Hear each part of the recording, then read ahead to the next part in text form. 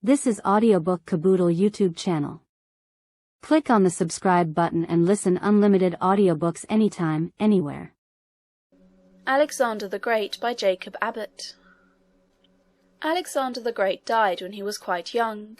He was but 32 years of age when he ended his career, and he was about 20 when he commenced it. It was only for a period of 12 years that he actually engaged in performing the work of his life. Napoleon was nearly 3 times as long on the great field of human action. Notwithstanding the briefness of Alexander's career, he ran through, during that short period, a very brilliant series of exploits, which was so bold, so romantic, and which led him into such adventures and scenes of the greatest magnificence and splendour, that all the world looked on with astonishment then, and mankind have continued to read the story since, from age to age, with the greatest interest and attention. The secret of Alexander's success was his character. He possessed a certain combination of mental and personal attractions, which, in every age, gives to those who exhibit it a mysterious and almost unbounded ascendancy over all within their influence. Alexander was characterized by these qualities in a very remarkable degree. He was finely formed in person, and very prepossessing in his manners. He was active, athletic, and full of ardour and enthusiasm in all that he did. At the same time he was calm, collected, and considerate in emergencies requiring caution, and thoughtful and far-seeing in respect to the bearings and consequences of his acts. He formed strong attachments, was grateful for kindness shown to him, considerate in respect to the feelings of all who were connected with him in any way, faithful to his friends, and generous towards his foes. In a word, he had a noble character, though he devoted its energies unfortunately to conquest and war. He lived, in fact, in an age when great personal and mental powers had scarcely any other field for their exercise than this. He entered upon his career with great ardour, and the position in which he was placed gave him the opportunity to act in it with prodigious effect. There were several circumstances combined, in the situation in which Alexander was placed, to afford him a great opportunity for the exercise of his vast powers. His native country was on the confines of Europe and Asia. Now Europe and Asia were, in those days as now, marked and distinguished by 2 vast masses of social and civilized life, widely dissimilar from each other. The Asiatic side was occupied by the Persians, the Medes, and the Assyrians, the European side by the Greeks and Romans. They were separated from each other by the waters of the Hellespont, the Aegean Sea, and the Mediterranean, as will be seen by the map. These waters constituted a sort of natural barrier, which kept the 2 races apart. The races formed, accordingly, 2 vast organizations, distinct and widely different from each other, and of course rivals and enemies. It is hard to say whether the Asiatic or European civilization was the highest. The 2 were so different that it is difficult to compare them. On the Asiatic side there was wealth, luxury, and splendour. On the European, energy, genius, and force. On the one hand were vast cities, splendid palaces, and gardens which were the wonder of the world. On the other, strong citadels, military roads and bridges, and compact and well-defended towns. The Persians had enormous armies, perfectly provided for, with beautiful tents, horses elegantly caparisoned, arms and munitions of war of the finest workmanship, and officers magnificently dressed and accustomed to a life of luxury and splendour. The Greeks and Romans, on the other hand, prided themselves on their compact bodies of troop, inured to hardship and thoroughly disciplined. Their officers gloried not in luxury and parade, but in the courage, the steadiness, and implicit obedience of their troops, and in their own science, skill, and powers of military calculation.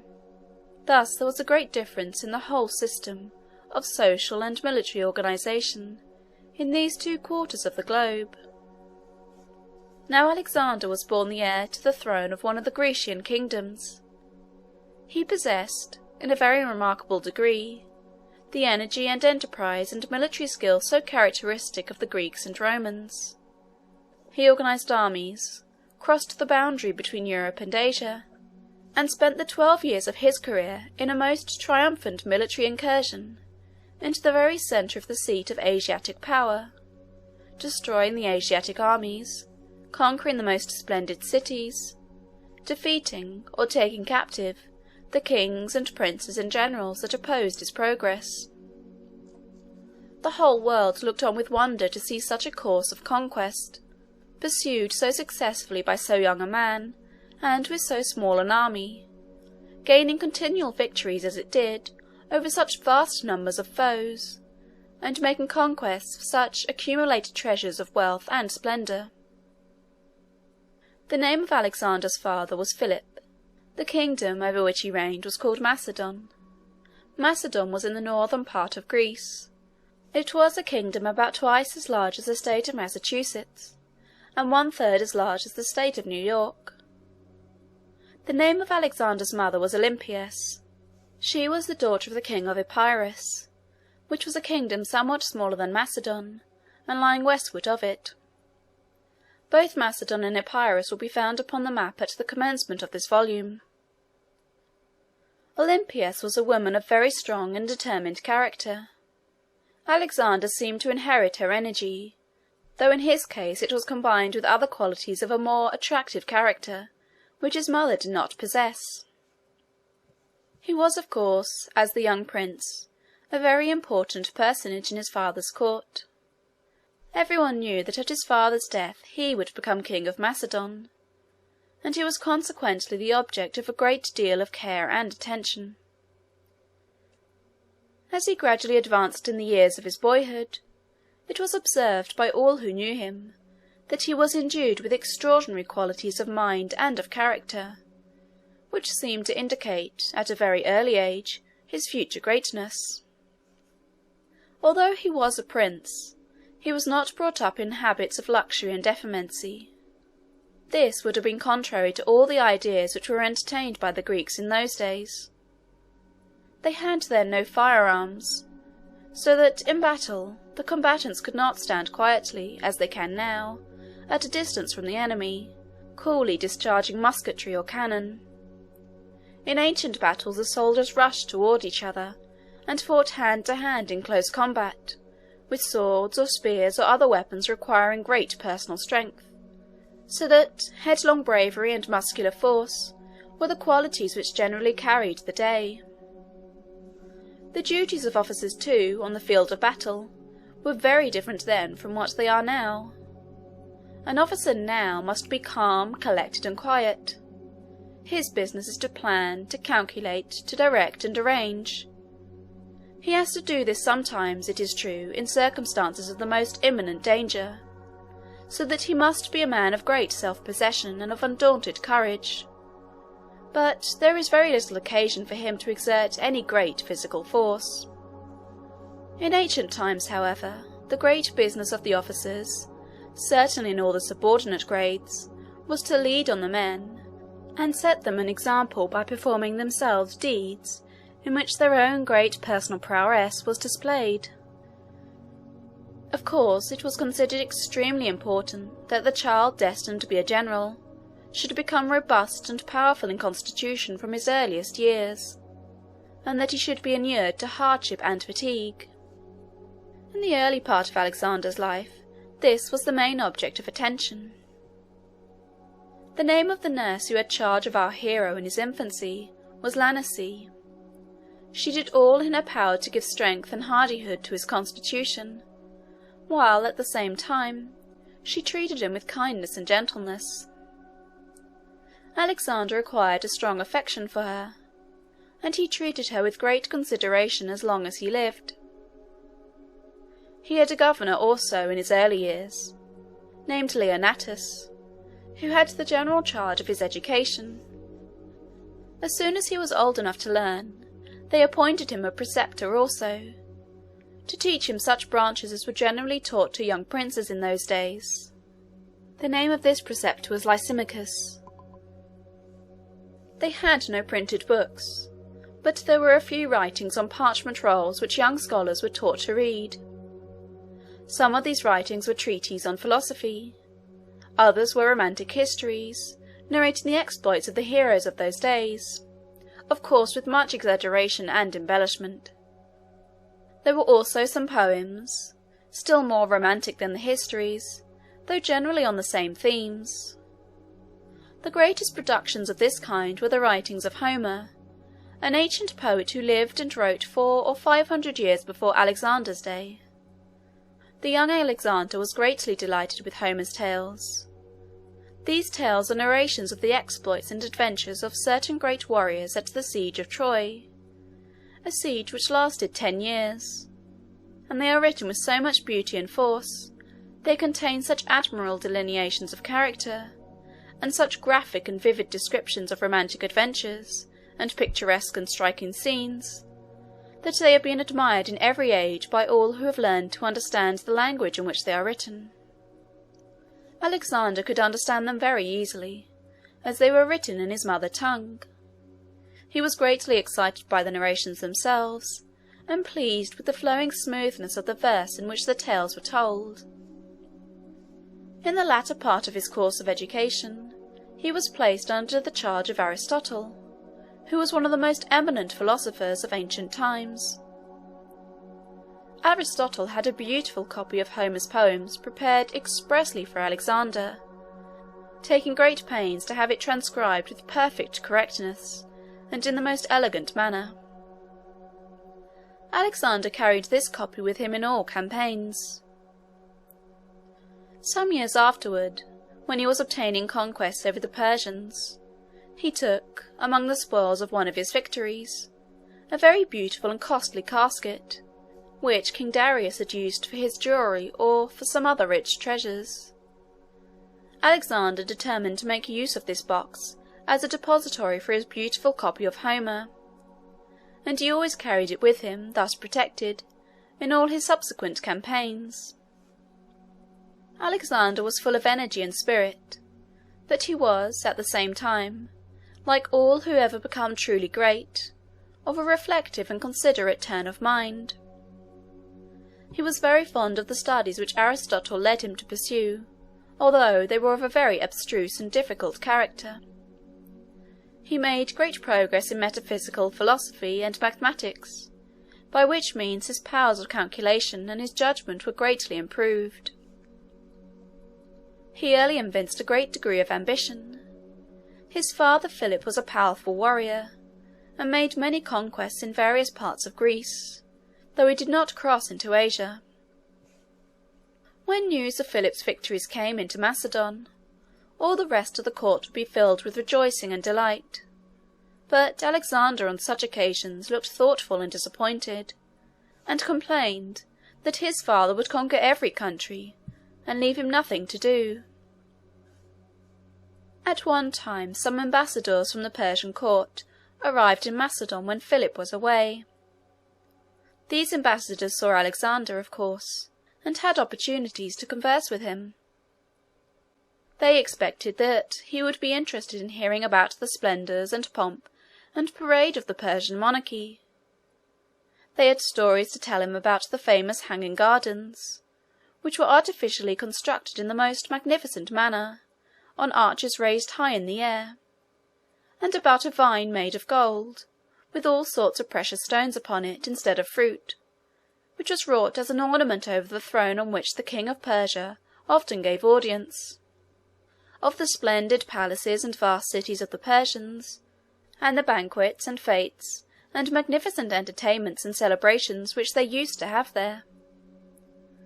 They found, however, to their surprise, that Alexander was not interested in hearing about any of these things. He would always turn the conversation from them to inquire about the geographical position of the different Persian countries, the various routes leading into the interior, the organization of the Asiatic armies, their system of military tactics, and especially the character and habits of Artaxerxes, the Persian king.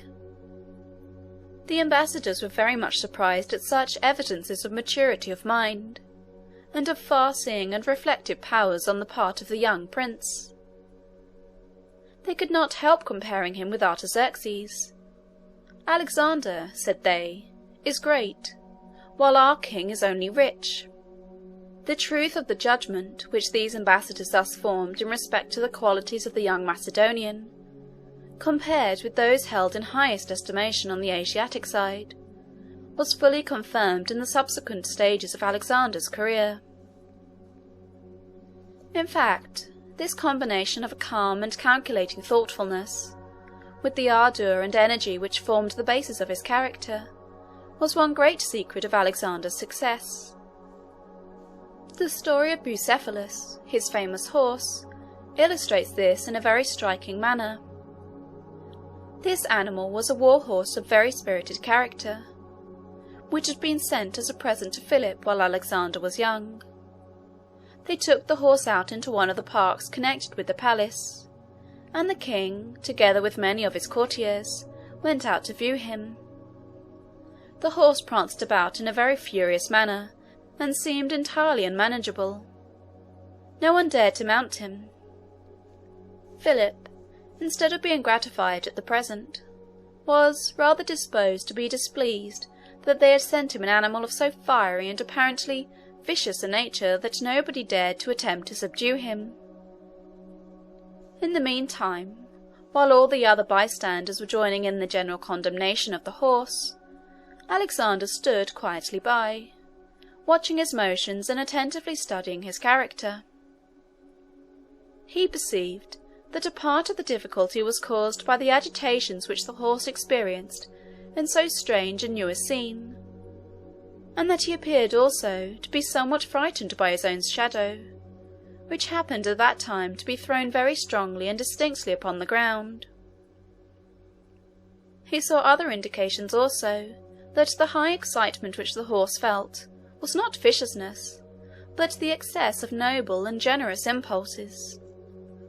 It was courage, ardour, and the consciousness of great nerves and muscular power.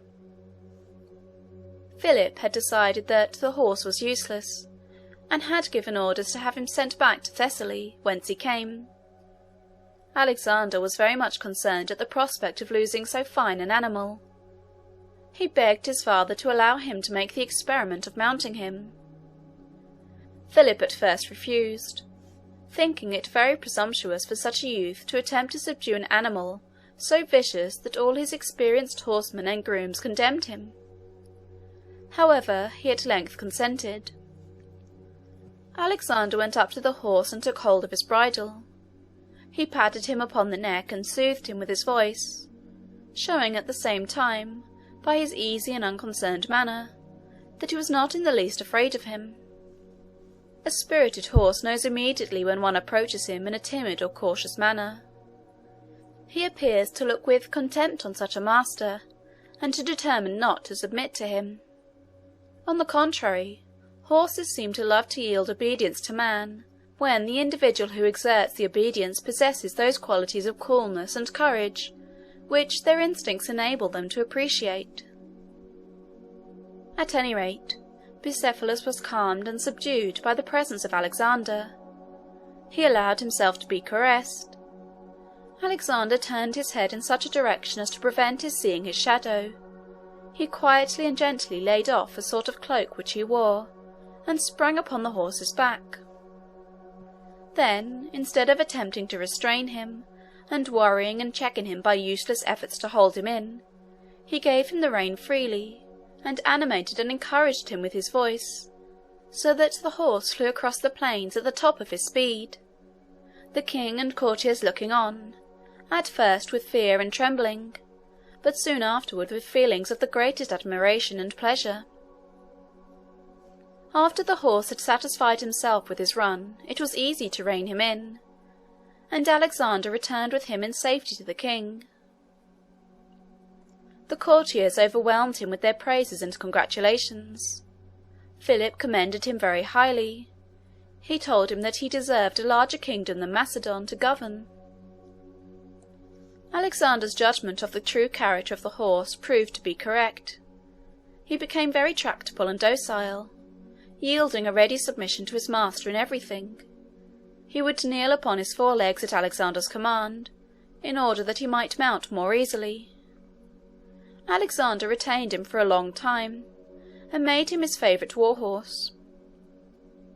A great many stories are related by the historians of those days of his sagacity and his feats of war. Whenever he was equipped for the field with his military trappings, he seemed to be highly elated with pride and pleasure, and at such times he would not allow anyone but Alexander to mount him. What became of him at last is not certainly known. There are two accounts of his end. One is, that on a certain occasion Alexander got carried too far into the midst of his enemies, on a battlefield, and that, after fighting desperately for some time, Bucephalus made the most extreme exertions to carry him away. He was severely wounded again and again, and though his strength was nearly gone, he would not stop, but pressed forward till he had carried his master away to a place of safety, and that then he hopped down exhausted and died. It may be, however, that he did not actually die at this time, but slowly recovered. For some historians relate that he lived to be 30 years old, which is quite an old age for a horse, and that he then died. Alexander caused him to be buried with great ceremony, and built a small city upon the spot in honour of his memory. The name of this city was Bucephalia. Alexander's character matured rapidly, and he began very early to act the part of a man. When he was only 16 years of age, his father, Philip, made him regent of Macedon, while he was absent on a great military campaign among the other states of Greece. Without doubt Alexander had, in this regency, the counsel and aid of high officers of state of great experience and ability. He acted, however, himself, in this high position, with great energy and with complete success, and, at the same time, with all that modesty of deportment, and that delicate consideration for the officers under him, who, though inferior in rank, were yet his superiors in age and experience, which his position rendered proper, but which few persons so young as he would have manifested in circumstances so well calculated to awaken the feelings of vanity and elation. Afterward, when Alexander was about 18 years old, his father took him with him on a campaign toward the south, during which Philip fought one of his great battles at Chaeronea, in Boeotia. In the arrangements for this battle, Philip gave the command of one of the wings of the army to Alexander, while he reserved the other for himself. He felt some solicitude in giving his young son so important a charge, but he endeavoured to guard against the danger of an unfortunate result, by putting the ablest generals on Alexander's side, while he reserved those on whom he could place less reliance for his own. Thus organized, the army went into battle. Philip soon ceased to feel any solicitude for Alexander's part of the duty. Boy as he was, the young prince acted with the utmost bravery, coolness, and discretion. The wing which he commanded was victorious, and Philip was obliged to urge himself and the officers with him to greater exertions, to avoid being outdone by his son. In the end, Philip was completely victorious, and the result of this great battle was to make his power paramount and supreme over all the states of Greece. Notwithstanding, however, the extraordinary discretion and wisdom which characterized the mind of Alexander in his early years, he was often haughty and headstrong, and in cases where his pride or his resentment was aroused, he was sometimes found very impetuous and uncontrollable. His mother Olympias was of a haughty and imperious temper, and she quarrelled with her husband, King Philip. Or perhaps it ought rather to be said that he quarrelled with her. Each is said to have been unfaithful to the other, and, after a bitter contention, Philip repudiated his wife and married another lady. Among the festivities held on the occasion of this marriage, there was a great banquet, at which Alexander was present, and an incident occurred which strikingly illustrates the impetuosity of his character. One of the guests at this banquet, in saying something complimentary to the new queen, which Alexander considered as in disparagement of the character of his mother and of his own birth, his anger was immediately aroused. He threw the cup from which he had been drinking at the offender's head. Attalus, for this was his name, threw his cup at Alexander in return. The guests at the table where they were sitting rose, and a scene of uproar and confusion ensued. Philip, incensed at such an interruption of the order and harmony of the wedding feast, drew his sword and rushed toward Alexander, but by some accident he stumbled and fell upon the floor. Alexander looked upon his fallen father with contempt and scorn, and exclaimed, "What a fine hero the states of Greece have to lead their armies! A man that cannot get across the floor without tumbling down." He then turned away and left the palace.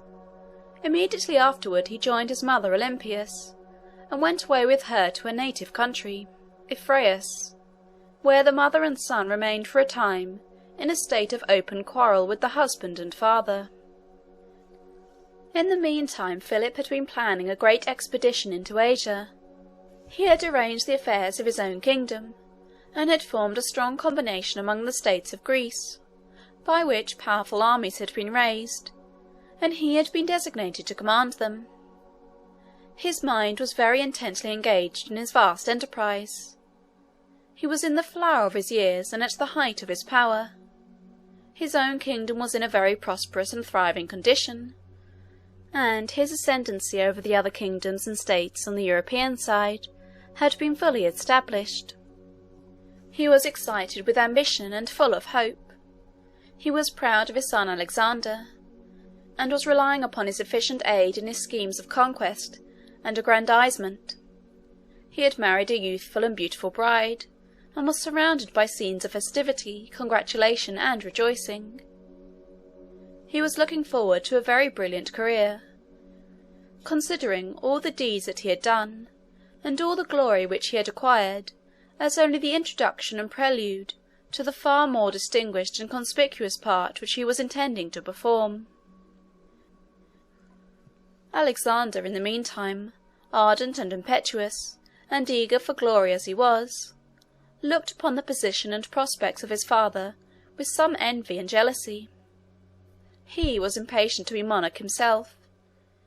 His taking sides so promptly with his mother in the domestic quarrel was partly owing to the feeling that his father was a hindrance and an obstacle in the way of his own greatness and fame. He felt within himself powers and capacities qualifying him to take his father's place, and reap for himself the harvest of glory and power which seemed to await the Grecian armies in the coming campaign. While his father lived, however, he could be only a prince, influential, accomplished, and popular, it is true, but still without any substantial and independent power. He was restless and uneasy at the thought that, as his father was in the prime and vigour of manhood, many long years must elapse before he could emerge from this confined and subordinate condition. His restlessness and uneasiness were, however, suddenly ended by a very extraordinary occurrence, which called him, with scarcely an hour's notice, to take his father's place upon the throne. Alexander was suddenly called upon to succeed his father on the Macedonian throne in the most unexpected manner, and in the midst of scenes of the greatest excitement and agitation. The circumstances were these. Philip had felt very desirous, before setting out upon his great expedition into Asia, to become reconciled to Alexander and Olympias. He wished for Alexander's co-operation in his plans, and then, besides, it would be dangerous to go away from his own dominions with such a son left behind, in a state of resentment and hostility. So Philip sent kind and conciliatory messages to Olympias and Alexander, who had gone, it will be recollected, to Ephraius, where her friends resided.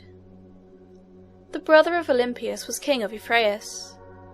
He had been at first incensed at the indignity which had been put upon his sister by Philip's treatment of her.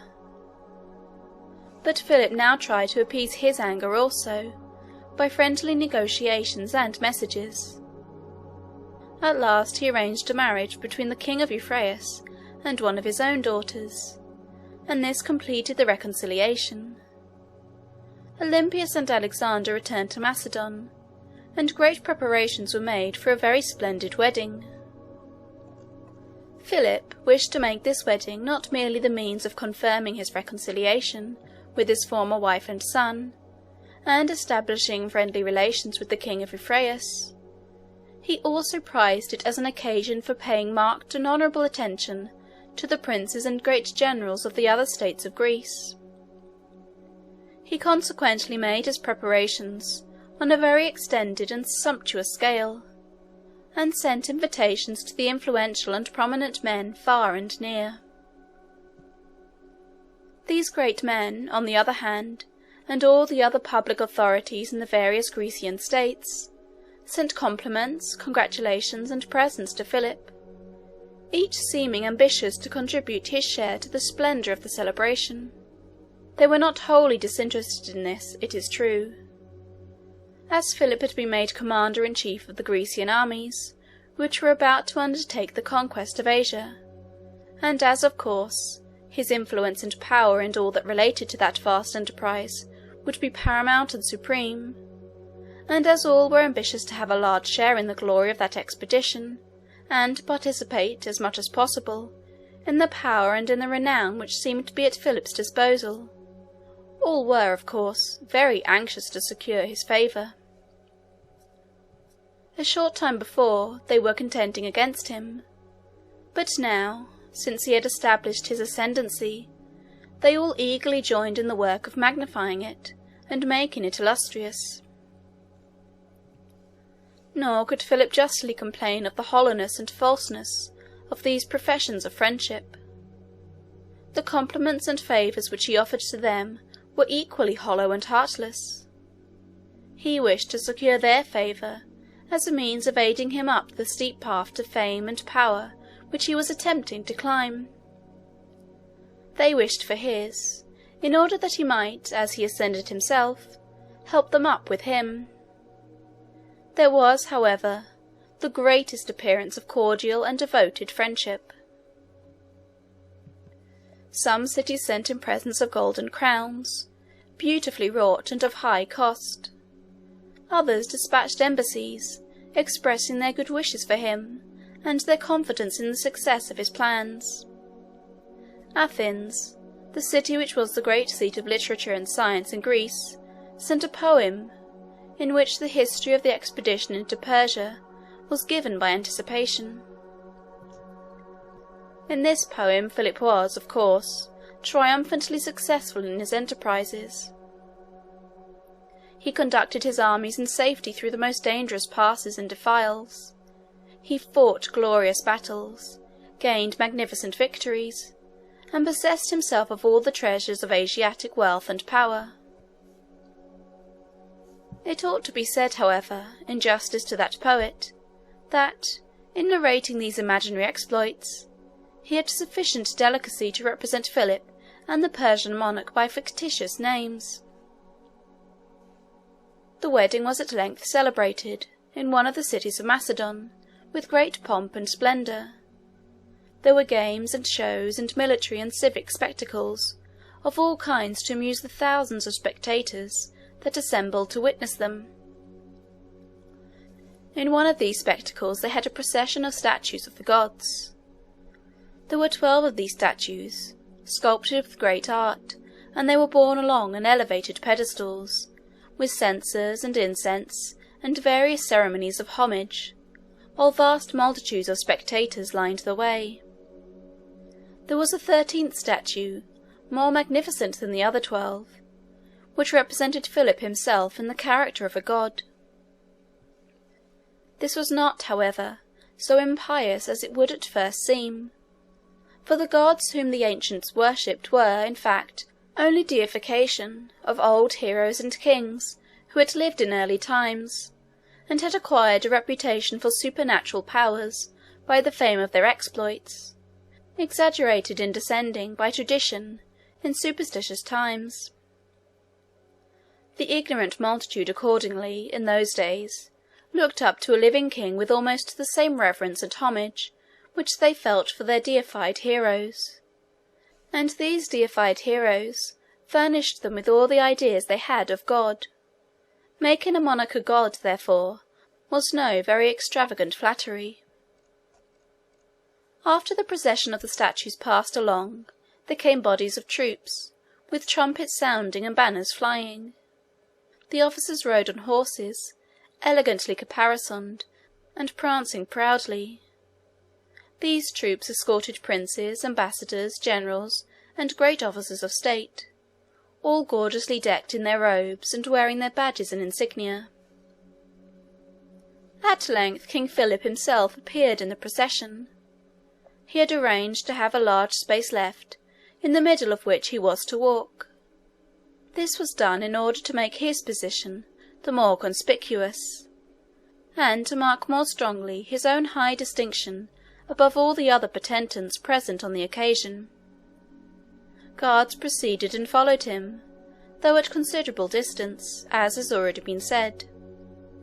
He was himself clothed with white robes, and his head was adorned with a splendid crown. The procession was moving toward a great theatre, where certain games and spectacles were to be exhibited. The statues of the gods were to be taken into the theatre, and placed in conspicuous positions there, in view of the assembly, and then the procession itself was to follow. All the statues had entered, except that of Philip, which was just at the door, and Philip himself was advancing in the midst of the space left for him, up the avenue by which the theatre was approached, when an occurrence took place by which the whole character of the scene, the destiny of Alexander, and the fate of 50 nations, was suddenly and totally changed. It was this. An officer of the guards, who had his position in the procession near the king, was seen advancing impetuously toward him, through the space which separated him from the rest, and, before the spectators had time even to wonder what he was going to do, he stabbed him to the heart. Philip fell down in the street and died. A scene of indescribable tumult and confusion ensued. The murderer was immediately cut to pieces by the other guards. They found, however, before he was dead, that it was Pausanias, a man of high standing and influence, a general officer of the guards. He had had horses provided and other assistance ready to enable him to make his escape, but he was cut down by the guards before he could avail himself of them. An officer of the state immediately hastened to Alexander, and announced to him his father's death and his own ascension to the throne. An assembly of the leading councillors and statesmen were called, in a hasty and tumultuous manner, and Alexander was proclaimed king with prolonged and general acclamations. Alexander made a speech in reply. The great assembly looked upon his youthful form and face as he arose, and listened with intense interest to hear what he had to say. He was between 19 and 20 years of age, but though thus really a boy, he spoke with all the decision and confidence of an energetic man. He said that he should at once assume his father's position, and carry forward his plans. He hoped to do this so efficiently that everything would go directly onward, just as if his father had continued to live, and that the nation would find that the only change which had taken place was in the name of the king. The motive which induced Pausanias to murder Philip in this manner was never fully ascertained. There were various opinions about it. One was that it was an act of private revenge, occasioned by some neglect or injury which Pausanias had received from Philip. Others thought that the murder was instigated by a party in the states of Greece, who were hostile to Philip, and unwilling that he should command the allied armies that were about to penetrate into Asia. Demosthenes, the celebrated orator, was Philip's great enemy among the Greeks. Many of his most powerful orations were made for the purpose of arousing his countrymen to resist his ambitious plans, and to curtail his power. These orations were called his Philippics, and from this origin has arisen the practice, which has prevailed ever since that day, of applying the term Philippics to denote, in general, any strongly denunciatory harangues. Now Demosthenes, it is said, who was at this time in Athens, announced the death of Philip in an Athenian assembly before it was possible that the news could have been conveyed there. He accounted for his early possession of the intelligence by saying it was communicated to him by some of the gods. Many persons have accordingly supposed that the plan of assassinating Philip was devised in Greece, that Demosthenes was a party to it, that Pausanias was the agent for carrying it into execution, and that Demosthenes was so confident of the success of the plot, and exulted so much in this certainty, that he could not resist the temptation of thus anticipating its announcement. There were other persons who thought that the Persians had plotted and accomplished this murder, having induced Pausanias to execute the deed by the promise of great rewards. As Pausanias himself, however, had been instantly killed, there was no opportunity of gaining any information from him on the motives of his conduct, even if he would have been disposed to impart any. At all events, Alexander found himself suddenly elevated to one of the most conspicuous positions in the whole political world. It was not simply that he succeeded to the throne of Macedon. Even this would have been a lofty position for so young a man. But Macedon was a very small part of the realm over which Philip had extended his power. The ascendancy which he had acquired over the whole Grecian Empire, and the vast arrangement he had made for the incursion into Asia, made Alexander the object of universal interest and attention. The question was, whether Alexander should attempt to take his father's place in respect to all this general power, and undertake to sustain and carry on his vast projects, or whether he should content himself with ruling, in quiet, over his native country of Macedon. Most prudent persons would have advised a young prince, under such circumstances, to have decided upon the latter course. But Alexander had no idea of bounding his ambition by any such limits. He resolved to spring at once completely into his father's seat, and not only to possess himself of the whole of the power which his father had acquired, but to commence immediately the most energetic and vigorous efforts for a great extension of it. His first plan was to punish his father's murderers. He caused the circumstances of the case to be investigated, and the person suspected of having been connected with Pausanias in the plot to be tried. Although the designs and motives of the murderers could never be fully ascertained, still several persons were found guilty of participating in it, and were condemned to death and publicly executed. Alexander next decided not to make any changes in his father's appointments to the great offices of state, but to let all the departments of public affairs go on in the same hands as before. How sagacious a line of conduct was this! Most ardent and enthusiastic young men, in the circumstances in which he was placed, would have been elated and vain in their elevation, and would have replaced the old and well-tried servants of the father with personal favourites of their own age, inexperienced and incompetent, and as conceited as themselves. Alexander, however, made no such changes. He continued the old officers in command, endeavouring to have everything go on just as if his father had not died. There were two officers in particular, who were the ministers on whom Philip had mainly relied. Their names were Antipater and Parmenio. Antipater had charge of the civil, and Parmenio of military affairs. Parmenio was a very distinguished general, He was at this time nearly 60 years of age. Alexander had great confidence in his military powers, and felt a strong personal attachment for him. Parmenio entered into the young king's service with great readiness, and accompanied him through almost the whole of his career. It seems strange to see men of such age, standing, and experience obeying the orders of such a boy, but there was something in the genius, the power, and the enthusiasm of Alexander's character which inspired ardour in all around him, and made every one eager to join his standard and to aid in the execution of his plans.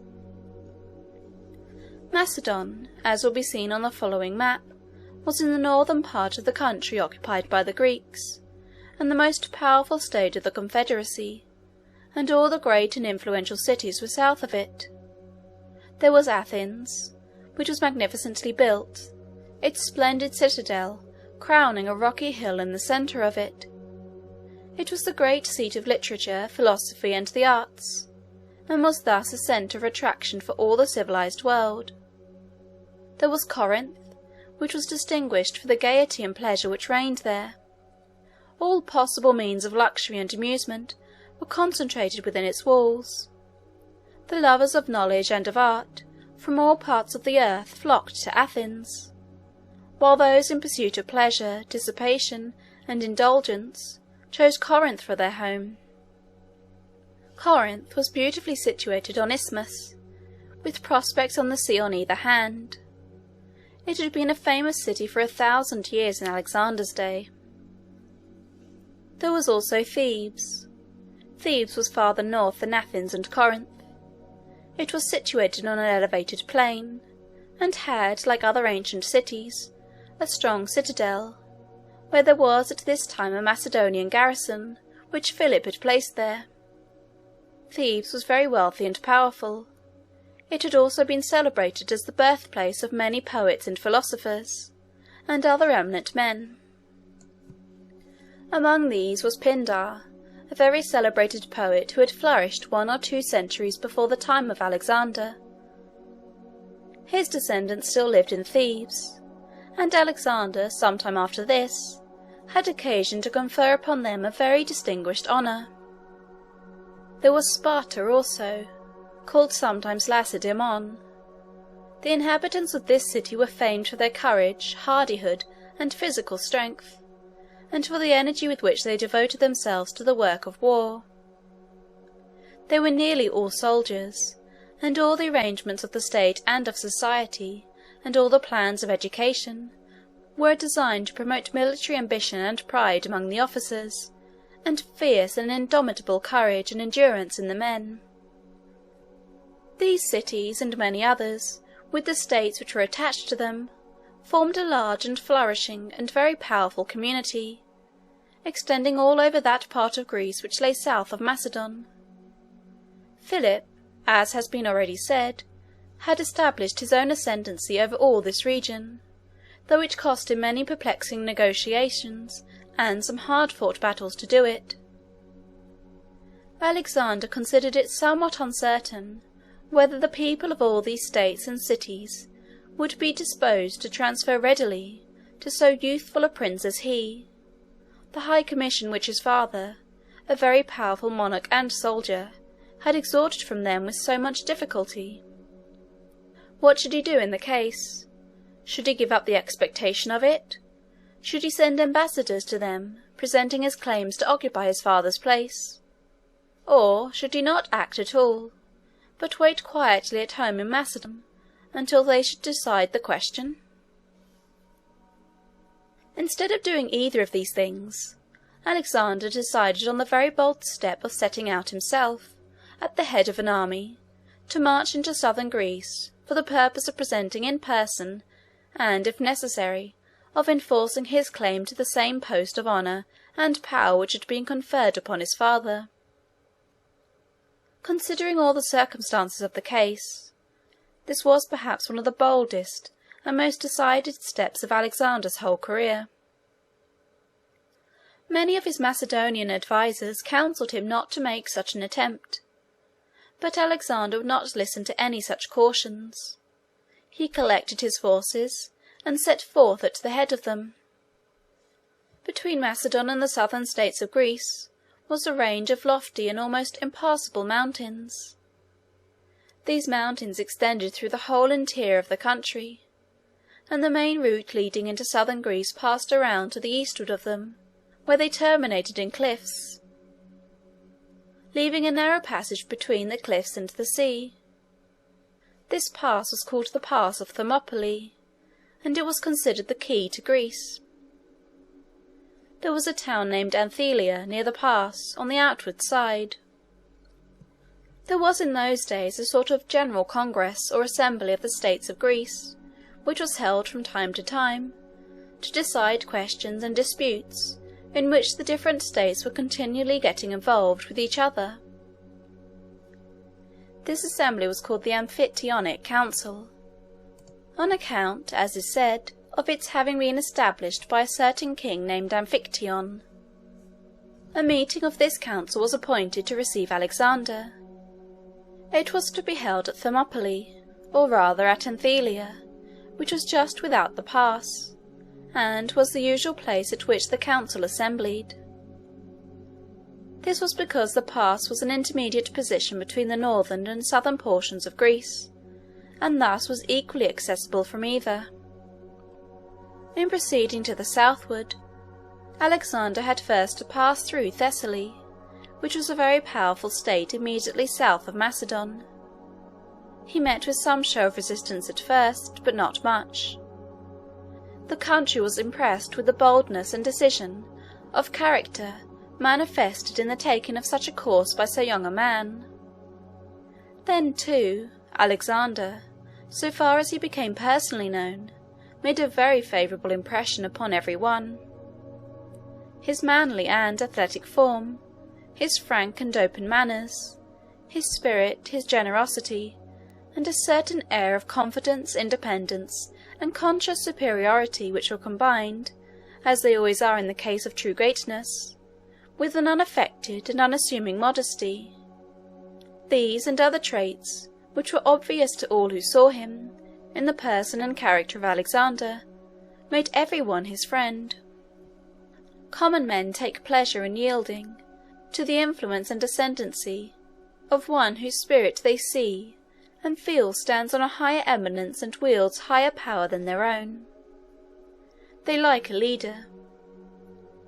It is true, they must feel confidence of his superiority, but when this superiority stands out, so clearly and distinctly marked, combined too with all the graces and attractions of youth and manly beauty, as it was in the case of Alexander, the minds of men are brought very easily and rapidly under its sway.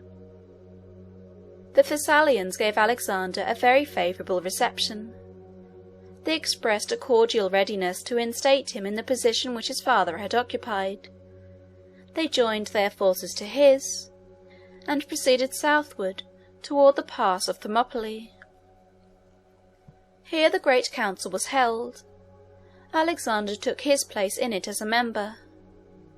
Of course, he must have been an object of universal interest and attention. The impression which he made here seems to have been very favourable. After this assembly separated, Alexander proceeded southward, accompanied by his own forces, and tended by the various princes and potentates of Greece, with their attendants and followers. The feelings of exultation and pleasure with which the young king defiled through the pass of Thermopylae, thus attended, must have been exciting in the extreme. The pass of Thermopylae was a scene strongly associated with ideas of military glory and renown. It was here that, about 150 years before, Leonidas, a Spartan general, with only 300 soldiers, had attempted to withstand the pressure of an immense Persian force which was at that time invading Greece. He was one of the kings of Sparta, and he had the command, not only of his 300 Spartans, but also of all the allied forces of the Greeks that had been assembled to repel the Persian invasion. With the help of these allies he withstood the Persian forces for some time, and as the pass was so narrow between the cliffs and the sea, he was enabled to resist them successfully. At length, however, a strong detachment from the immense Persian army contrived to find their way over the mountains and around the pass, so as to establish themselves in a position from which they could come down upon the small Greek army in their rear.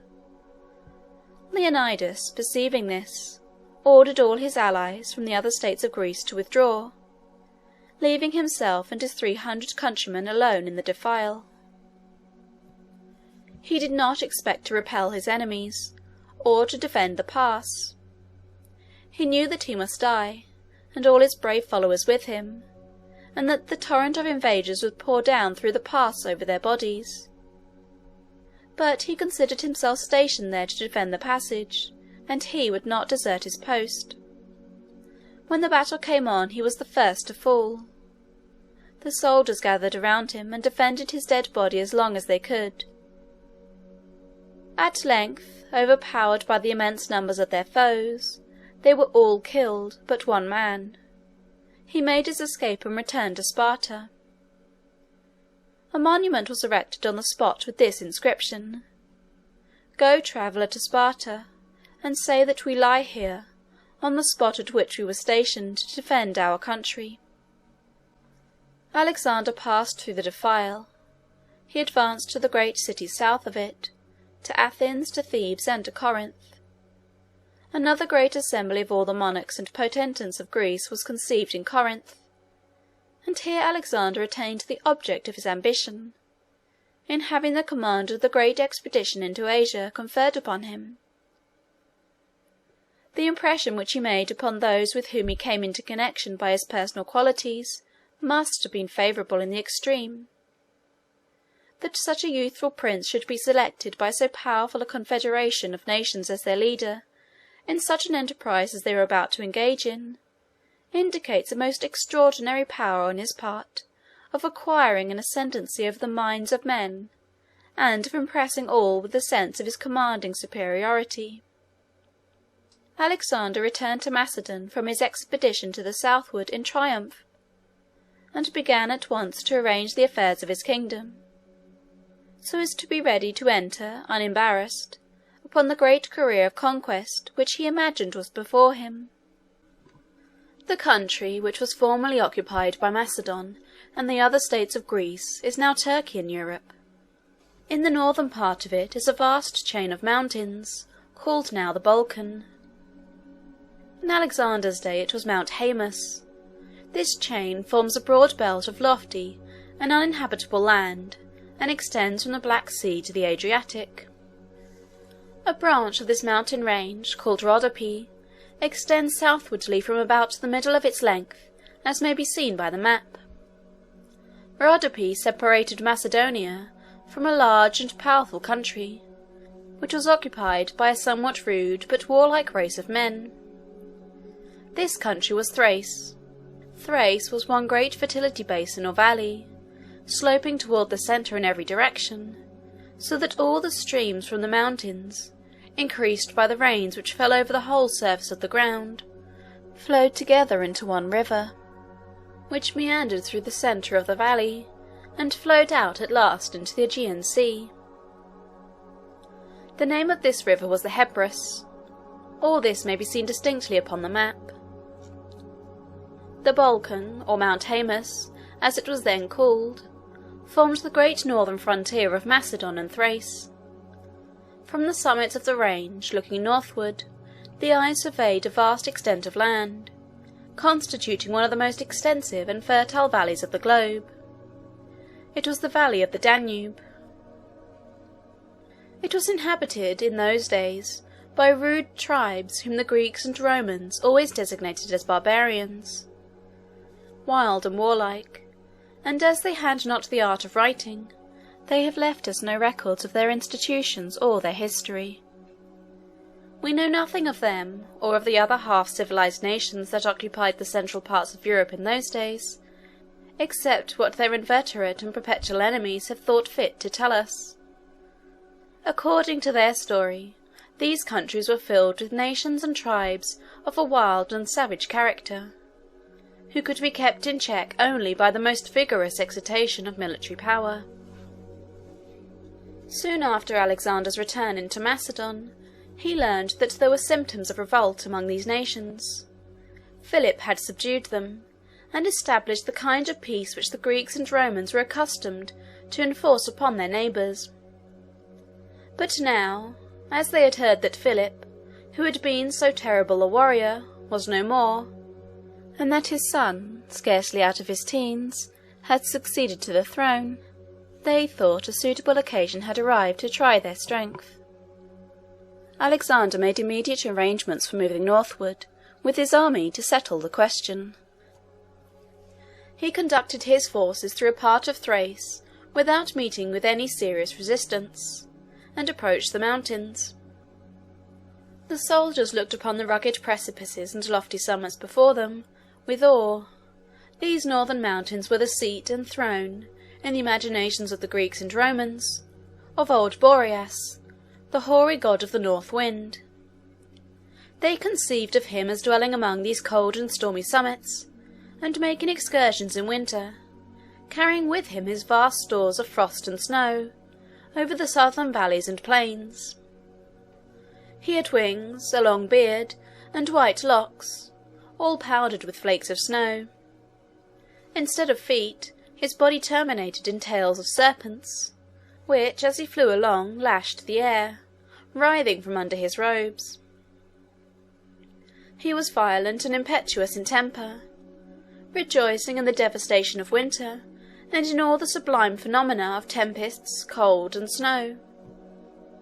The Greek conception of Boreas made an impression upon the human mind that 20 centuries had not been able to efface. The north wind of winter is personified as Boreas to the present day in the literature of every nation of the Western world. The Thracian forces had assembled in the defiles with other troops from the northern countries, to arrest Alexander's march, and he had some difficulty in repelling them.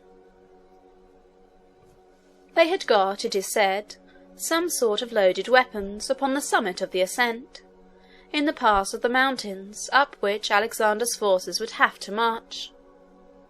These wagons were to be run down upon them as they ascended. Alexander ordered his men to advance, notwithstanding this danger. He directed them, where it was practicable, to open to one side and the other, and allow the descending wagon to pass through.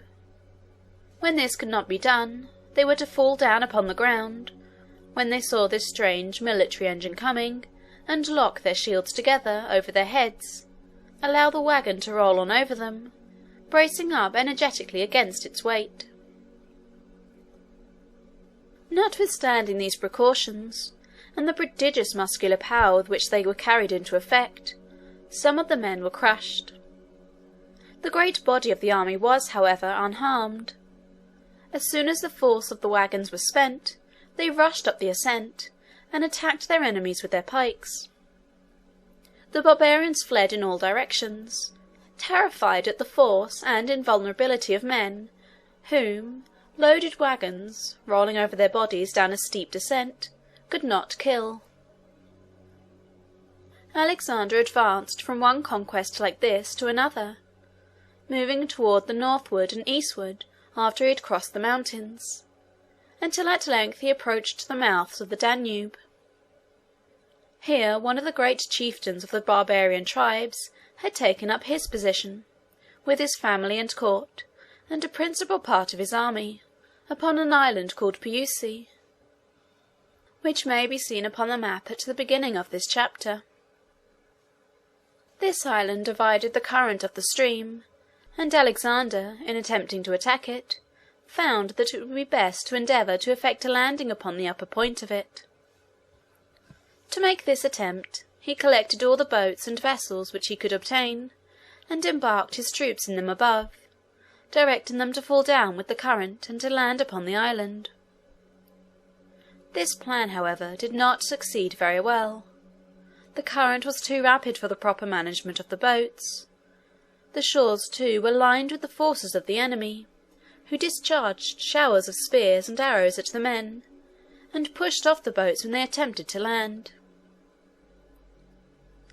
Alexander at length gave up the attempt, and concluded to leave the island, and to cross the river itself further above, and thus carry the war into the very heart of the country.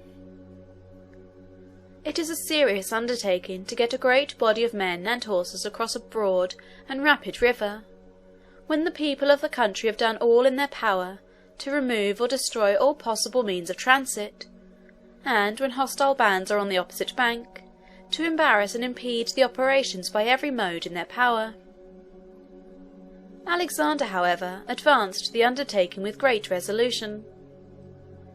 To cross the Danube, especially with a military force, was, in those days, in the estimation of the Greeks and Romans, a very great exploit. The river was so distant, so broad and rapid, and its banks were bordered and defended by such ferocious foes, that to cross its eddying tide, and penetrate into the unknown and unexplored regions beyond, leaving the broad and deep and rapid stream to cut off the hopes of retreat, implied the possession of extreme self-reliance, courage, and decision.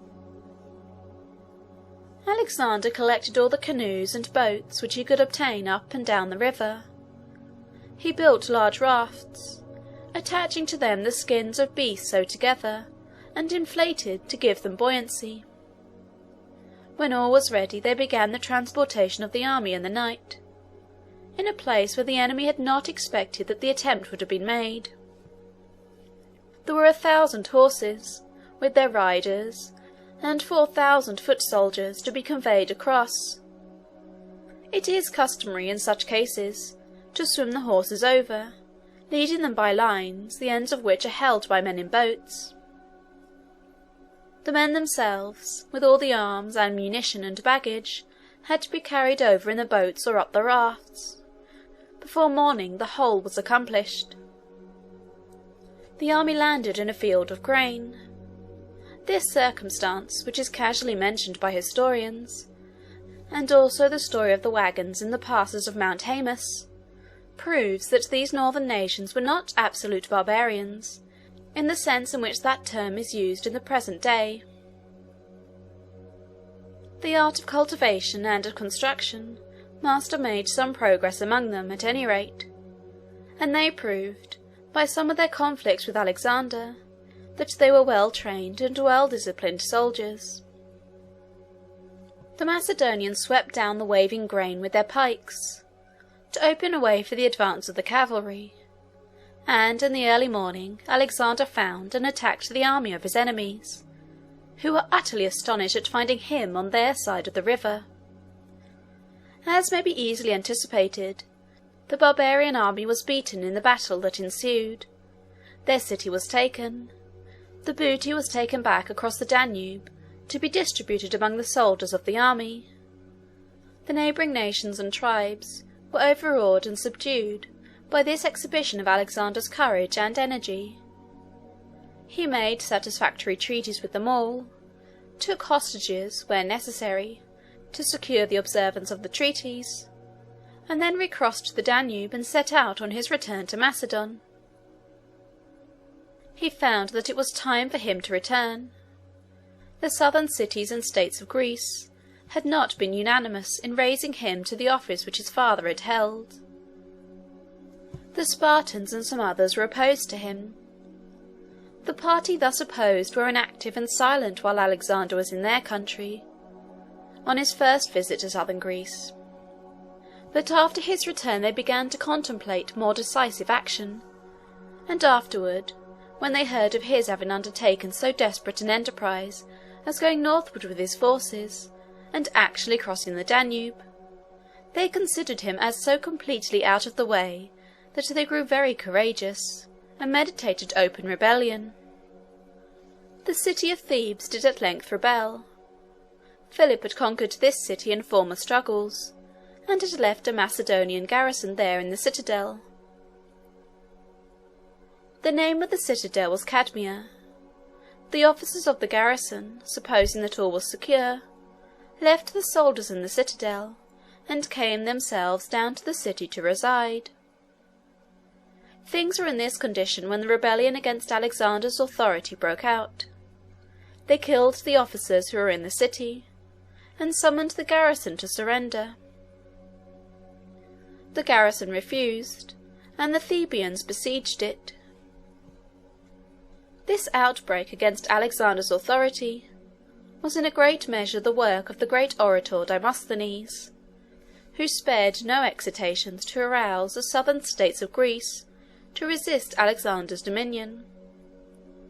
He especially exerted all the powers of his eloquence in Athens in the endeavour to bring over the Athenians to take sides against Alexander.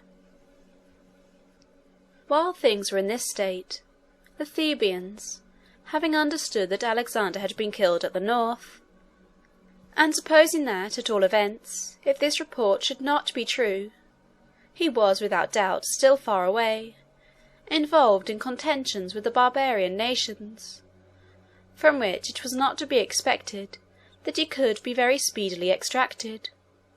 The whole city was suddenly thrown into consternation by the report that a large Macedonian army was approaching from the north, with Alexander at its head, and that it was, in fact, close upon them. It was now, however, too late for the Thebans to repent of what they had done. They were far too deeply impressed with a conviction of the decision and energy of Alexander's character, as manifested in the whole course of his proceedings since he began to reign, and especially by his sudden reappearance among them so soon after this outbreak against his authority, to imagine that there was now any hope for them except in determined and successful resistance. They shut themselves up, therefore, in their city, and prepared to defend themselves to the last extremity. Alexander advanced, and, passing round the city toward the southern side, established his headquarters there, so as to cut off effectually all communication with Athens and the southern cities. He then extended his posts all around the place, so as to invest it entirely. These preparations made, he paused before he commenced the work of subduing the city, to give the inhabitants an opportunity to submit, if they would, without compelling him to resort to force. The conditions, however, which he imposed were such that the Thebans thought it best to take their chance of resistance. They refused to surrender, and Alexander began to prepare for the onset. He was very soon ready, and with his characteristic ardour and energy, he determined on attempting to carry the city at once by assault. Fortified cities generally require a siege, and sometimes a very long siege before they can be subdued. The army within, sheltered behind the parapets of the walls, and standing there in a position above that of their assailants, have such great advantages in the contest that a long time often elapses before they can be compelled to surrender. The besiegers have to invest the city on all sides to cut off all supplies of provisions, and then, in those days, they had to construct engines to make a breach somewhere in the walls, through which an assaulting party could attempt to force their way in. The time for making an assault upon a besieged city depends upon the comparative strength of those within and without, and also, still more, on the ardour and resolution of the besiegers. In warfare, an army, in investing a fortified place, spends ordinarily a considerable time in burrowing their way along in trenches, half underground, until they get near enough to plant their cannon where the balls can take effect upon some part of the wall. Then some time usually elapses before a breach is made, and the garrison is sufficiently weakened to render an assault advisable. When, however, the time at length arrives, the most bold and desperate portion of the army are designated to lead the attack. Bundles of small branches of trees are provided to fill up ditches with, and ladders for mounting embankments and walls.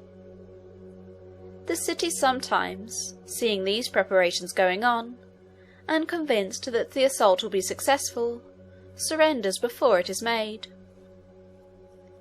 When the besieged do thus surrender, they save themselves a vast amount of suffering, for the carrying of a city by assault is perhaps the most horrible scene which the passions and crimes of men ever offer to the view of heaven.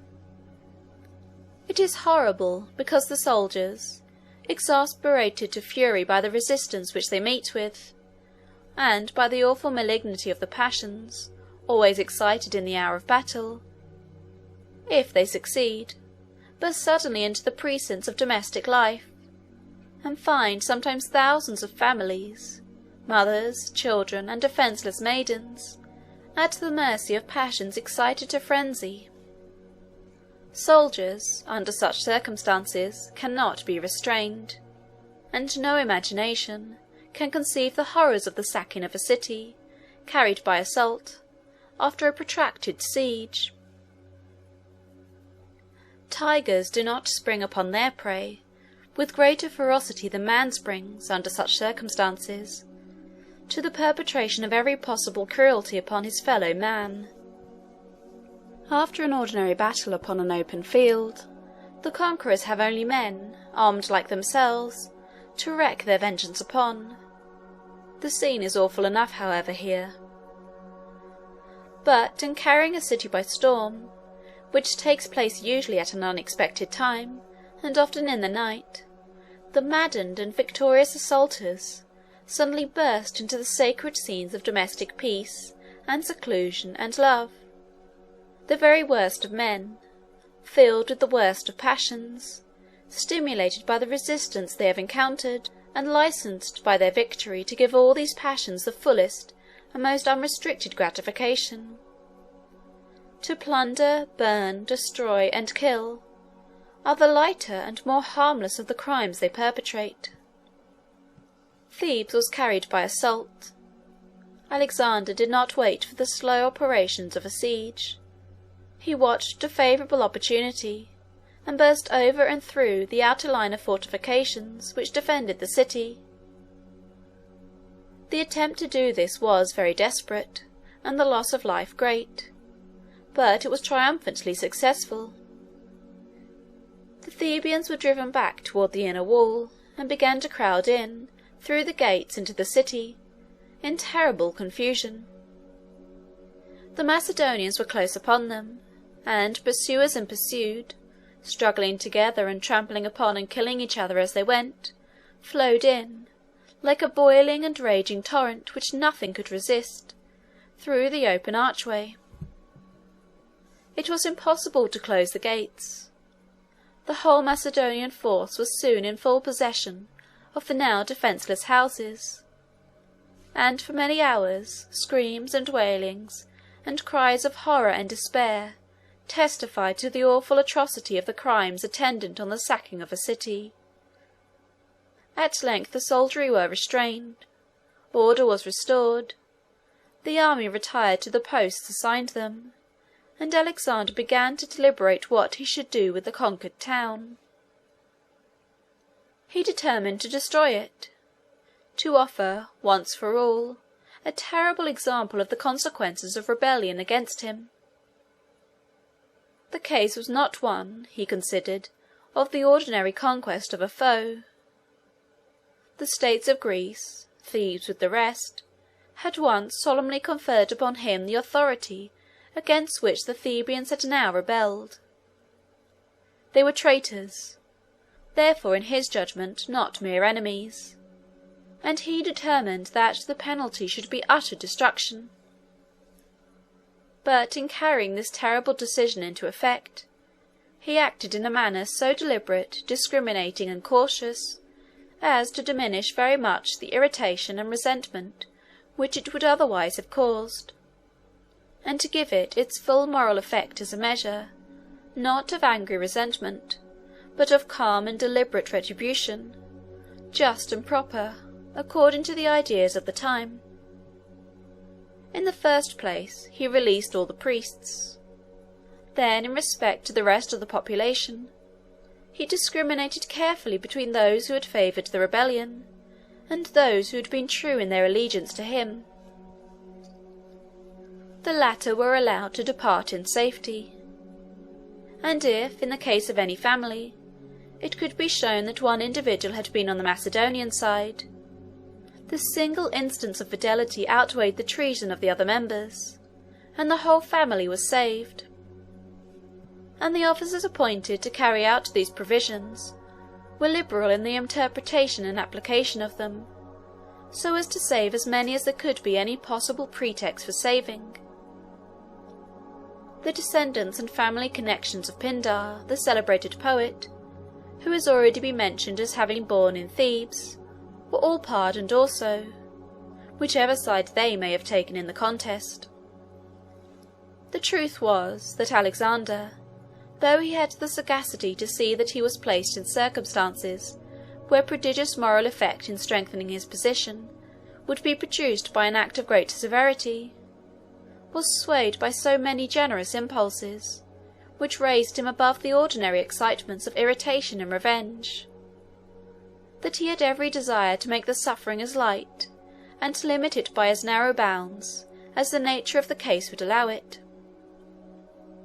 He doubtless also had an instinctive feeling that the moral effect itself of so dreadful a retribution as he was about to inflict upon the devoted city would be very much increased by forbearance and generosity, and by extreme regard for the security and protection of those who had shown themselves his friends. After all these exceptions had been made, and the persons to whom they applied had been dismissed, the rest of the population was sold into slavery, and then the city was utterly and entirely destroyed. The number thus sold was about 30,000, and 6,000 had been killed in the assault and storming of the city.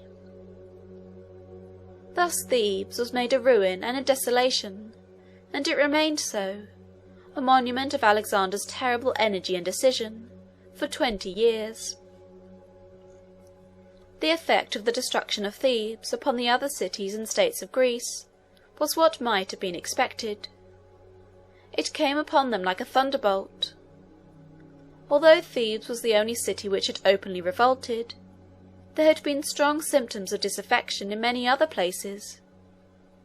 Demosthenes, who had been silent while Alexander was present in Greece, during his first visit there, had again been endeavouring to arouse opposition to Macedonian ascendancy, and to concentrate and bring out into action the influences which were hostile to Alexander.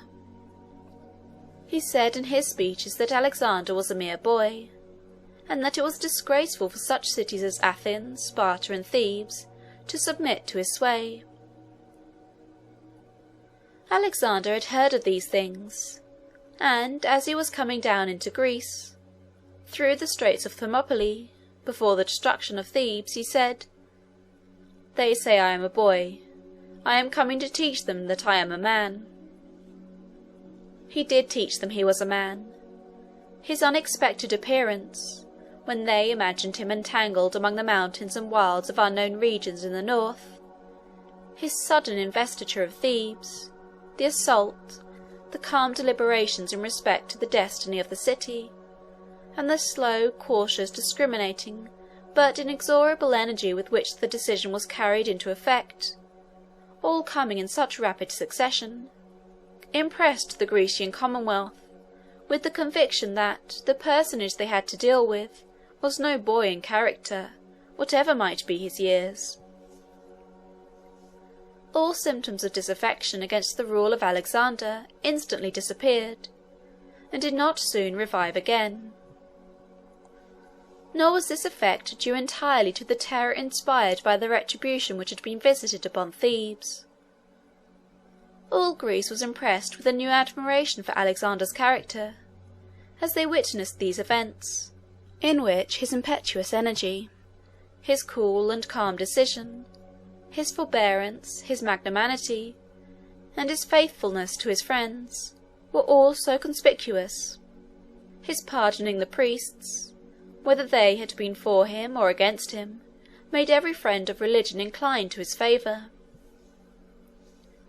The same interposition in behalf of the poet's family and descendants spoke directly to the heart of every poet, orator, historian, and philosopher throughout the country, and tended to make all the lovers of literature his friends.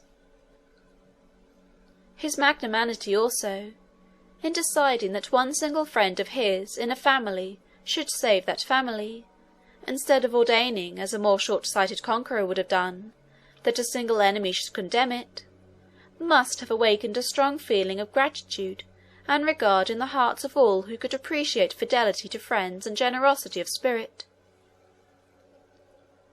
Thus, as the news of the destruction of Thebes, and the selling of so large a portion of the inhabitants into slavery, spread over the land, its effect was to turn over so great a part of the population to a feeling of admiration of Alexander's character, and confidence in his extraordinary powers, as to leave only a small minority disposed to take sides with the punished rebels or resent the destruction of the city.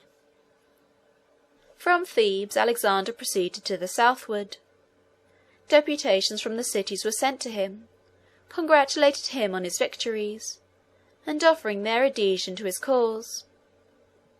His influence and ascendancy seemed firmly established now in the country of the Greeks, and in due time he returned to Macedon, and celebrated at Aegea, which was at this time his capital, the establishment and confirmation of his power, by games, shows, spectacles, illuminations, and sacrifices to the gods, offered on a scale of the greatest pomp and magnificence. He was now ready to turn his thoughts towards the long-projected plan of the expedition into Asia. On Alexander's arrival in Macedon, he immediately began to turn his attention to the subject of the invasion of Asia. He was full of ardour and enthusiasm to carry this project into effect. Considering his extreme youth and the captivating character of the enterprise, it is strange that he should have exercised so much deliberation and caution as his conduct did really evince.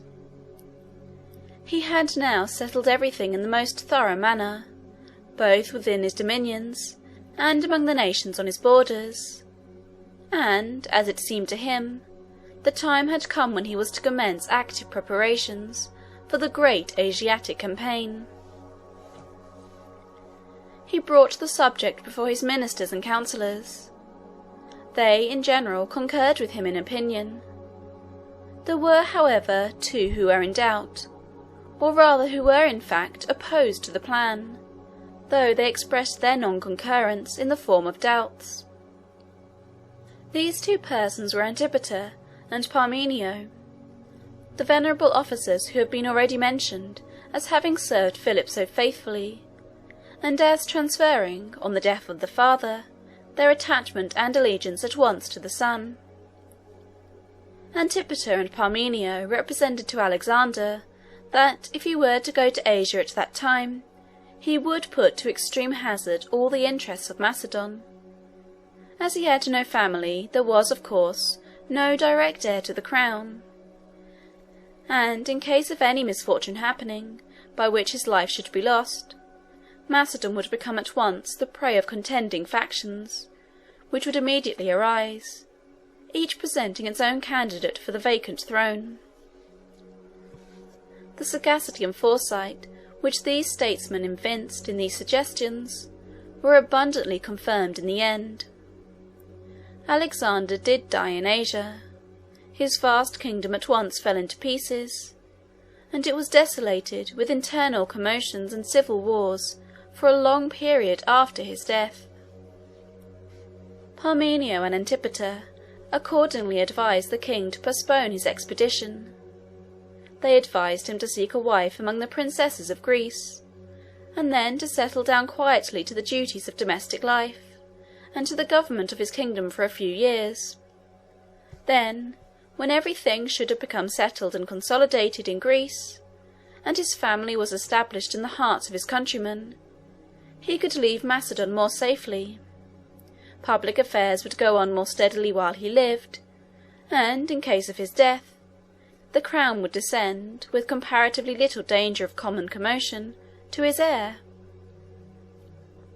But Alexander was fully decided against any such policy as this. He resolved to embark in the great expedition at once. He concluded to make Antipater his vicegerent in Macedon during his absence, and to take Parmenio with him into Asia. It will be remembered that Antipater was the statesman and Parmenio the general. That is, Antipater had been employed more by Philip in civil, and Parmenio in military affairs, though in those days everybody who was in public life was more or less a soldier. Alexander left an army of 10,000 or 12,000 men with Antipater for the protection of Macedon. He organized another army of about 35,000 to go with him. This was considered a very small army for such a vast undertaking.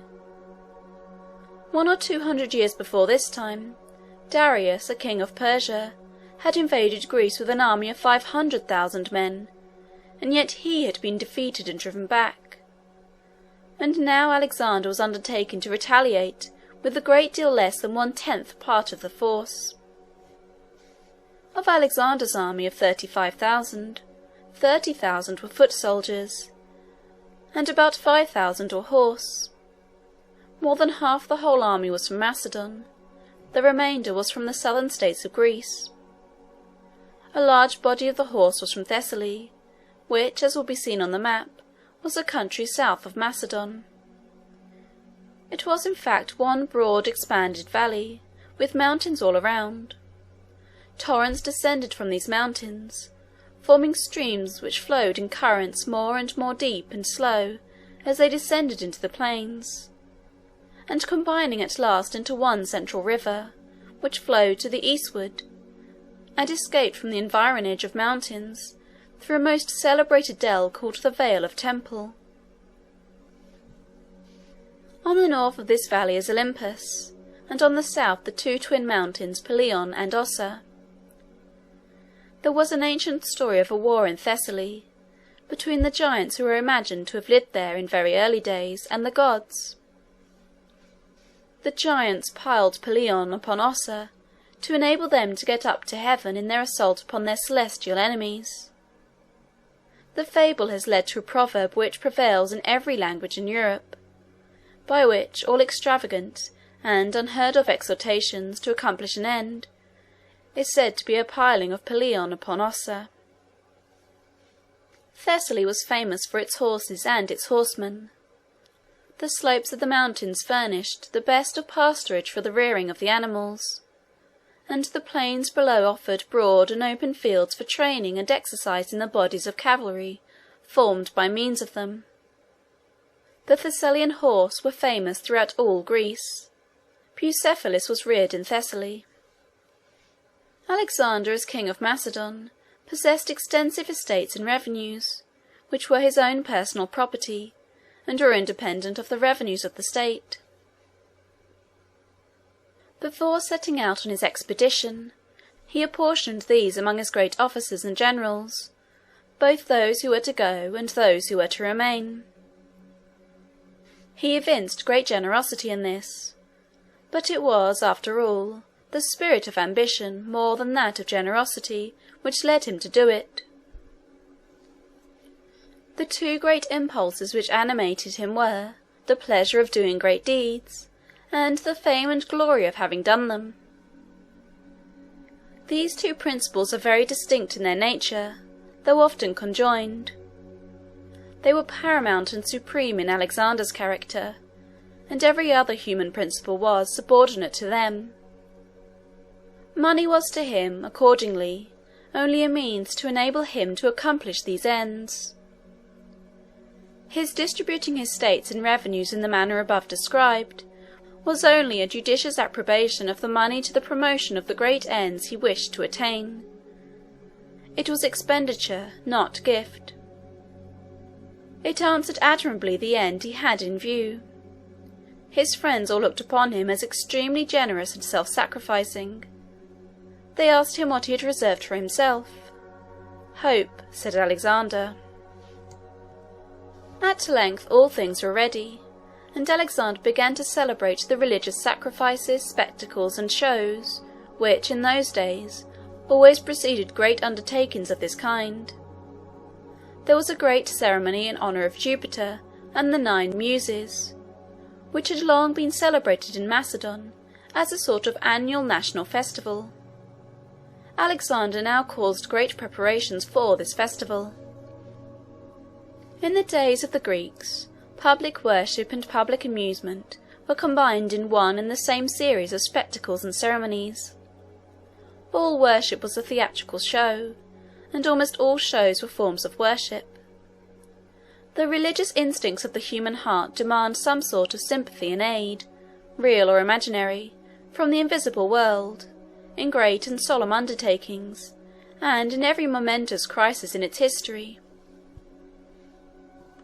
It is true that Alexander's soldiers, about to leave their homes to go to another quarter of the globe, and into scenes of danger and death from which it was very improbable that many of them would ever return, had no other celestial protection to look up to than the spirits of ancient heroes, who they imagined had, somehow or other, found their final home in a sort of heaven among the summits of the mountains, where they reigned, in some sense, over human affairs. But this, small as it seems to us, was a great deal to them. They felt, when sacrificing to these gods, that they were invoking their presence and sympathy. These deities having been engaged in the same enterprise as themselves, and animated with the same hopes and fears, the soldiers imagined that the semi-human divinities invoked by them would take an interest in their dangers, and rejoice in their success. The Muses, in honour of whom, as well as Jupiter, this great Macedonian festival was held, were 9 singing and dancing maidens, beautiful in countenance and form, and enchantingly graceful in all their movements. They came, the ancients imagined, from Thrace in the north, and went first to Jupiter upon Mount Olympus, who made them goddesses. Afterward they went southward, and spread over Greece, making their residence at last in a palace upon Mount Parnassus, which will be found upon the map just north of the Gulf of Corinth, and west of Boeotia. They were worshipped all over Greece and Italy as the goddesses of music and dancing. In later times particular sciences and arts were assigned to them respectively, as history, astronomy, tragedy, etc., though there was no distinction of this kind in early days. The festivities in honour of Jupiter and the Muses were continued in Macedon 9 days, a number corresponding with that of the dancing goddesses. Alexander made very magnificent preparations for the celebration on this occasion. He had a tent made, under which, it is said, 100 tables could be spread, and here he entertained, day after day, an enormous company of princes, potentates, and generals. He offered sacrifices to such of the gods as he supposed it would please the soldiers to imagine they had propriated. Connected with these sacrifices and feastings, there were athletic and military spectacles and shows, races and wrestling, and mock contests with blunted spears. All these things encouraged and quickened the ardour and animation of the soldiers. It aroused their ambition to distinguish themselves by their exploits, and gave them an increased and stimulated desire for honour and fame. Thus inspirited by new desires for human praise, and trusting in the sympathy and protection of powers which were all that they conceived of as divine, the army prepared to set forth from their native land, bidding it a long, and, as it proved to most of them, a final farewell. By following the course of Alexander's expedition upon the map at the commencement of Chapter 3, it will be seen that his route lay first among the northern coasts of the Aegean Sea. He was to pass from Europe into Asia by crossing the Hellespont, between Sestos and Abydos. He sent a fleet of 150 galleys, of 3 banks of oars each, over the Aegean Sea, to land at Sestos, and be ready to transport his army across the straits. The army, in the meantime, marched by land, They had to cross the rivers which flow into the Aegean Sea on the northern side. But as these rivers were in Macedon, and no opposition was encountered upon the banks of them, there was no serious difficulty in effecting the passage. When they reached Sestos, they found the fleet ready there, awaiting their arrival. It is very strikingly characteristic of the mingling of poetic sentiment and enthusiasm with calm and calculating business efficiency, which shone conspicuously so often in Alexander's career, that when he arrived at Sestos, and found that the ships were there and the army safe, and that there was no enemy to oppose his landing on the Asiatic shore, he left Parmenio to conduct the transportation of the troops across the water, while he himself went away in a single galley on an excursion of sentiment and romantic adventure. A little south of the place where his army was to cross, there lay, on the Asiatic shore, an extended plain, on which were the ruins of Troy.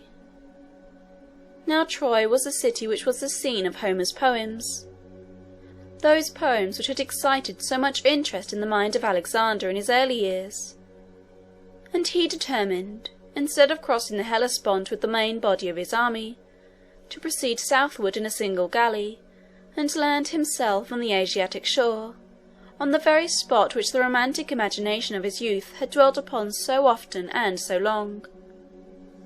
Troy was situated upon a plain.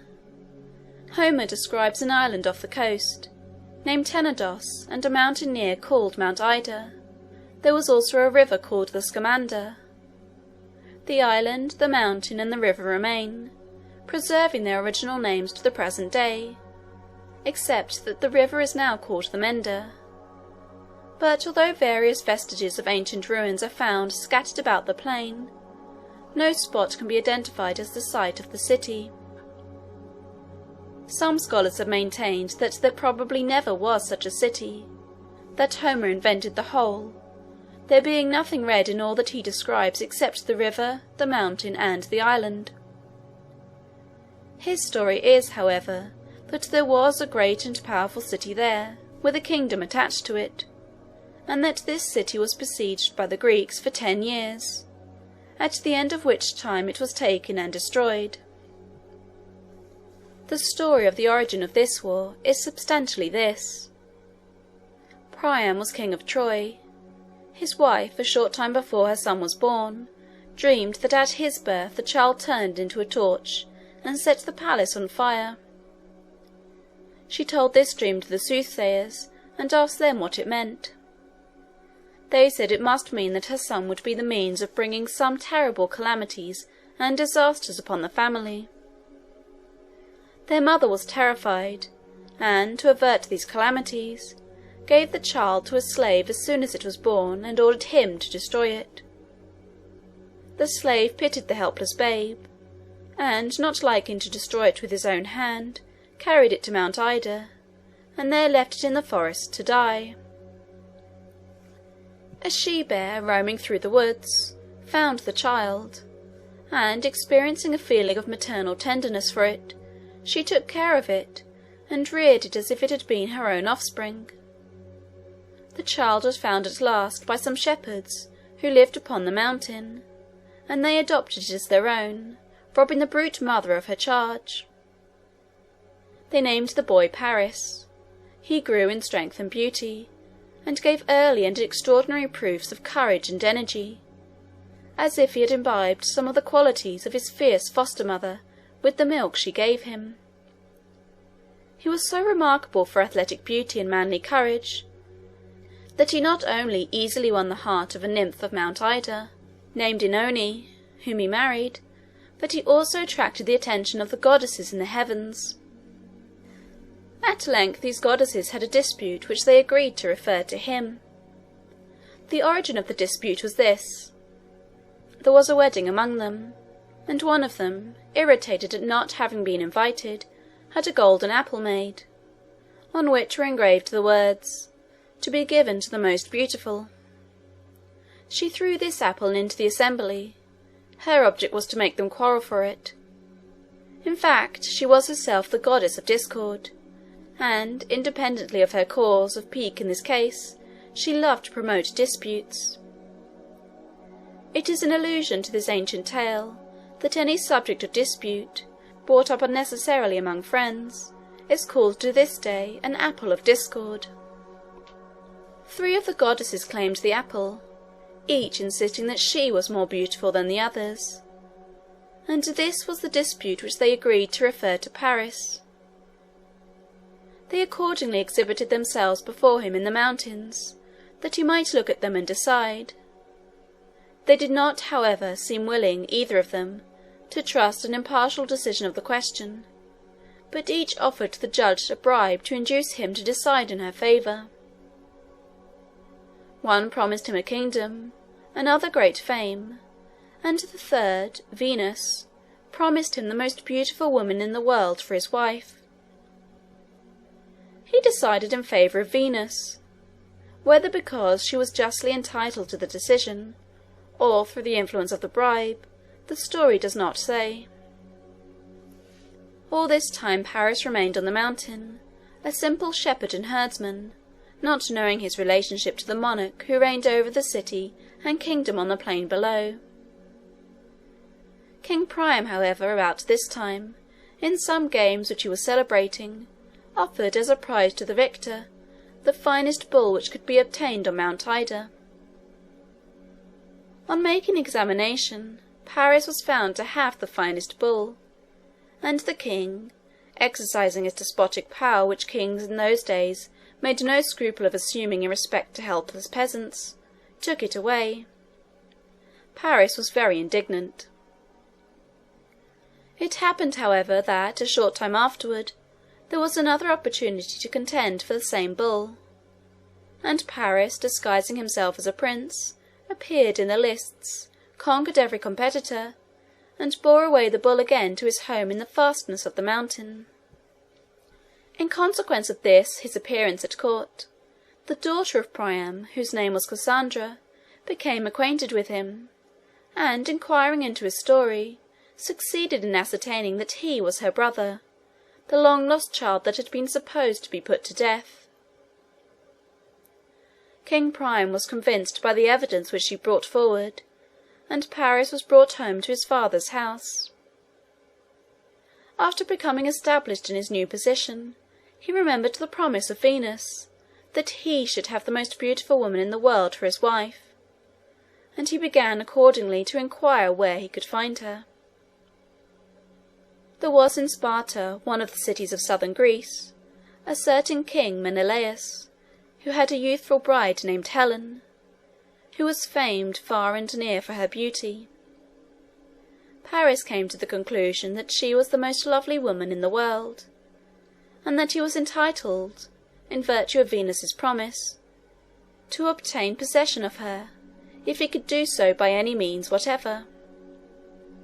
He accordingly made a journey into Greece, visited Sparta, formed an acquaintance with Helen, persuaded her to abandon her husband and her duty, and elope with him to Troy.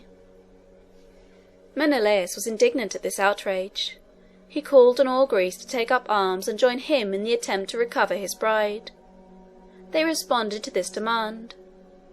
They first sent to Priam, demanding that he should restore Helen to her husband. Priam refused to do so, taking part with his son. The Greeks then raised a fleet and an army, and came to the plains of Troy, encamped before the city, and preserved for 10 long years in besieging it, when at length it was taken and destroyed. These stories relating to the origin of the war, however marvellous and entertaining as they are, were not the points which chiefly interested the mind of Alexander. The portions of Homer's narratives which most excited his enthusiasm were those relating to the characters of the heroes who fought, on one side and on the other, at the siege, their various adventures, and the delineations of their motives and principles of conduct, and the emotions and excitements they experienced in the various circumstances in which they were placed. This is Audiobook Caboodle YouTube channel. Place for finest collection of audiobooks and novels. Homer describes with great beauty and force the workings of ambition, of resentment, of pride, of rivalry, and all those other impulses of human heart which would excite and control the actions of impetuous men in the circumstances in which his heroes were placed. Each one of the heroes, whose history and adventures he gives, possessed a well-marked and striking character, and differed in temperament and action from the rest. Achilles was one. He was fiery, impetuous, and implacable in character, fierce and merciless, and though perfectly undaunted and fearless, entirely destitute of magnanimity. There was a river called the Styx, the waters of which were said to have the property of making anyone invulnerable. The mother of Achilles dipped him into it in his infancy, holding him by the heel. The heel, not having been immersed, was the only part which could be wounded. Thus he was safe in battle, and was a terrible warrior. He, however, quarrelled with his comrades, and withdrew from their cause on slight pretexts, and then became reconciled again, influenced by equally frivolous reasons. Agamemnon was the commander-in-chief of the Greek army. After a certain victory, by which some captives were taken, and were to be divided among the victors, Agamemnon was obliged to restore one, a noble lady who had fallen to his share, and he took away the one that had been assigned to Achilles to replace her. This incensed Achilles, and he withdrew for a long time from the contest, and in consequence of his absence, the Trojans gained great and continued victories against the Greeks. For a long time nothing could induce Achilles to return. At length, however, though he would not go himself, he allowed his intimate friend, whose name was Patroclus, to take his armour and go into battle. Patroclus was at first successful, but was soon killed by Hector, the brother of Paris. This aroused anger and a spirit of revenge in the mind of Achilles.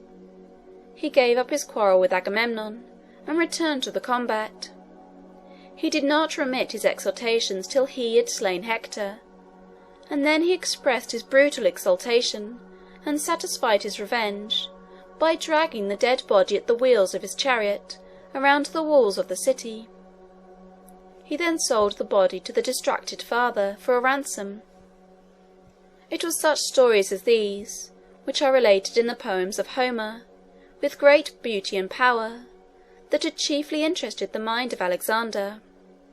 The subjects interested him, the accounts of the contentions, the rivalries, the exploits of these warriors, the delineations of their character and springs of action, and the narrations of the various incidents and events to which such a war gave rise, were all calculated to captivate the imagination of a young martial hero. Alexander accordingly resolved that his first landing in Asia should be at Troy. He left his army under the charge of Parmenio, to cross from Sestos to Abydos, while he himself set forth in a single galley to proceed to the southward. There was a port on the Trojan shore, where the Greeks had been accustomed to disembark, and he steered his course for it. He had a bull on board his galley, which he was going to offer as a sacrifice to Neptune, when half-way from shore to shore.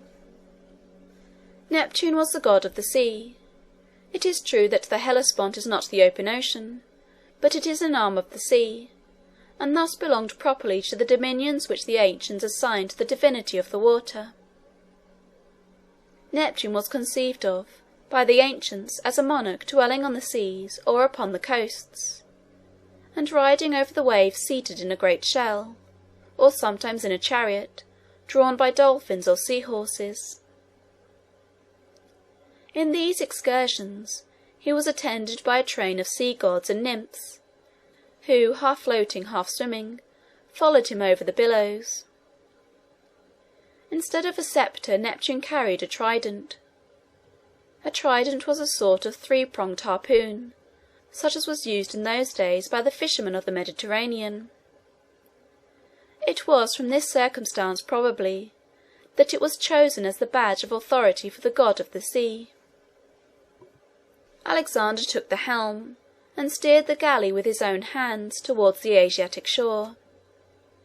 Just before he reached the land, he took his place upon the prow, and threw a javelin at the shore as he approached it, a symbol of the spirit of defiance and hostility with which he advanced to the frontiers of the Eastern world. He was also the first to land. After disembarking his company, he offered sacrifices to the gods, and then proceeded to visit the places which had been the scenes of the events which Homer had described. Homer had written 500 years before the time of Alexander, and there is some doubt whether the ruins and the remains of cities which our hero found there were really the scenes of the narratives which had interested him so deeply. He, however, at any rate, believed them to be so, and he was filled with enthusiasm and pride as he wandered among them. He seems to have been most interested in the character of Achilles, and he said that he envied him his happy lot in having such a friend as Patroclus to help him perform his exploits, and such a poet as Homer to celebrate them. After completing his visit upon the plain of Troy, Alexander moved toward the northeast with the few men who had accompanied him in his single galley. In the meantime Parmenio had crossed safely, with the main body of the army, from Sestos to Abydos. Alexander overtook them on their march, not far from the place of their landing. To the northward of this place, on the left line of march which Alexander was taking, was the city of Lampsacus. Now a large portion of Asia Minor, although for the most part under the dominion of Persia, had been in a great measure settled by Greeks, and in previous wars between the two nations, the various cities had been in possession, sometimes of one power and sometimes of the other. In these contests the city of Lampsacus had incurred the high displeasure of the Greeks by rebelling, as they said, on one occasion against them. Alexander determined to destroy it as he passed. The inhabitants were aware of this intention, and sent an ambassador to Alexander to implore his mercy. When the ambassador approached, Alexander, knowing his errand, uttered a declaration in which he bound himself by a solemn oath not to grant the request he was about to make. "I have come," said the ambassador, "to implore you to destroy Lampsacus." Alexander, pleased with the readiness of the ambassador in giving his language such a sudden turn, and perhaps influenced by his oath, spared the city. He was now fairly in Asia. The Persian forces were gathering to attack him, but so unexpected and sudden had been his invasion that they were not prepared to meet him at his arrival, and he advanced without opposition till he reached the banks of the little river Granicus. Although Alexander had landed safely on the Asiatic shore, the way was not yet fairly open for him to advance into the interior of the country. He was upon a sort of plain, which was separated from the territory beyond by natural barriers.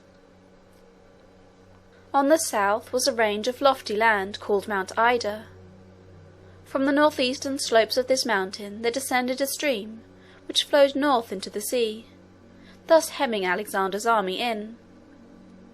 He must either scale the mountain or cross the river before he could penetrate into the interior. He thought it would be easiest to cross the river.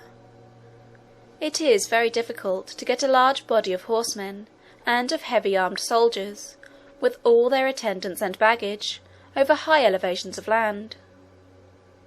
This was the reason why the army turned to the northward after landing upon the Asiatic shore. Alexander thought the Granicus less of an obstacle than Mount Ida. It was not a large stream, and was easily fordable. It was the custom in those days, as it is now when armies are marching, to send forward small bodies of men in every direction to explore the roads, remove obstacles, and discover sources of danger. These men are called, in modern times, scouts. In Alexander's day, and in the Greek language they were called prodromi, which means forerunners. It is the duty of these pioneers to send messengers back continually to the main body of the army, informing the officers of everything important which comes under their observation. In this case, when the army was gradually drawing near to the river, the prodromi came in with the news that they had been to the river, and found the whole opposite shore, at the place of crossing, lined with Persian troops, collected there to dispute the passage. The army continued their advance, while Alexander called the leading generals around him, to consider what was to be done. Parmenio recommended that they should not attempt to pass the river immediately. The Persian army consisted chiefly of cavalry. Now cavalry, though very terrible as an enemy on the field of battle by day, are peculiarly exposed and defenceless in an encampment by night. The horses are scattered, feeding, or at rest. The arms of the men are light, and they are not accustomed to fighting on foot, and on a sudden incursion of an enemy at midnight into their camp, their horses and their horsemanship are alike useless, and they fall an easy prey to resolute invaders. Parmenio thought, therefore, that the Persians would not dare to remain and encamp many days in the vicinity of Alexander's army, and that, accordingly, if they waited a little, the enemy would retreat, and Alexander could then cross the river without incurring the danger of a battle. But Alexander was unwilling to adopt any such policy. He felt confident that his army was courageous and strong enough to march on, directly through the river, ascend the bank upon the other side, and force their way through all the opposition which the Persians could make. He knew, too, that if this were done it would create a strong sensation throughout the whole country, impressing everyone with a sense of the energy and power of the army which he was conducting, and would thus tend to intimidate the enemy and felicitate all future operations. But this was not all. He had a more powerful motive still for wishing to march right on, across the river, and force his way through the vast bodies of cavalry on the opposite shore, and this was the pleasure of performing the exploit. Accordingly, as the army advanced towards the banks, they manoeuvred to form in order of battle, and prepared to continue their march as if there were no obstacles to oppose them. The general order of battle of the Macedonian army was this. There was a certain body of troops, armed and organized in a peculiar manner, called the phalanx. This body was placed in the centre. The men composing it were very heavily armed. They had shields upon their left arm, and they carried spears 16 feet long and pointed with iron, which they held firmly in their 2 hands, with the points projecting far before them. The men were arranged in lines, one behind the other, and all facing the enemy. 16 lines, and 1,000 in each line, or, as it is expressed in military phrase, 1,000 in rank and 16 in file, so that the phalanx contained 16,000 men. The spears were so long that when the men stood in close order, the rear ranks being brought up near to those before them, the points of the spears of 8 or 10 of the ranks projected in front, forming a bristling wall of points of steel, each one of which was held in its place by the strong arms of an athletic and well-trained soldier. This wall, no force which in those days could be brought against it, could penetrate. Men, horses, elephants, everything that attempted to rush upon it, rushed only to their own destruction. Every spear, feeling the impulse of the vigorous arms which held it, seemed to be alive, and darted into its enemy, when an enemy was at hand, as if it felt itself the fierce hostility which directed it.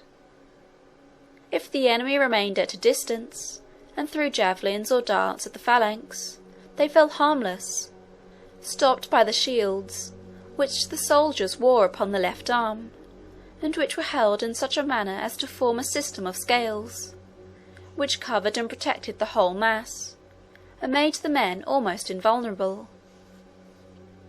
The phalanx was thus, when only defending itself and in a state of rest, an army and a fortification all in one, and it was almost impregnable. But when it took an aggressive form, put itself in motion, and advanced to an attack, it was infinitely more formidable. It became then a terrible monster, covered with scales of brass, from beneath which there projected forward 10,000 living, darting points of iron. It advanced deliberately and calmly, but with a prodigious momentum and force. There was nothing human in its appearance at all. It was a huge animal, ferocious, dogged, stubborn, insensible to pain, knowing no fear, and bearing down with resistless and merciless destruction upon everything that came in its way. The phalanx was the centre and soul of Alexander's army. Powerful and impregnable as it was, however, in ancient days, it would be helpless and defenceless on a modern battlefield.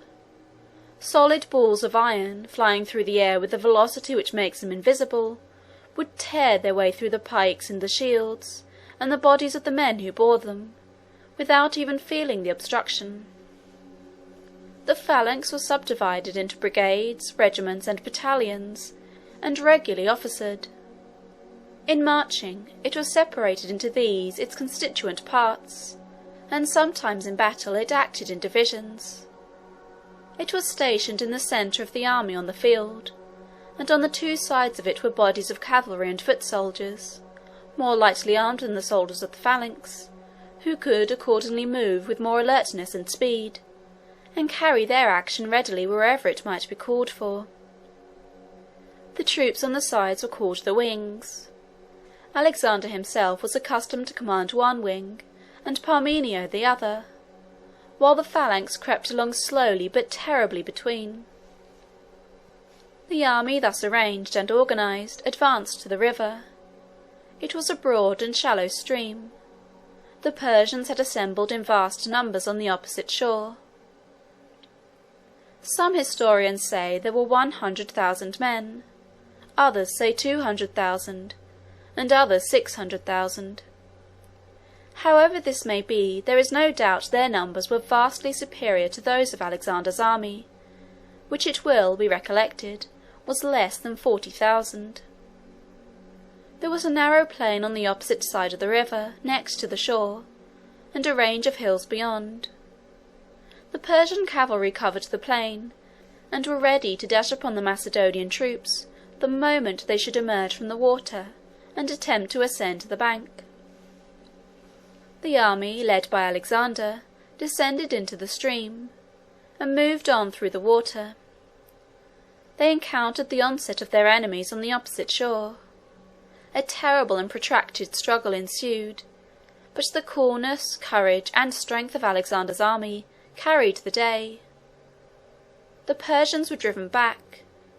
The Greeks effected their landing, reorganized, and formed on the shore, and the Persians, finding that all was lost, fled in all directions. Alexander himself took a conspicuous and a very active part in the contest. He was easily recognized on the field of battle by his dress, and by a white plume which he wore in his helmet. He exposed himself to the most imminent danger. At one time, when desperately engaged with a troop of horse which had galloped down upon him, a Persian horseman aimed a blow at his head with a sword. Alexander saved his head from the blow, but it took off his plume and a part of his helmet. Alexander immediately thrust his antagonist through the body. At the same moment another horseman on another side had his sword raised, and would have killed Alexander before he could have turned to defend himself, had no help intervened. But just at this instant a third combatant, one of Alexander's friends, seeing the danger, brought down so terrible a blow upon the soldier of the second assailant as to separate his arm from his body. Such are the stories that are told. They may have been literally and fully true, or they may have been exaggerations of circumstances somewhat resembling them which really occurred, or they may have been fictitious altogether. Great generals, like other great men, have often the credit of many exploits which they never perform. It is the special business of poets and historians to magnify and embellish the actions of the great, and this art was understood as well in ancient days as it is now. We must remember, too, in reading the accounts of these transactions, that it is only the Greek side of the story that we hear. The Persian narratives have not come down to us. At any rate, the Persian army was defeated, and that too without the assistance of the phalanx. The horsemen and the light troops were alone engaged. The phalanx could not be formed, nor could it act in such a position. The men, on emerging from the water, had to climb up the banks, and rush on to the attack of an enemy consisting of squadrons of horse, ready to dash at once upon them. The Persian army was defeated and driven away. Alexander did not pursue them. He felt that he had struck a very heavy blow. The news of this defeat of the Persians would go with the speed of the wind all over Asia Minor, and operate most powerfully in his favour. He sent home to Greece an account of the victory, and with the account he forwarded 300 suits of armour, taken from the Persian horsemen killed on the field. These suits of armour were to be hung up in the Parthenon, a great temple at Athens, the most conspicuous position for them, perhaps, which all Europe could afford. The name of the Persian general who commanded at the battle of Granicus was Memnon. He had been opposed to the plan of hazarding a battle. Alexander had come to Asia with no provisions and no money. He had relied on being able to sustain his army by his victories. Memnon therefore strongly urged that the Persians should retreat slowly, carrying off all the valuable property, and destroying all that could not be removed, taking especial care to leave no provisions behind them. In this way he thought that the army of Alexander would be reduced by privation and want, and would, in the end, fall an easy prey. His opinion was, however, overruled by the views of the other commanders, and the battle of the Granicus was the consequence. Alexander encamped to refresh his army and to take care of the wounded. He went to see the wounded men one by one, inquired into the circumstances of each case, and listened to each one who was able to talk, while he gave an account of his adventures in the battle, and the manner in which he received his wound. To be able thus to tell their story to their general, and to see him listening to it with interest and pleasure, filled their hearts with pride and joy, and the whole army was inspired with the highest spirit of enthusiasm, and with eager desires to have another opportunity occur in which they could encounter danger and death in the service of such a leader. It is in such traits as these that the true greatness of the soul of Alexander shines. It must be remembered that all this time he was but little more than 21. He was but just of age. From his encampment on the Granicus, Alexander turned to the southward, and moved along on the eastern shores of the Aegean Sea. The country generally surrendered to him without opposition. In fact, it was hardly Persian territory at all. The inhabitants were mainly of Greek extraction, and had been sometimes under Greek and sometimes under Persian rule. The conquest of the country resulted simply in a change of the executive officer of each province. Alexander took special pains to lead the people to feel that they had nothing to fear from him. He would not allow the soldiers to do any injury. He protected all private property. He took possession only of the citadels and of such government property as he found there, and he continued the same taxes, the same laws, and the same tribunals as had existed before his invasion. The cities and the provinces accordingly surrendered to him as he passed along, and in a very short time all the western part of Asia Minor submitted peacefully to his sway. The narrative of this progress, as given by the ancient historians, is diversified by a great variety of adventures and incidents, which give great interest to the story, and strikingly illustrate the character of Alexander and the spirit of the times. In some places there would be a contest between the Greek and the Persian parties before Alexander's arrival. At Ephesus, the animosity had been so great that a sort of civil war had broken out. The Greek party had gained the ascendancy, and were threatening a general massacre of the Persian inhabitants. Alexander promptly interposed to protect them, though they were his enemies. The intelligence of this act of forbearance and generosity spread all over the land, and added greatly to the influence of Alexander's name, and to the estimation in which he was held. It was the custom in those days for the mass of the common soldiers to be greatly influenced by what they called omens, that is, signs and tokens which they observed in the flight or the actions of birds, and other similar appearances. In one case the fleet, which had come along the sea, accompanying the march of the army on land, was pent up in a harbour by a stronger Persian fleet outside. One of the vessels of the Macedonian fleet was aground. An eagle lighted upon the mast, and stood perched there for a long time, looking toward the sea. Parmenius said that, as the eagle looked toward the sea, it indicated that victory lay in that quarter, and he recommended that they should arm their ships and push boldly out to attack the Persians. But Alexander maintained that, as the eagle alighted on a ship which was aground, it indicated that they were to look for their success on the shore. The omens could thus almost always be interpreted any way, and sagacious generals only sought in them the means of confirming the courage and confidence of their soldiers, in respect to the plans which they adopted under the influence of other considerations altogether. Alexander knew very well that he was not a sailor, and had no desire to embark on contests from which, however they might end, he would himself personally obtain no glory. When the winter came on, Alexander and his army were about 300 or 400 miles from home, and, as he did not intend to advance much further until the spring should open, he announced to the army that all those persons, both officers and soldiers who had been married within the year, might go home if they chose, and spend the winter with their brides, and return to the army in the spring.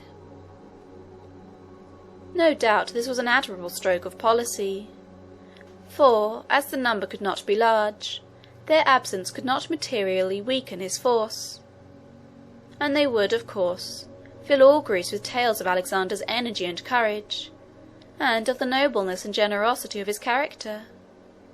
It was the most effectual way possible of disseminating through Europe the most brilliant accounts of what he had already done.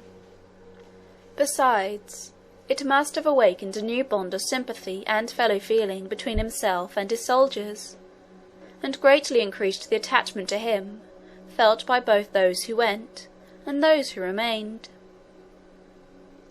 And, though Alexander must have been aware of all these advantages of the act, still no one could have thought of or adopted such a plan unless he was accustomed to consider and regard, in his dealings with others, the feelings and affections of the heart, and to cherish a warm sympathy for them.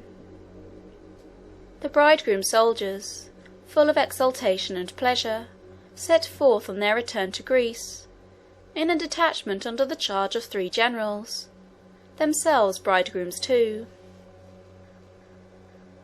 Alexander, however, had no idea of remaining idle during the winter. He marched on from province to province, and from city to city, meeting with every variety of adventures.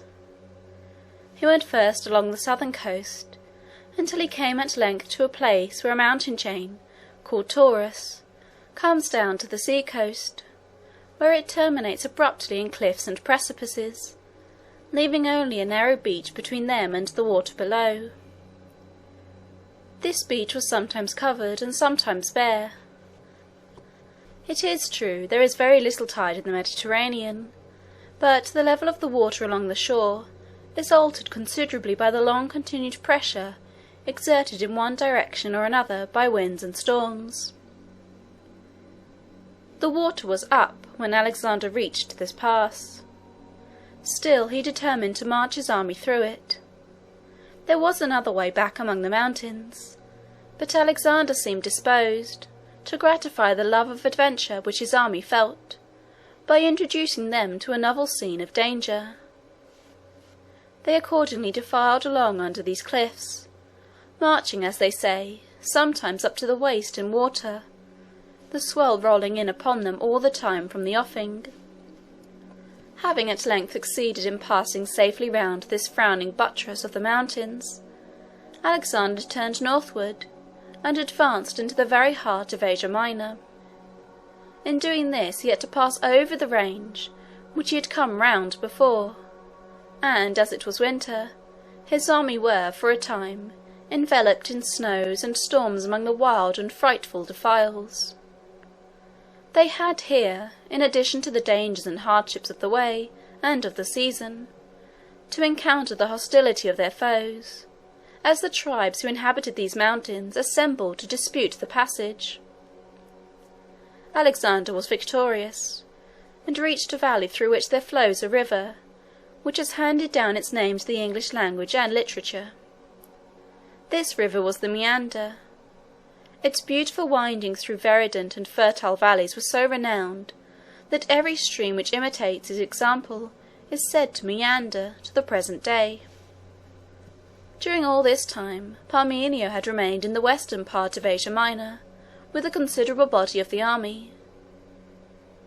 As the spring approached, Alexander sent him orders to go to Gordium, whither he was himself proceeding, and meet him there. He also directed that the detachment which had gone home should, on recrossing the Hellespont on their return, proceed eastward to Gordium, thus making that city the great rendezvous for the commencement of his next campaign. One reason why Alexander desired to go to Gordium was that he wished to untie the famous Gordian knot. The story of the Gordian knot was this. Gordius was a sort of mountain farmer. One day he was ploughing, and an eagle came down and alighted upon his yoke, and remained there until he had finished his ploughing. This was an omen, but what was the significance of it? Gordius did not know, and he accordingly went to a neighbouring town in order to consult the prophets and soothsayers. On his way he met a damsel, who, like Rebecca in the days of Abraham, was going forth to draw water.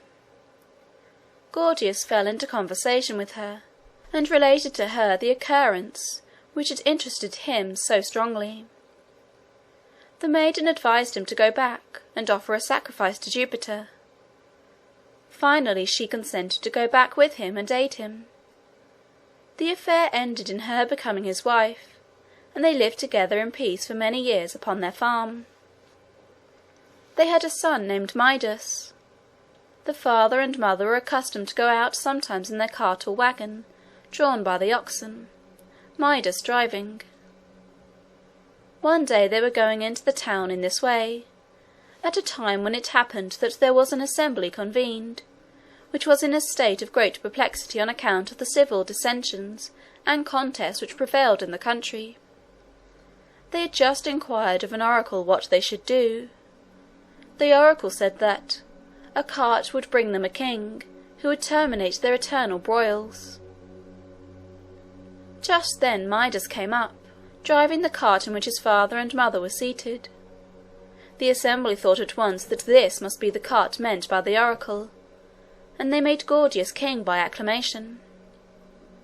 They took the cart and the yoke to preserve as sacred relics, consecrating them to Jupiter, and Gordius tied the yoke to the pole of the cart by a thong of leather, making a knot so close and complicated that nobody could untie it again. It was called the Gordian knot. The oracle afterwards said that whoever should untie this knot should become monarch of all Asia. Thus far nobody had succeeded. Alexander felt a great desire to see this knot, and try what he could do. He went accordingly into the temple where the sacred cart had been deposited, and after looking at the knot, and satisfying himself that the task of untying it was hopeless, he cut it to pieces with his sword. How far the circumstances of this whole story are true, and how far fictitious, no one can tell. The story itself, however, as thus related, has come down from generation to generation in every country of Europe, for 2000 years, and any extrication of oneself from a difficulty by violent means has been called cutting the Gordian knot to the present day. At length the whole army was assembled, and the king recommenced his progress. He went on successfully for some weeks, moving in a southeasterly direction, and bringing the whole country under his dominion, until at length, when he reached Tarsus, an event occurred which nearly terminated his career. There were some circumstances which caused him to press forward with the utmost effort in approaching Tarsus, and as the day was warm, he got very much overcome with heat and fatigue. In this state, he went and plunged suddenly into the river Cydnus to bathe. Now the Cydnus is a small stream, flowing by Tarsus, and it comes down from Mount Taurus at a short distance back from the city. Such streams are always very cold. Alexander was immediately seized with a very violent chill, and was taken out of the water shivering excessively, and at length fainted away. They thought he was dying. They bore him to his tent, and as tidings of their leader's danger spread through the camp, the whole army, officers and soldiers, were thrown into the greatest consternation and grief. A violent, protracted fever came on. In the course of it, an incident occurred which strikingly illustrates the boldness and originality of Alexander's character. The name of his physician was Philip. Philip had been preparing a particular medicine for him, which, it seems, required some days to make ready. Just before it was presented, Alexander received a letter from Parmenio, informing him that he had good reason to believe that Philip had been bribed by the Persians to murder him, during his sickness, by administering poison in the name of medicine. He wrote, he said, to put him on his guard against any medicine which Philip might offer him.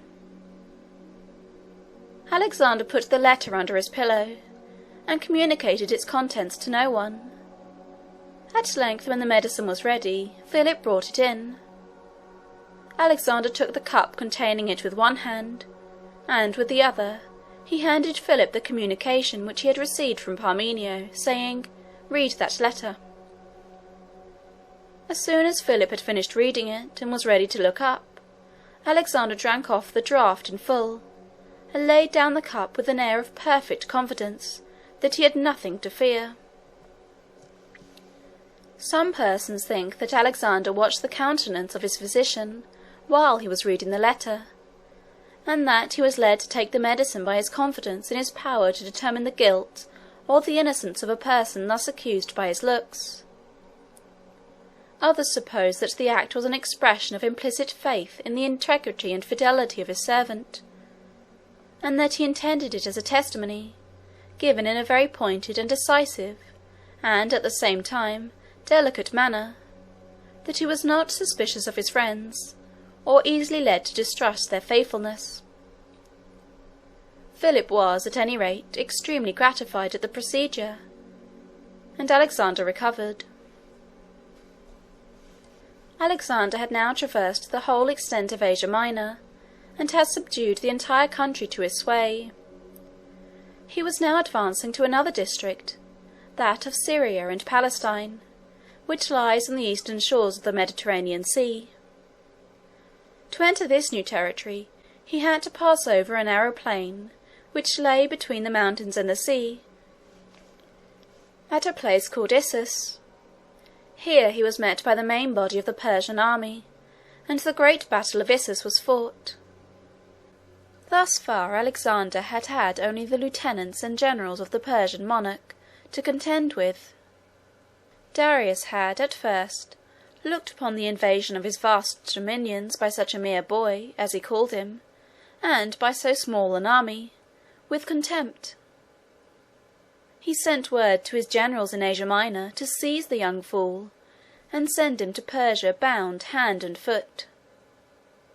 By the time, however, that Alexander had possessed himself of all Asia Minor, Darius began to find that, though young, he was no fool, and that it was not likely to be very easy to seize him. Accordingly, Darius created an immense army himself, and advanced to meet the Macedonians in person. Nothing could exceed the pomp and magnificence of his preparations.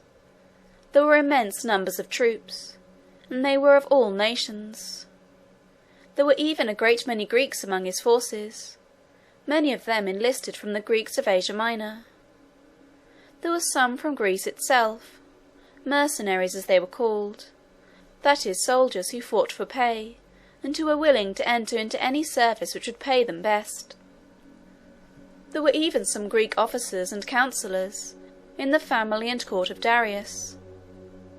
One of them, named Charidemus, offered to the king very much by the free opinion which he expressed of the uselessness of all his pomp and parade in preparing for an encounter with such an enemy as Alexander.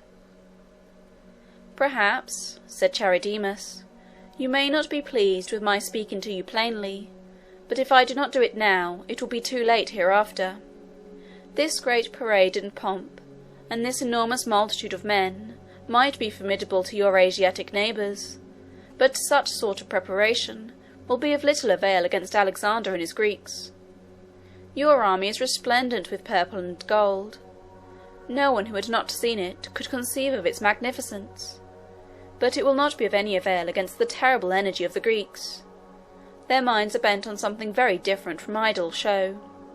They are intent on securing the substantial excellence of their weapons, and on acquiring the discipline and the hardihood essential for the most efficient use of them. They will despise all your parade of purple and gold. They will not even value it as plunder. They glory in their ability to dispense with all the luxuries and conveniences of life. They live upon the coarsest food. At night they sleep upon the bare ground. By day they are always on the march. They brave hunger, cold, and every species of exposure with pride and pleasure, having the greatest contempt for anything like softness and effeminacy of character. All this pomp and pageantry, with inefficient weapons and inefficient men to wield them, will be of no avail against their invincible courage and energy, and the best disposition that you can make of all your gold and silver and other treasures is to send it away, and procure good soldiers with it, if indeed gold and silver will procure them." The Greeks were habituated to energetic speaking as well as acting, but Charidemus did not sufficiently consider that the Persians were not accustomed to hear such plain language as this. Darius was very much displeased. In his anger he condemned him to death. "Very well," said Charidemus, "I can die, but my avenger is at hand. My advice is good, and Alexander will soon punish you for not regarding it." Very gorgeous descriptions are given of the pomp and magnificence of the army of Darius, as he commenced his march from the Euphrates to the Mediterranean. The Persians worshipped the sun and fire. Over the king's tent there was an image of the sun in crystal, and supported in such a manner as to be in the view of the whole army. They had also silver altars, on which they kept constantly burning what they called the sacred fire. These altars were borne by persons appointed for the purpose, who were clothed in magnificent costumes. Then came a long procession of priests and magi, who were dressed also in very splendid robes. They performed the services of public worship. Following them came a chariot consecrated to the sun. It was drawn by white horses, and was followed by a single white horse of a large and noble form, which was a sacred animal, being called the Horse of the Sun. The equerries, that is, the attendants who had charge of this horse, were also dressed in white, and each carried a golden rod in his hand. There were bodies of troops distinguished from the rest, and occupying positions of high honour, but these were selected and advanced above the others, not on account of their courage or strength or superior martial efficiency, but from considerations connected with their birth and rank and other aristocratic qualities. There was one body called the kinsmen, who were the relatives of the king, or at least so considered, though as there were 15,000 of them, it would seem that the relationship could not have been in all cases very near. They were dressed with great magnificence, and prided themselves on their rank, their wealth, and the splendour of their armour. There were also Gauls called the Immortals. They were 10,000 in number. They wore a dress of gold tissue, which glittered with spangles and precious stones. These bodies of men, thus dressed, made an appearance more like that of a civic procession, on an occasion of ceremony and rejoicing, than like the march of an army.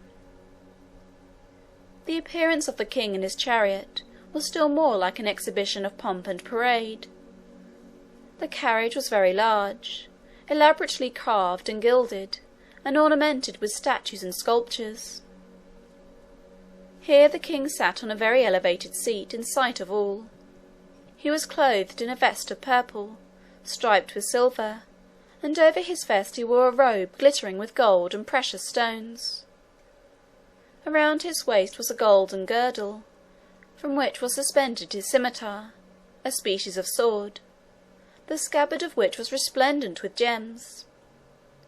He wore a tiara upon his head of very costly and elegant workmanship, and enriched, like the rest of his dress, with brilliant ornaments. The guards who preceded and followed him had pikes of silver, mounted and tipped with gold. It is very extraordinary that King Darius took his wife and all his family with him, and a large portion of his treasures, on this expedition against Alexander. His mother, whose name was Sisygambis, was in his family, and she and his wife came, each in her own chariot, immediately after the king. Then there were 15 carriages filled with the children and their attendants, and 300 or 400 ladies of the court, all dressed like queens. After the family there came a train of many hundreds of camels and mules, carrying the royal treasures. It was in this style that Darius set out upon his expedition, and he advanced by a slow progress toward the westward, until at last he approached the shores of the Mediterranean Sea. He left his treasures in the city of Damascus, where they were deposited under the charge of a sufficient force to protect them, as he supposed. He then advanced to meet Alexander, going himself from Syria toward Asia Minor, just at the time that Alexander was coming from Asia Minor into Syria. It will be observed by looking upon the map that the chain of mountains called Mount Taurus extends down near to the coast at the northeastern corner of the Mediterranean. Among these mountains there are various tracts of open country, through which an army may march to and fro, between Syria and Asia Minor. Now it happened that Darius, in going toward the west, took a more inland route than Alexander, who, on coming eastward, kept nearer to the sea. Alexander did not know that Darius was so near, and as for Darius, he was confident that Alexander was retreating before him.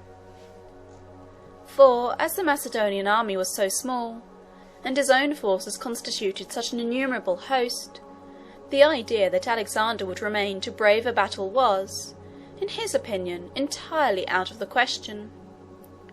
He had, therefore, no doubt that Alexander was retreating, It is, of course, always difficult for two armies, 50 miles apart, to obtain correct ideas of each other's movements.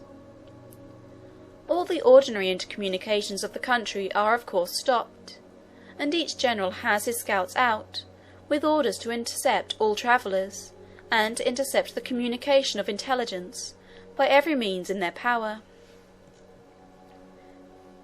In consequence of these and other circumstances of a similar nature, it happened that Alexander and Darius actually passed each other, without either of them being aware of it. Alexander advanced into Syria by the plains of Issus, marked A upon the map, and a narrow pass beyond, called the Gates of Syria, while Darius went farther to the north, and arrived at Issus after Alexander had left it. Here each army learned, to their astonishment, that their enemy was in their rear. Alexander could not credit this report when he first heard it. He dispatched a galley with 30 oars along the shore, up the Gulf of Issus, to ascertain the truth. The galley soon came back and reported that, beyond the gates of Syria, they saw the whole country, which was nearly level land, though gently rising from the sea, covered with the vast encampments of the Persian army.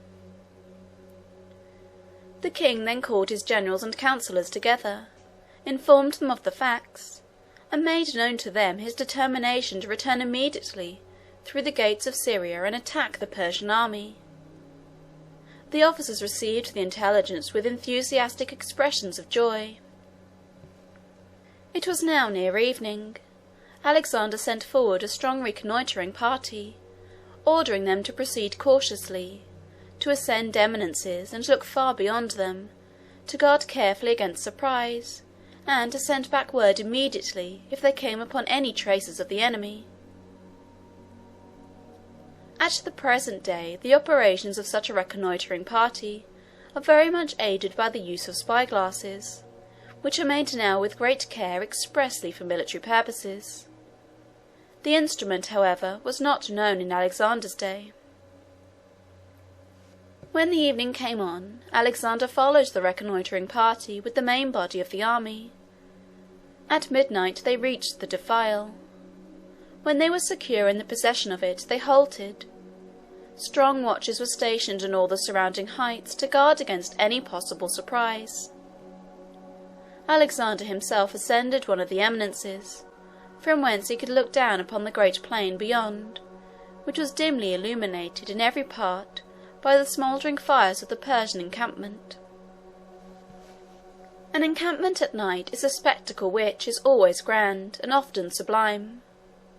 It must have appeared sublime to Alexander in the highest degree on this occasion. To stand stealthily among these dark and sombre mountains, with the defiles and passes below filled with the columns of his small but undaunted army, and to look onward, a few miles beyond, and see the countless fires of the vast host which had got between him and all hope of retreat to his native land. To feel, as he must have done, that his fate, and that of all who were with him, depended upon the events of the day that was soon to dawn.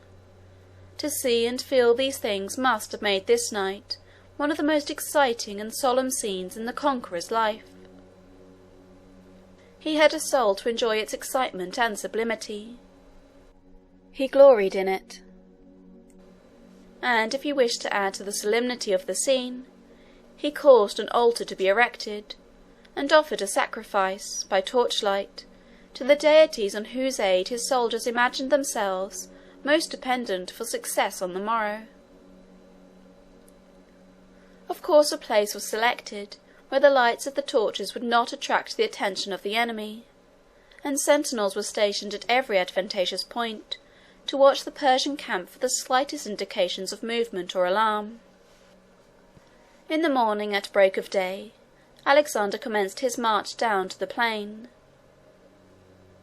In the evening, at sunset, all the valleys and defiles among the mountains around the plain of Issus were thronged with vast masses of the Persian army, broken, disordered, and in confusion, all pressing forward to escape from the victorious Macedonians. They crowded all the roads, They choked up the mountain passes.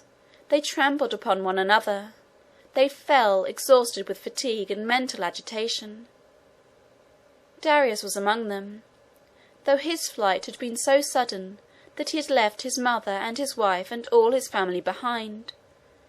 He pressed on in his chariot as far as the road allowed his chariot to go, and then, leaving everything behind, he mounted a horse and rode on for his life.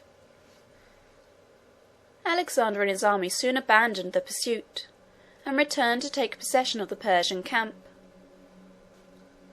The tents of King Darius and his household were inconceivably splendid, and were filled with gold and silver vessels, caskets, vases, boxes of perfumes, and every imaginable article of luxury and show. The mother and wife of Darius bewailed their hard fate with cries and tears, and continued all the evening in an agony of consternation and despair. Alexander, hearing of this, sent Leonatus, his former teacher, a man of years and gravity, to quiet their fears and comfort them, so far as it was possible to comfort them. In addition to their own captivity, they supposed that Darius was killed, and the mother was mourning bitterly for her son, and the wife for her husband. Leonatus, attended by some soldiers, advanced toward the tent where these mourners were dwelling. The attendants at the door ran in, and informed them that a body of Greeks were coming. This threw them into the greatest consternation. They anticipated violence and death, and threw themselves upon the ground in agony. Leonatus waited some time at the door for the attendants to return. At length he entered the tent. This renewed the terrors of the women.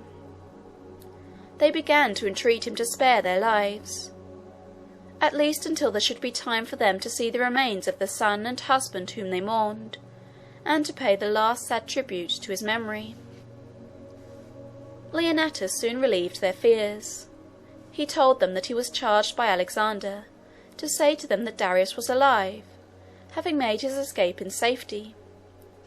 As to themselves, Alexander assured them, he said, that they should not be injured, that not only were their persons and lives to be protected, but no change was to be made in their condition or mode of life. They should continue to be treated like queens. He added, moreover, that Alexander wished him to say that he felt no animosity or ill will whatever against Darius. He was but technically his enemy, being only engaged in a generous and honourable contest with him for the empire of Asia. Saying these things, Leonatus raised the disconsolate ladies from the ground, and they gradually regained some degree of composure. Alexander himself went to pay a visit to the captive princesses the next day. He took with him Hephaestion. Hephaestion was Alexander's personal friend. The two young men were of the same age, and though Alexander had the good sense to retain in power all the old and experienced officers which his father had employed, both in the court and army, he showed that, after all, ambition had not overwhelmed and stifled all the kindlier feelings of the heart by a strong attachment to this young companion. Hephaestion was his confidant, his associate, his personal friend. He did what very few monarchs have done, either before or since, in securing for himself the pleasures of friendship and of intimate social communion with a heart kindred to his own, without ruining himself by committing to his favourite powers which he was not qualified to wield. Alexander left the wise and experienced Parmenio to manage the camp, while he took the young and handsome Hephaestion to accompany him on his visit to the captive queens. When the two friends entered the tent, the ladies were, for some cause, deceived and mistook Hephaestion for Alexander, and addressed him accordingly with tokens of high respect and homage. One of the attendants immediately rectified the mistake, telling them that the other was Alexander. The ladies were at first overwhelmed with confusion, and attempted to apologize, but the king reassured them at once by the easy and good-natured manner with which he passed over the mistake, saying it was no mistake at all. "It is true," said he, "that I am Alexander, but then he is Alexander too." The wife of Darius was young and very beautiful, and they had a little son who was with them in the camp. It seems almost unaccountable that Darius should have brought such a helpless and defenceless charge with him into camps and fields of battle. But the truth was that he had no idea of even a battle with Alexander, and as to defeat, he did not contemplate the remotest possibility of it. He regarded Alexander as a mere boy, energetic and daring, it is true, and at the head of a desperate band of adventurers, but he considered his whole force as altogether too insignificant to make any stand against such a vast military power as he was bringing against him. He presumed that he would retreat, as fast as possible, before the Persian army came near him. The idea of such a boy, coming down at break of day from narrow defiles of the mountains, upon his vast encampment covering all the plains, and in 12 hours putting the whole mighty mass to flight, was what never entered his imagination at all. The exploit was indeed a very extraordinary one. Alexander's forces may have consisted of 40 or 50,000 men, and, if we may believe their story, there were over 100,000 Persians left dead upon the field. Many of these were, however, killed by the dreadful confusion and violence of the retreat, as vast bodies of horsemen, pressing through the defiles, rode over and trampled down the foot soldiers who were toiling in awful confusion along the way, having fled before the horsemen left the field. Alexander had heard that Darius had left the greater part of his royal treasures in Damascus, and he sent Parmenio there to seize them. This expedition was successful. An enormous amount of gold and silver fell into Alexander's hands. The plate was coined into money, and many of the treasures were sent to Greece. Darius got together a small remnant of his army and continued his flight. He did not stop until he had crossed the Euphrates. He then sent an ambassador to Alexander to make propositions for peace.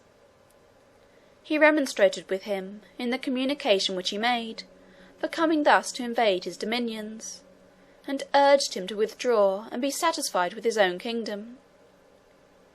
He offered him any sum he might name as a ransom for his mother, wife, and child, and agreed that if he would deliver them up to him on payment of the ransom, and depart from his dominions, he would thenceforth regard him as an ally and a friend. Alexander replied by a letter, expressed in brief but very decided language.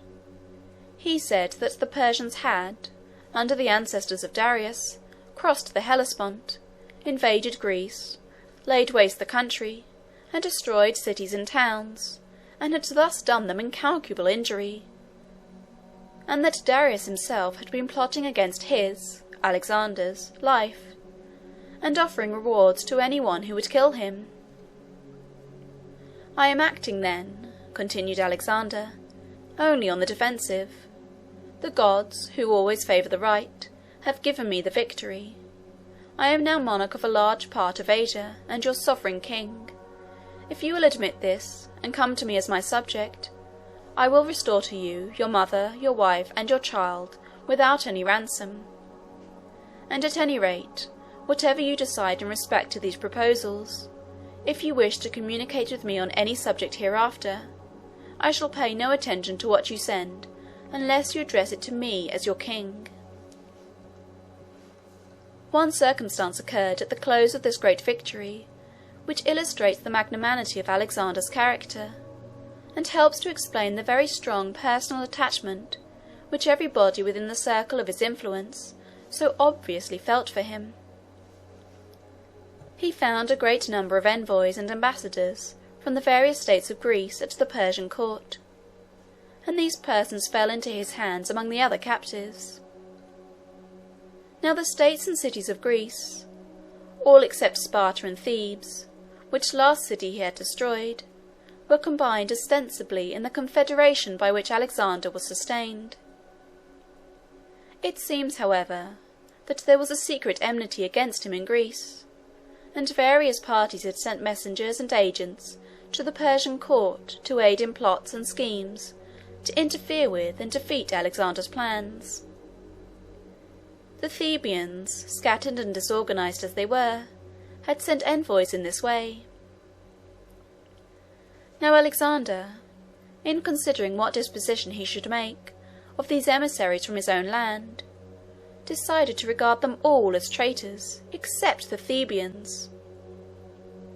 All except the Thebans were traitors, he maintained, for acting secretly against him, while ostensibly, and by solemn covenants, they were his friends.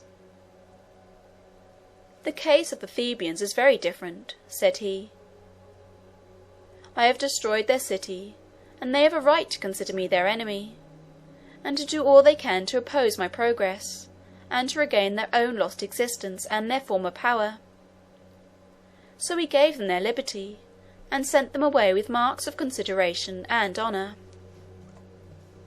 As the vast army of the Persian monarch had now been defeated, of course none of the smaller kingdoms or provinces thought of resisting.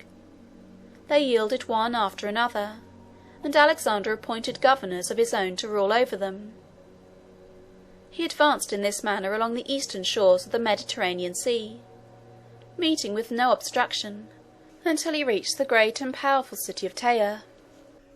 The city of Tyre stood on a small island 3 or 4 miles in diameter on the eastern shores of the Mediterranean Sea.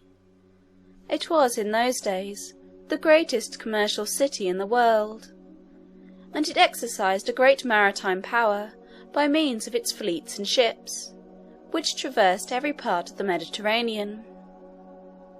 Tyre had been built originally on the mainland, but in some of the wars which it had to encounter with the kings of Babylon in the east, this old city had been abandoned by the inhabitants, and a new one built upon an island not far from the shore, which could be more easily defended from an enemy. The old city had gone to ruin, and its place was occupied by old walls, fallen towers, stones, columns, arches, and other remains of the ancient magnificence of the place. The island of which the Tyre of Alexander's day had been built was about 1/2 mile from the shore. The water between was about 18 feet deep, and formed a harbour for the vessels. The great business of the Tyrians was commerce. They brought and sold merchandise in all the ports of the Mediterranean Sea, and transported it by their merchant vessels to and fro. They had also fleets of war galleys, which they used to protect their interests on the high seas, and in the various ports which their merchant vessels visited. They were thus wealthy and powerful, and yet they lived shut up upon their little island, and were almost entirely independent of the mainland. The city itself, however, though contracted in extent on account of the small dimensions of the island, was very compactly built and strongly fortified, and it contained a vast number of stately and magnificent edifices, which were filled with stores of wealth that had been accumulated by the mercantile enterprise and thrift of many generations. Extravagant stories are told by the historians and geographers of those days, in respect to the scale on which the structures of Tyre were built. It was said, for instance, that the walls were 150 feet high. It is true that the walls rose directly from the surface of the water, and of course a considerable part of their elevation was required to bring them up to the level of the surface of the land, and then, in addition to this, they had to be carried up the whole ordinary height of a city wall, to afford the usual protection to the edifices and dwellings within. There might have been some places where the walls themselves, or structures connected with them, were carried up to the elevation above named, though it is scarcely to be supposed that such could have been their ordinary dimensions. At any rate, Tyre was a very wealthy and magnificent and powerful city, intent on its commercial operations, and well furnished with means of protecting them at sea, but feeling little interest and taking little part in the contentions continually arising among the rival powers which had possession of the land. Their policy was to retain their independence, and yet to keep on good terms with all other powers, so that their commercial intercourse with the ports of all nations might go on undisturbed. It was, of course, a very serious question with Alexander, as his route now lay through Phoenicia, and in the neighbourhood of Tyre, what he should do in respect to such a port.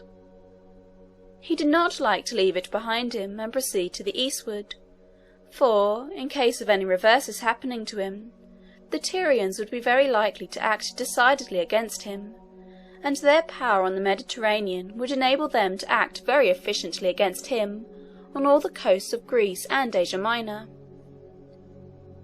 On the other hand, it seemed a desperate undertaking to attack the city. He had none but land forces, and the island was half a mile from the shore. Besides its enormous walls, rising perpendicularly out of the water, it was defended by ships well armed and manned. It was not possible to surround the city and starve it into submission, as the inhabitants had wealth to buy and ships to bring in any quantity of provisions and stores by sea. Alexander, however, determined not to follow Darius towards the east, and to leave such a stronghold as this behind him. The Tyrians wished to avoid a quarrel if it were possible. They sent complimentary messages to Alexander, congratulating him on his conquests, and disavowing all feelings of hostility to him. They also sent him a golden crown, as many of the other states of Asia had done, in token of their yielding a general submission to his authority. Alexander returned very gracious replies, and expressed to them his intention of coming to Tyre for the purpose of offering sacrifices, as he said, to Hercules. The Tyrians knew that wherever Alexander went, he went at the head of his army, and his coming into Tyre at all implied necessarily his taking military possession of it. They thought it might perhaps be somewhat difficult to dispossess such a visitor after he should once get installed in their castles and palaces. So they sent him word that it would not be in their power to receive him in the city itself, but that he could offer the sacrifice which he intended on the mainland, as there was a temple sacred to Hercules among the ruins there. Alexander then called a council of his officers, and stated to them his views. He said that on reflecting fully upon the subject, he had come to the conclusion that it was best to postpone pushing his expedition forward into the heart of Persia, until he should have subdued Tyre completely, and made himself master of the Mediterranean Sea.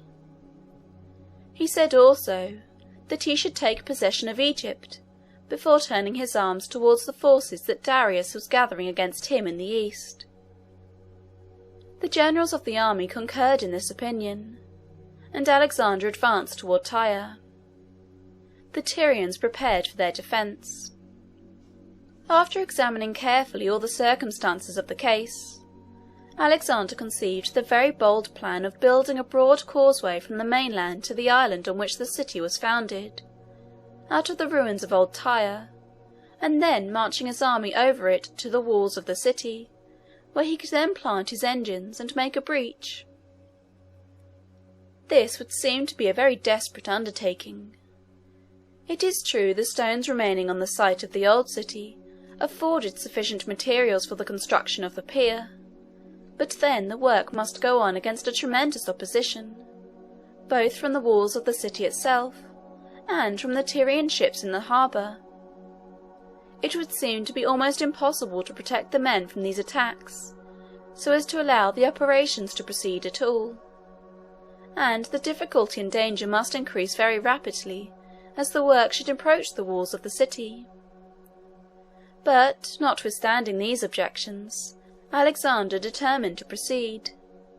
Tyre must be taken, and this was obviously the only possible mode of taking it.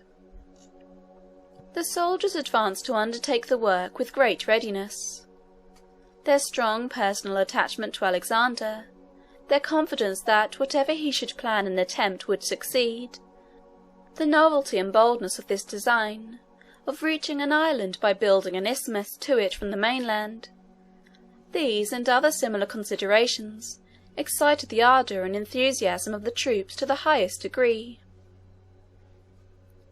In constructing works of this kind in the water, the material used is sometimes stone and sometimes earth.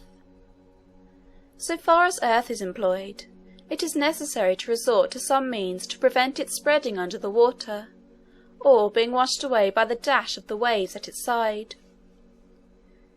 This is usually effected by driving what are called piles, which are long beams of wood pointed at the end, and driven into the earth by means of powerful engines. Alexander sent parties of men into the mountains of Lebanon, where were vast forests of cedars, which were very celebrated in ancient times, and which are often alluded to in the sacred scriptures. They cut down these trees and brought the stems of them to the shore, where they sharpened them at one end and drove them into the sand, in order to protect the sides of their embankment. Others brought stones from the ruins and tumbled them into the sea in the direction where the pier was to be built. It was some time before the work made such progress as to attract much attention from Tyre. At length, however, when the people of the city saw it gradually increasing in size, and advancing toward them, they concluded that they must engage in earnest in the work of arresting its progress. They accordingly constructed engines on the walls to throw heavy darts and stones over the water to the men upon the pier. They sent secretly to the tribes that inhabited the valleys and ravines among the mountains, to attack the parties at work there, and they landed forces from the city at some distance from the pier, and then marched along the shore, and attempted to drive away the men that were engaged in carrying stones from the ruins. They also fitted up and manned some galleys of large size, and brought them near to the pier itself, and attacked the men who were at work upon it, with stones, darts, arrows, and missiles of every description. But all was of no avail.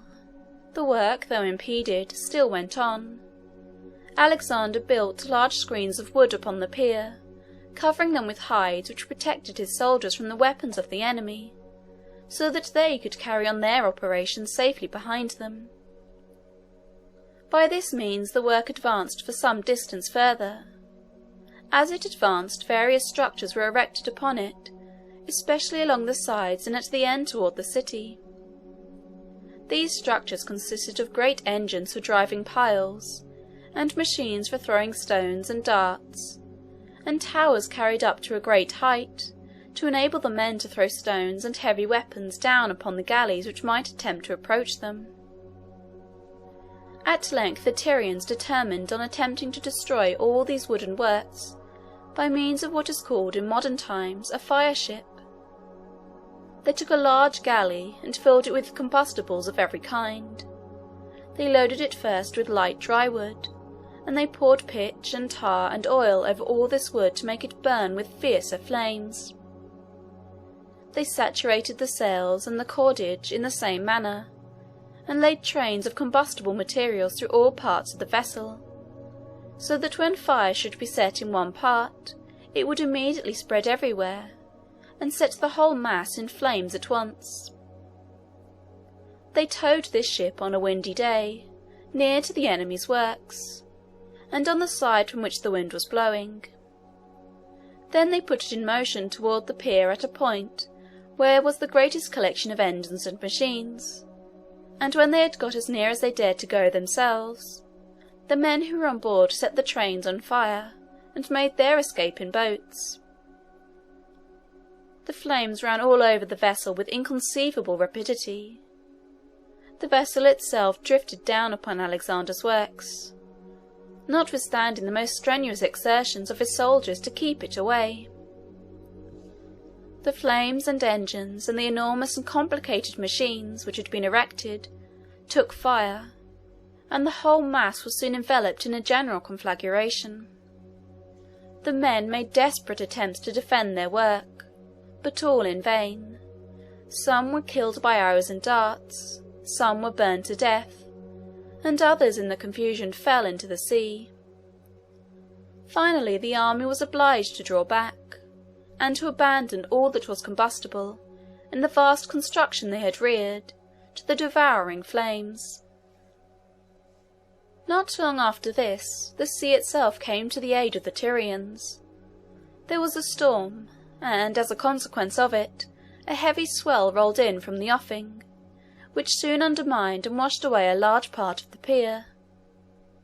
The effects of a heavy sea on the most massive and substantial structures, when they are fairly exposed to its impulse, are far greater than will be conceived possible by those who had not witnessed them. The most ponderous stones are removed, the strongest fastenings are torn asunder, and embankments the most compact and solid are undermined and washed away. The storm in this case destroyed in a few hours the work of many months, while the army of Alexander looked on from the shore, witnessing its ravages in dismay. When the storm was over, and the first shock of chagrin and disappointment had passed from the minds of the men, Alexander prepared to resume the work with fresh vigour and energy. The men commenced repairing the pier and widening it, so as to increase its strength and capacity. They dragged whole trees to the edges of it, and sunk them, branches and all, to the bottom, to form a sort of platform there to prevent the stones from sinking into the slime. They built new towers and engines, covering them with green hides to make them fireproof, and thus they were soon advancing again, and gradually drawing nearer to the city, and in a more threatening and formidable manner than ever. Alexander, finding that his efforts were impeded very much by the ships of the Tyrians, determined on collecting and equipping a fleet of his own. This he did at Sidon, which was a small town a short distance north of Tyre. He embarked on board this fleet himself, and came down with it into the Tyrian seas. With this fleet he had various success. He chained many of the ships together, 2 and 2, at a little distance apart, covering the enclosed space with a platform on which the soldiers could stand to fight. The men also erected engines on these platforms to attack the city. These engines were of various kinds. There was what they called the battering ram, which was a long and very heavy beam of wood, headed with iron or brass. This beam was suspended by a chain in the middle, so that it could be swung back and forth by the soldiers, its head striking against the wall each time, by which means the wall would sometimes be soon battered down. They had also machines for throwing great stones, or beams of wood, by means of the elastic force of strong bars of wood, or of steel, or that of twisted rope. The part of the machine upon which the stone was placed would be drawn back by the united strength of many of the soldiers, and then, as it recovered itself when released, the stone would be thrown off into the air with prodigious velocity and force. Alexander's double galleys answered very well as long as the water was smooth, but sometimes when they were caught out in a swell, the rolling of the waves would rack and twist them so as to tear the platforms asunder and sink the men into the sea. The difficulties, unexpected and formidable, were continually arising. Alexander, however, persevered through them all. The Tyrians, finding themselves pressed more and more, and seeing that the dangers impeding them became more and more formidable every day, at length concluded to send a great number of the women and children away to Carthage, which was a great commercial city in Africa. They were determined not to submit to Alexander, but to carry their resistance to the very last extremity. And as the closing scenes of a siege, especially if the place is at last taken by storm, are beyond description, they wished to save their wives and daughters and hapless babes from having to witness them. In the meantime, as the siege advanced, the parties became more and more incensed against each other. They treated the captives which they took on either side with greater and greater cruelty, each thinking that they were only retaliating worse injuries from the other. The Macedonians approached nearer and nearer. The resources of the unhappy city were gradually cut off and its strength worn away. The enemies approached nearer and nearer to the walls, until the battering rams bore directly upon them, and breaches began to be made. At length one great breach on the southern side was found to be practicable, as they call it.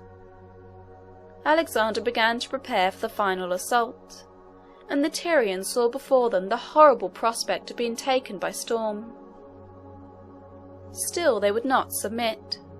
Submission would now have done but little good, though it might have saved some from the final horrors of the scene. Alexander had become greatly exasperated by the long resistance which the Tyrians had made.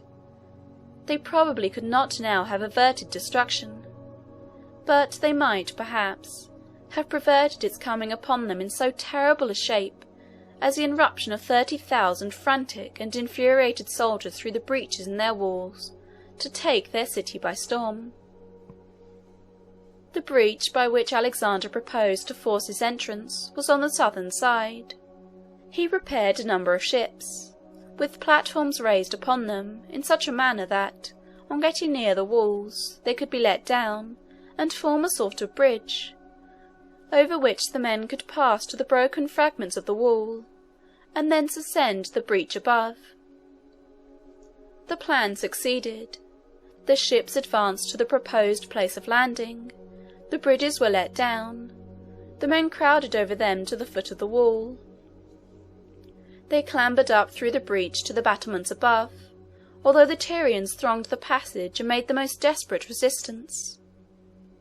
Hundreds were killed by darts and arrows and falling stones, and their bodies tumbled into the sea.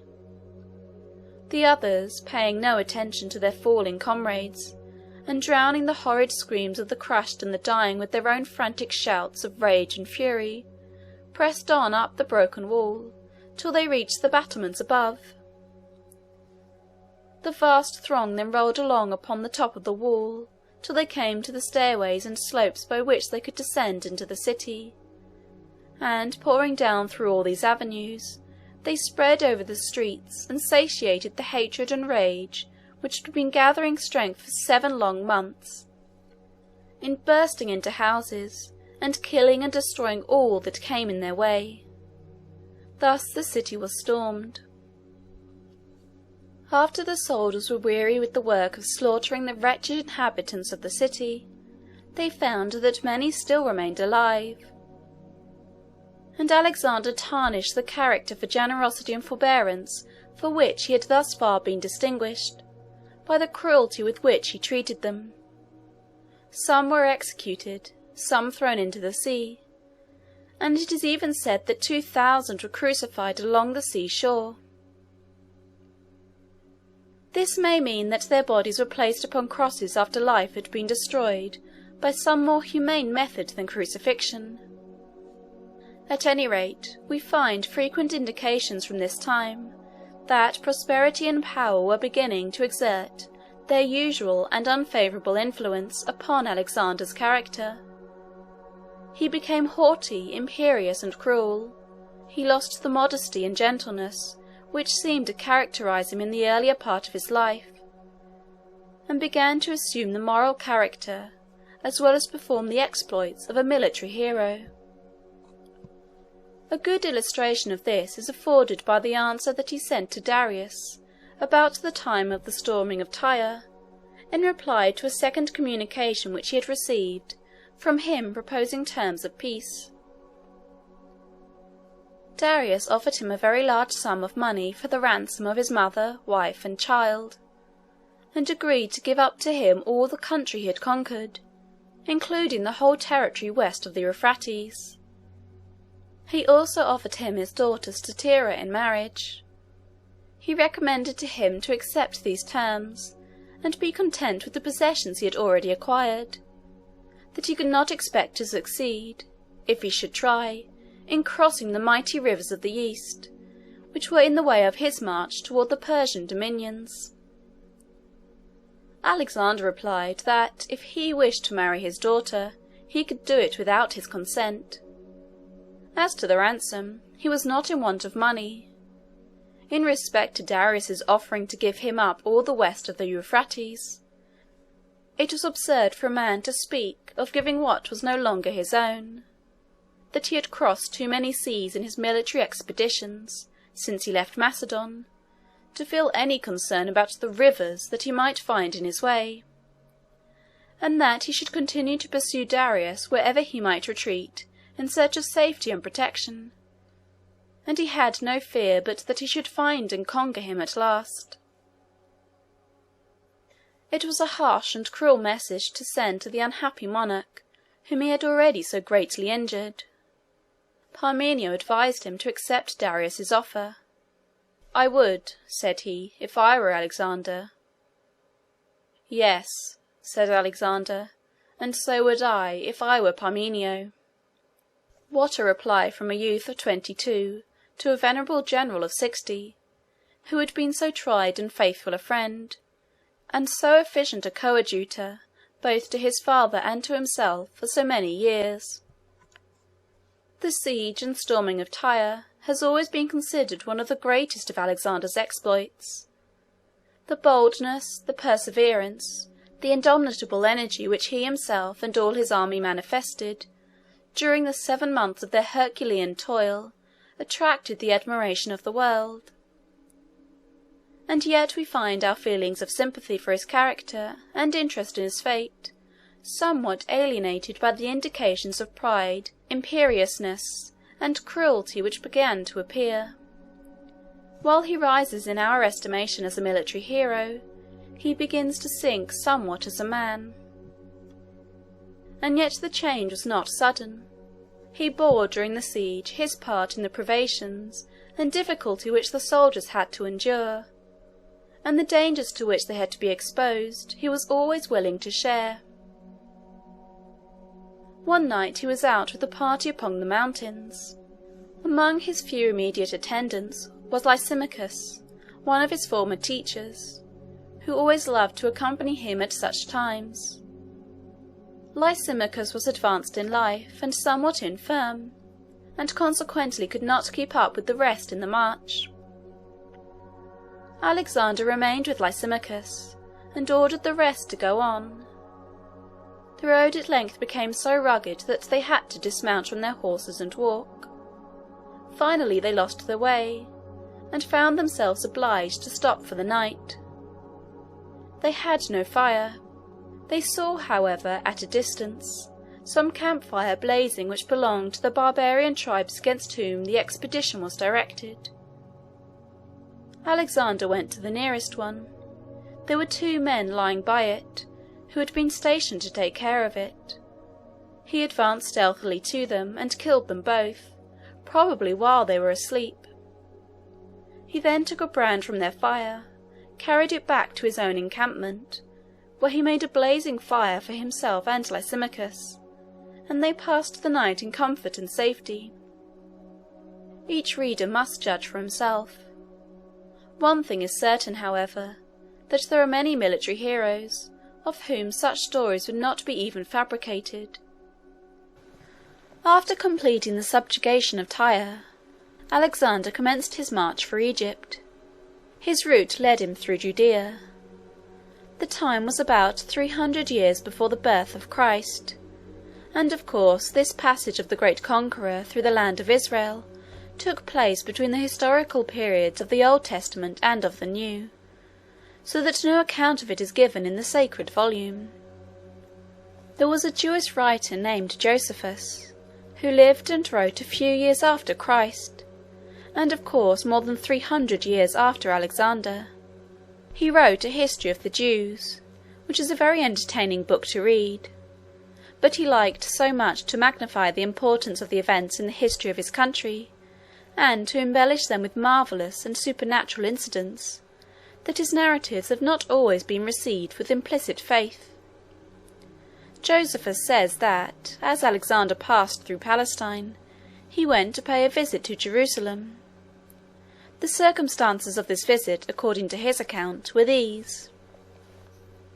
The city of Tyre, before Alexander besieged it, as it lived entirely by commerce and was surrounded by the sea, had to depend on the neighbouring countries for a supply of food. The people were accordingly accustomed to purchase grain in Phoenicia, in Judea, and in Egypt, and transport it by their ships to the island. Alexander, in the same manner, when besieging the city, found that he must depend on the neighbouring countries for supplies of food, and he accordingly sent requisitions for such supplies to several places, and among others to Judea. The Jews, as Josephus says, refused to send any such supplies, saying that it would be inconsistent with fidelity to Darius, under whose government they were. Alexander took no notice of this reply at the time, being occupied with the siege of Tyre. But as soon as that city was taken, and he was ready to pass through Judea, he directed his march towards Jerusalem, with the intention of destroying the city. Now the chief magistrate at Jerusalem at this time, the one who had the command of the city, ruling it, of course, under a general responsibility to the Persian government, was the high priest. His name was Jadus.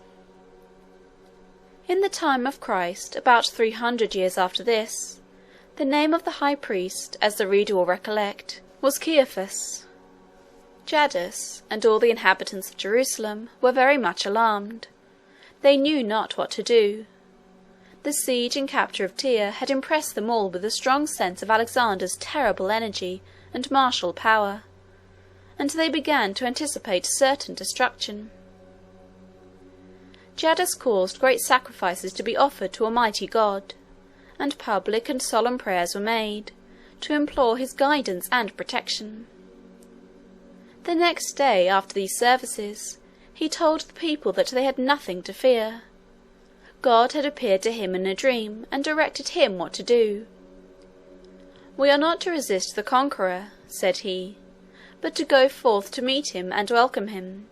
We are to strew the city with flowers, and adorn it as for a festive celebration. The priests are to be dressed in their pontifical robes and go forth, and the inhabitants are to follow them in a civic procession. In this way we are to go out to meet Alexander as he advances, and all will be well." These directions were followed. Alexander was coming on with a full determination to destroy the city. When, however, he saw this procession, and came near enough to distinguish the appearance and dress of the high priest, he stopped, seemed surprised and pleased, and advanced toward him with an air of the profoundest deference and respect. He seemed to pay him almost religious homage and adoration. Every one was astonished. Parmenio asked him for an explanation. Alexander made the following extraordinary statement: "When I was in Macedon, before setting out on this expedition, while I was revolving the subject in my mind, musing day after day on the means of conquering Asia, one night I had a remarkable dream. In my dream this very priest appeared before me, dressed just as he is now. He exhorted me to banish every fear, to cross the Hellespont boldly, and to push forward into the heart of Asia. He said that God would march at the head of my army, and give me victory over all the Persians. I recognize this priest as the same person that appeared to me then. He has the same countenance, the same dress, the same stature, the same air. It is through his encouragement and aid that I am here, and I am ready to worship and adore the God whose service he administers." Alexander joined the high priest in the procession, and they returned to Jerusalem together. There Alexander united with them, and with the Jews of the city, in the celebration of religious rites, by offering sacrifices and oblations in the Jewish manner. The writings, which are now printed together in our Bibles, as the Old Testament, were in those days written separately on parchment rolls, and kept in the temple. The priests produced from the rolls the one containing the prophecies of Daniel, and they read and interpreted some of these prophecies to Alexander, which they considered to have reference to him, though written many hundred years before. Alexander was, as Josephus relates, very much pleased at the sight of these ancient predictions, and the interpretation put upon them by the priests. He assured the Jews that they should be protected in the exercise of all their rights, and especially in their religious worship, and he also promised them that he would take their brethren who resided in Media and Babylon under his special charge when he should come into possession of those places. The Jews of Media and Babylon were the descendants of captives which had been carried away from their native land in former wars. Such is the story which Josephus relates. The Greek historians, on the other hand, make no mention of this visit to Jerusalem, and some persons think that it was never made, but that the story arose and was propagated from generation to generation among the Jews, through the influence of their desire to magnify the importance and influence of their worship, and that Josephus incorporated the account into his history without sufficiently verifying the facts. However it may be in regard to Jerusalem, Alexander was delayed at Gaza, which, as may be seen upon the map, is on the shore of the Mediterranean Sea. It was a place of considerable commerce and wealth, and was, at this time, under the command of a governor whom Darius had stationed there. His name was Betis. Betis refused to surrender the place. Alexander stopped to besiege it, and the siege delayed him 2 months. He was very much exasperated at this, both against Betis and against the city. His unreasonable anger was very much increased by a wound which he received. He was near a mound which his soldiers had been constructed near the city, to place engines upon for an attack upon the walls, when an arrow, shot from one of the engines upon the walls, struck him in the breast. It penetrated his armour, and wounded him deeply in the shoulder. The wound was very painful for some time, and the suffering which he endured from it only added fuel to the flame of his anger against the city. At last breaches were made in the walls, and the place was taken by storm. Alexander treated the wretched captives with extreme cruelty. He cut the garrison to pieces, and sold the inhabitants to slavery. As for Betis, he dealt with him in a manner almost too horrible to be described. The reader will recollect that Achilles, at the siege of Troy, after killing Hector, dragged his body around the walls of the city. Alexander, growing more cruel as he became more accustomed to war and bloodshed, had been intending to imitate this example so soon as he could find an enemy worthy of such a fate. He now determined to carry his plan into execution with Betis. He ordered him into his presence. A few years before he would have rewarded him for his fidelity in his master's service, but now, grown selfish, hard-hearted, and revengeful, he looked upon him with a countenance full of vindictive exultation, and said, "You are not going to die the simple death that you desire. You have got the worst torments that revenge can invent to suffer." Betis did not reply, but looked upon Alexander with a calm and composed and unsubdued air, which incensed the conqueror more and more. "Observe his dumb arrogance," said Alexander, "but I will conquer him. I will show him that I can draw groans from him, if nothing else." He then ordered holes to be made through the heels of his unhappy captive, and, passing a rope through them, had the body fastened to a chariot, and dragged about the city till no life remained. Alexander found many rich treasures in Gaza.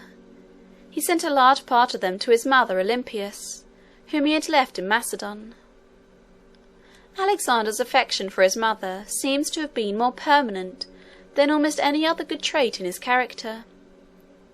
He found, in addition to other stores of valuable merchandise, a large quantity of frankincense and myrrh. These are gums which were brought from Arabia, and were very costly. They were used chiefly in making offerings and in burning incense to the gods. When Alexander was a young man in Macedon, before his father's death, he was one day present at the offering of sacrifices, and one of his teachers and guardians, named Leonatus, who was standing by, thought he was rather profuse in his consumption of frankincense and myrrh. He was taking it up by handfuls and throwing it upon the fire. Leonnatus reproved him for this extravagance, and told him that when he became master of the countries where these costly gums were procured, he might be as prodigal of them as he pleased, but that in the meantime it would be proper for him to be more prudent and economical. Alexander remembered this reproof, and finding vast stores of these expensive gums in Gaza, he sent the whole quantity to Leonnatus, telling him that he sent him this abundant supply that he might not have occasion to be so reserved and sparing for the future in his sacrifices to the gods. After this conquest and destruction of Gaza, Alexander continued his march southward to the frontiers of Egypt. He reached these frontiers at the city of Pelusium. The Egyptians had been under the Persian dominion, but they abhorred it, and were very ready to submit to Alexander's sway.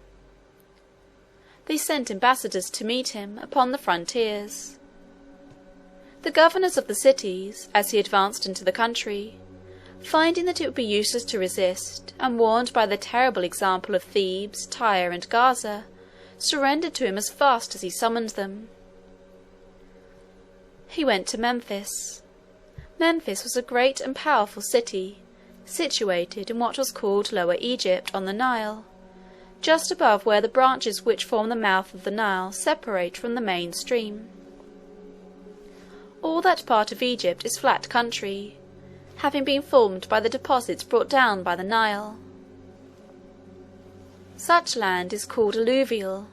It is always level, and as it consists of successive deposits from the turbid waters of the river, made in the successive inundations, it forms always a very rich soil, deep and inexhaustible, and is of course extremely fertile. Egypt has been celebrated for its unexampled fertility from the earliest times. It waves with fields of corn and grain, and is adorned with groves of the most luxuriant growth and richest verdure. It is only, however, so far as the land is formed by the deposits of the Nile, that this scene of verdure and beauty extends. On the east it is bounded by ranges of barren and rocky hills, and on the west by vast deserts consisting of moving sands, from which no animal or vegetable life can derive the means of existence. The reason of this sterility seems to be the absence of water. The geological formation of the land is such that it furnishes few springs of water and no streams, and in that climate it seldom or never rains. If there is water, the most barren sands will clothe themselves with some species of vegetation, which, in its decay, will form a soil that will nourish more and more fully each succeeding generation of plants. But in the absence of water, any surface of earth will soon become a barren sand. The wind will drive away everything imponderable, leaving only the heavy sands to drift in storms, like fields of snow. Among these African deserts, however, there are some fertile spots. They are occasioned by springs which arrive in little dells, and which saturate the ground with moisture for some distance around them. The water from these springs flows for some distance, in many cases, in a little stream, before it is finally lost and absorbed in the sands. The whole tract, under the influence of this irrigation, clothes itself with verdure. Trees go up to shade it. It forms a spot whose beauty, absolutely great, is heightened by the contrast which it presents to the gloomy and desolate desert by which it is surrounded. Such a green spot in the desert is called an oasis. They are the resort and the refuge of the traveller and the pilgrim, who seek shelter and repose upon them in their weary journeys over the trackless wilds. Nor must it be supposed that these islands of fertility and verdure are always small. Some of them are very extensive, and contain a considerable population. There is one called the Great Oasis, which consists of a chain of fertile tracts of about 100 miles in length. Another, called the Oasis of Siwa, has in modern times a population of 8,000 souls. This last is situated not far from the shores of the Mediterranean Sea, at least not very far, perhaps 200 or 300 miles, and it was a very celebrated spot in Alexander's day. The cause of its celebrity was that it was the seat and centre of the worship of a famous deity called Jupiter Ammon. This god was said to be the son of Jupiter, though there were all sorts of stories about his origin and early history. He had the form of a ram, and was worshipped by the people of Egypt, and also by the Carthaginians, and by the people of northern Africa generally. His temple was in this oasis, and it was surrounded by a considerable population, which was supported in a great degree by the expenditures of the worshippers who came as pilgrims or otherwise to sacrifice at his shrine. It is said that Alexander, finding that the various objects of human ambition, which he had been so rapidly attaining by his victories and conquests for the past few years, were insufficient to satisfy him, began now to aspire for some supernatural honours, and he accordingly conceived the design of having himself declared to be the son of a god. The heroes of Homer were sons of the gods. Alexander envied them the fame and honour which this distinction gave them in the opinion of mankind. He determined to visit the temple of Jupiter Ammon, in the oasis of Siwa, and to have the declaration of his divine origin made by the priest there. He proceeded accordingly to the mouth of the Nile, where he found a very eligible place, as he believed, for the foundation of a commercial city, and he determined to build it on his return. Thence he marched along the shores of the Mediterranean toward the west, until he reached a place called Paraetonium, which will be found upon the map. He then left the seashore and marched south, striking at once into the desert when he left the sea. He was accompanied by a small detachment of his army as an escort, and they journeyed 11 days before they reached the oasis. They had a variety of perilous adventures in crossing the desert. For the first 2 days the soldiers were excited and pleased with the novelty and romantic grandeur of the scene. The desert has, in some degree, the sublimity of the ocean. There is the same boundless expanse, the same vast unbroken curve of the horizon, the same tracklessness, the same solitude. There is, in addition, a certain profound and awful stillness and repose, which imparts to it a new element of impressiveness and grandeur. Its dread and solemn silence is far more imposing and sublime than the loudest thunders of the seas. The 3rd day the soldiers began to be weary of such a march. They seemed afraid to penetrate any further into such boundless and terrible solitudes. They had been obliged to bring water with them in goatskins, which were carried by camels. The camel is the only beast of burden which can be employed upon the deserts. There is a peculiarity in the anatomical structure of this animal, by which he can take in at one time a supply of water for many days. He is formed, in fact, for the desert. In his native state he lives in the oases and in the valleys. He eats the herbage which grows among the rocks and hills that alternate with the great sandy plains in all these countries. In passing from one of his scanty pasturages to another, he has long journeys to make across the sands, where, though we can find food here and there is no water. Providence has formed him with a structure adapted to this exigency, and by means of it he becomes extremely useful to man. The soldiers of Alexander did not take a sufficient supply of water, and were reduced at one time to great distress. They were relieved, the stories say, by a rain, though rain is extremely unusual in the deserts. Alexander attributed this supply to the miraculous interposition of heaven. They catch the rain, in such cases, with cloths, and afterwards wring out the water, though in this instance As the historians of that day say, the soldiers did not wait for this tardy method of supply, but the whole detachment held back their heads and opened their mouths, to catch the drops of rain as they fell. There was another danger to which they were exposed in their march, more terrible even than the scarcity of water. It was that of being overwhelmed in the clouds of sand and dust which sometimes swept over the desert in gales of wind.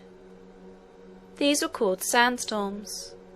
The fine sand flew in some cases in driving clouds, which filled the eyes and stopped the breath of the traveller, and finally buried his body under its drifts when he lay down to die.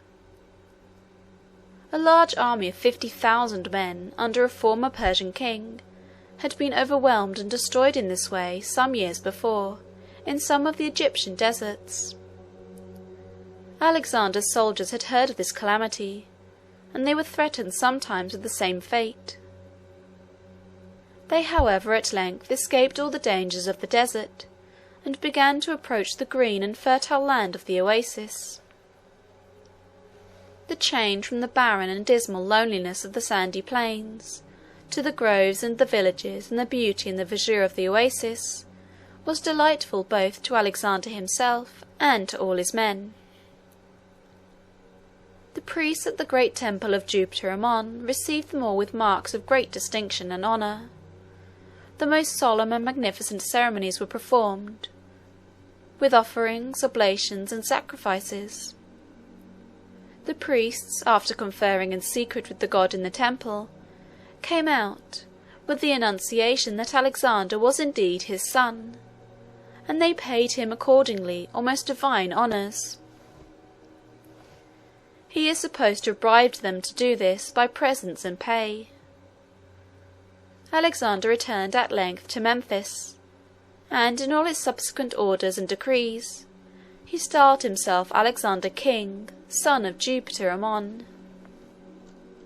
But though Alexander was thus willing to impress his ignorant soldiers with a mysterious veneration for his fictitious divinity, he was not deceived himself on the subject. He sometimes even made his pretensions to the divine character a subject of joke. For instance, they one day brought him in too little fire in the focus. The focus, or fireplace used in Alexander's day, was a small metallic stand, on which the fire was built. It was placed wherever convenient in the tent, and the smoke escaped above. They had put upon the focus too little fuel one day when they brought it in. Alexander asked the officer to let him have either some wood or some frankincense. They might consider him, he said, as a god or as a man, whichever they pleased, but he wished to be treated either like one or the other. On his return from the oasis, Alexander carried forward his plan of building a city at the mouth of the Nile. He drew the plan, it is said, with his own hands. He superintended the constructions, and invited artisans and mechanics from all nations to come and reside in it. They accepted the invitation in great numbers, and the city soon became large and wealthy and powerful. It was intended as a commercial post, and the wisdom and sagacity which Alexander manifested in the selection of the site is shown by the fact that the city rose immediately to the rank of the great seat of trade and commerce for all those shores, and has continued to hold that rank now for 20 centuries. There was an island near the coast, opposite the city, called the island of Pharos. They built a most magnificent lighthouse upon one extremity of this island, which was considered in those days one of the wonders of the world. It was said to be 500 feet high. This may have been an exaggeration. At any rate, it was celebrated throughout the world in its day, and its existence and its greatness made an impression on the human mind which has not yet been effaced. Pharos is the name for lighthouse in many languages to the present day. In building the city of Alexandria, Alexander laid aside, for a time, his natural and proper character, and assumed a mode of action in strong contest with the ordinary course of his life. He was throughout most of his career a destroyer. He roamed over the world to interrupt commerce, to break in upon and disturb the peaceful pursuits of industry, to batter down city walls, and burn dwellings and kill men. This is the true vocation of a hero and a conqueror. But at the mouth of the Nile, Alexander laid aside this character. He turned his energies to the work of planning means to do good. He constructed a port, he built warehouses, he provided accommodations and protections for merchants and artisans. The nations exchanged their commodities far more easily and extensively in consequence of these facilities, and the means of comfort and enjoyment were multiplied and increased in thousands and thousands of huts in the great cities of Egypt, and in the rural districts along the banks of the Nile. The good, too, which he thus commenced, had perpetuated itself. Alexandria has continued to fulfil its beneficent function for 2,000 years. It is the only monument of his greatness which remains. Everything else which he accomplished perished when he died. How much better would it have been for the happiness of mankind, as well as for his own true fame and glory, if doing good had been the rule of his life instead of the exception. All the western part of Asia was now in Alexander's power. He was undisputed master of Asia Minor, Phoenicia, Judea, and Egypt. He returned from Egypt to Tyre, leaving governors to rule in his name in all the conquered provinces. The injuries which had been done to Tyre during the siege and the assault were repaired, and it was again a wealthy, powerful, and prosperous city. Alexander rested and refreshed his army there, and spent some weeks in most splendid festivities and rejoicings. The princes and potentates of all the neighbouring countries assembled to partake of his hospitality, to be entertained by the games, the plays, the spectacles, and the feastings, and to unite in swelling his court and doing him honour. In a word, he was the general centre of attention for all eyes, and the object of universal homage. All this time, however, he was very far from being satisfied, or feeling that his work was done. Darius, whom he considered his great enemy, was still in the field, unsubdued. He had retreated across the Euphrates, and was employed in assembling a vast collection of forces from all the eastern nations which were under his sway, to meet Alexander in the final contest. Alexander therefore made arrangements at Tyre for the proper government of the various kingdoms and provinces which he had already conquered, and then began to prepare for marching eastward with the main body of his army. During all this time the ladies of Darius's family, who had been taken captive at Issus, had been retained in captivity, and made to accompany Alexander's army in its marches. Alexander refused to accede to any of the plans and propositions which Darius made, and offered for the redemption of his wife and mother, but insisted on retaining them as his prisoners. He, however, treated them with respect and high consideration. He provided them with royal tents of great magnificence, and had them conveyed from place to place when his army moved, with all the royal state to which they had been accustomed when in the court of Darius. This is Audiobook Caboodle YouTube channel. Place for finest collection of audiobooks and novels. It has been generally thought a proof of nobleness of spirit and generosity in Alexander that he treated his captives in this manner. It would seem, however, that true generosity would have prompted the restoration of these unhappy and harmless prisoners to the husband and father who mourned their separation from him, and their cruel sufferings, with bitter grief. It is more probable, therefore, that policy and a regard for his own aggrandizement, rather than compassion for the suffering, led him to honour his captive queens.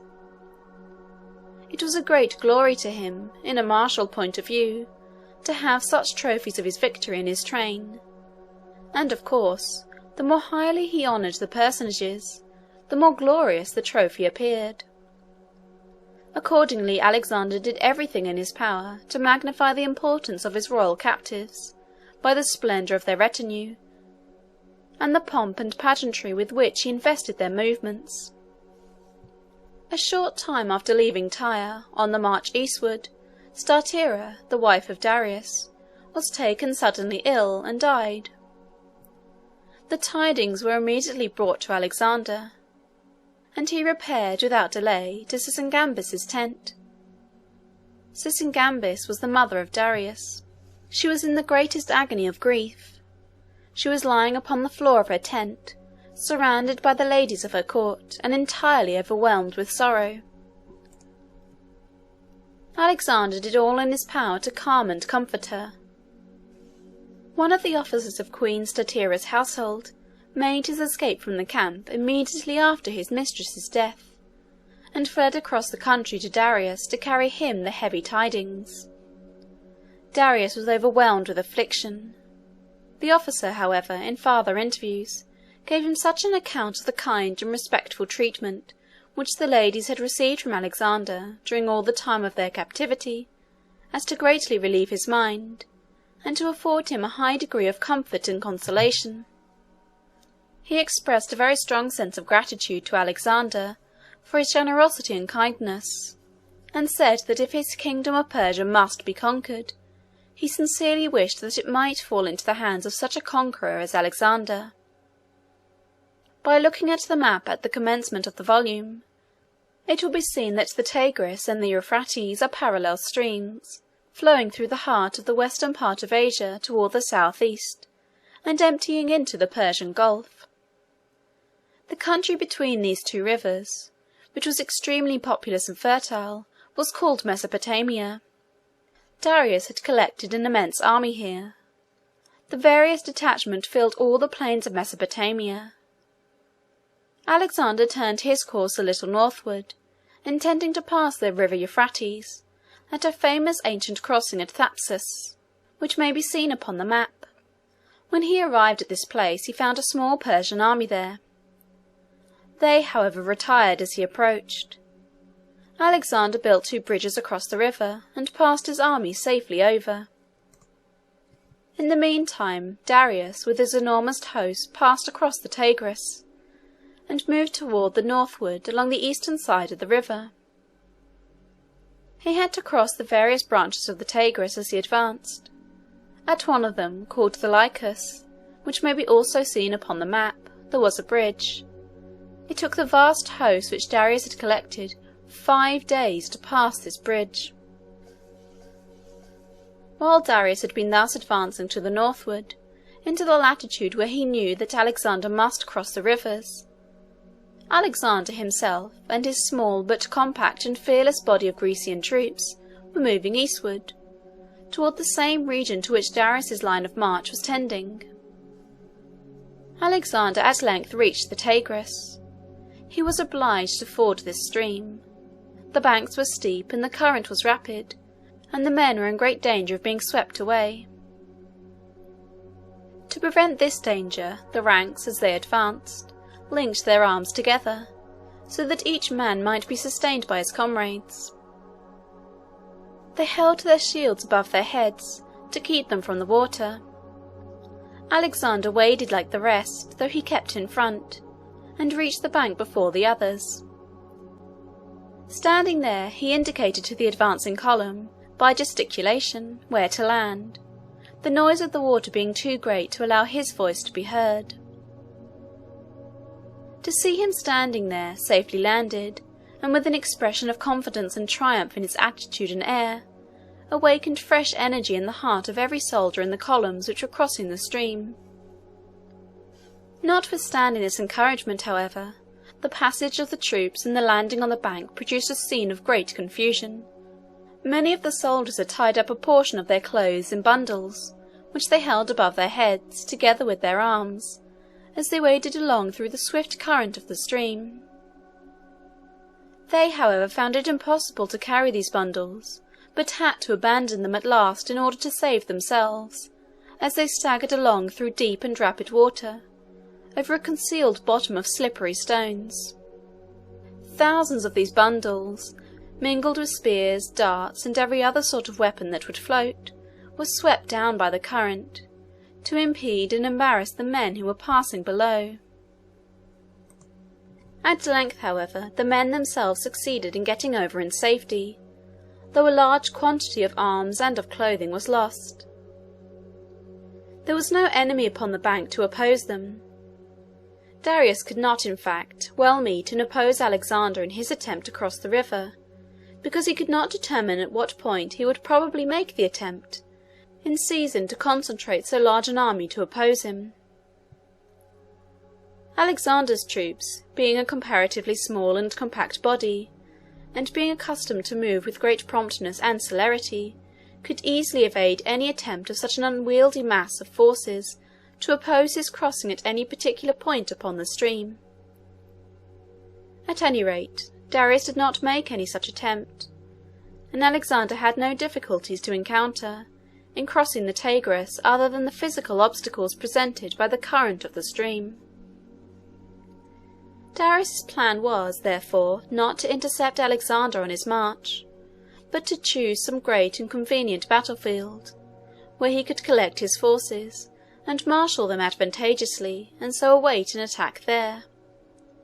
He knew very well that his enemy would seek him out, wherever he was, and consequently that he might choose his position. He found such a field in an extensive plain at Gaugamela, not far from the city of Arbela.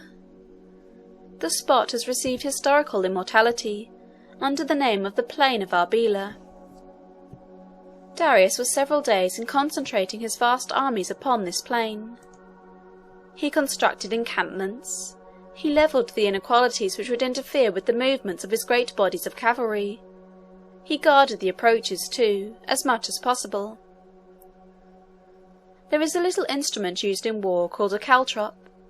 It consists of a small ball of iron, with several sharp points projecting from it 1 or 2 inches each way.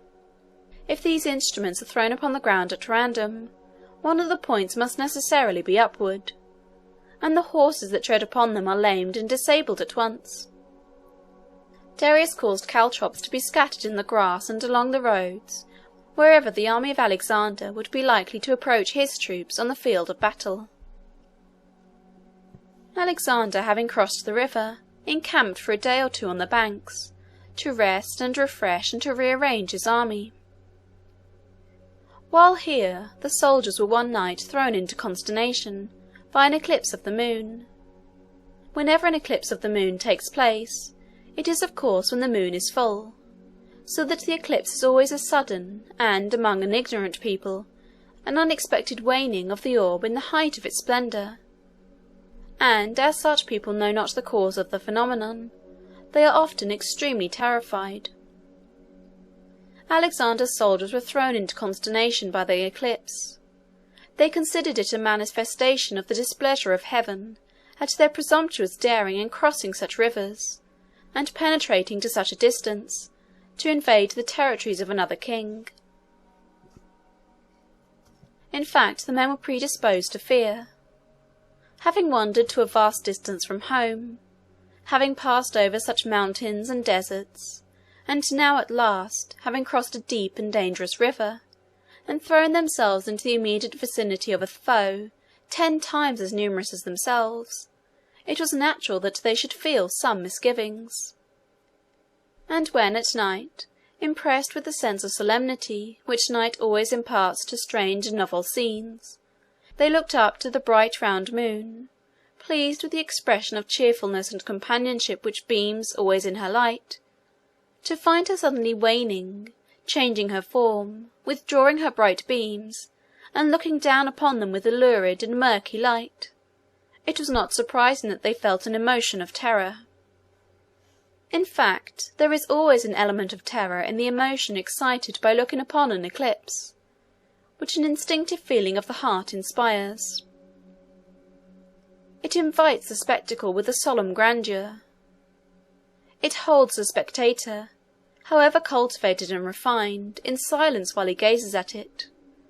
It mingles with the scientific appreciation of the vastness of the movements and magnitudes by which the effect is produced. and while the one occupies the intellect, the other impresses the soul. The mind that has lost, through its philosophy, the power of feeling this emotion of awe in such scenes, has sunk, not risen. Its possessor has made himself inferior, not superior, to the rest of his species, by having paralysed one of his susceptibilities of pleasure. To him an eclipse is only curious and wonderful, to others it is sublime. The soldiers of Alexander were extremely terrified. A great panic spread throughout the encampment. Alexander himself, instead of attempting to allay their fears by reasoning, or treating them as of no importance, immediately gave the subject his most serious attention. He called together the soothsayers, and directed them to consult together, and let him know what this great phenomenon portended. This mere committing of the subject to the attention of the soothsayers had a great effect among all the soldiers of the army. It calmed them. It changed their agitation and terror into a feeling of suspense, in awaiting the answer of the soothsayers, which was far less painful and dangerous. And at length, when the answer came, it allayed their anxiety and fear altogether. The soothsayers said that the sun was on Alexander's side, and the moon on that of the Persians, and that this sudden waning of her light foreshadowed the defeat and destruction which the Persians were about to undergo. The army was satisfied with this decision, and were inspired with new confidence and ardour. It is often idle to attempt to oppose ignorance and absurdity by such feeble instruments as truth and reason, and the wisest managers of mankind have generally been most successful when their plan has been to counteract one folly by means of the influence of another. Alexander's army consisted of about 50,000 men, with the phalanx in the centre. This army moved along down the eastern bank of the Tigris, the scouts pressing forward as far as possible in every direction in front of the main army, in order to get intelligence of the foe. It is in this way that two great armies feel after each other, as it were, like insects creeping over the ground, exploring the way before them with their antennae. At length, after 3 days' advance, the scouts came in with intelligence of the enemy. Alexander pressed forward with a detachment of his army to meet them.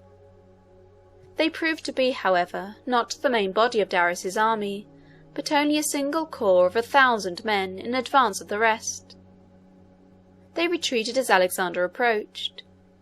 He, however, succeeded in capturing some horsemen, who gave the information that Darius had assembled his vast forces on the plain of Arbela, and was waiting there in readiness to give his advancing enemy battle.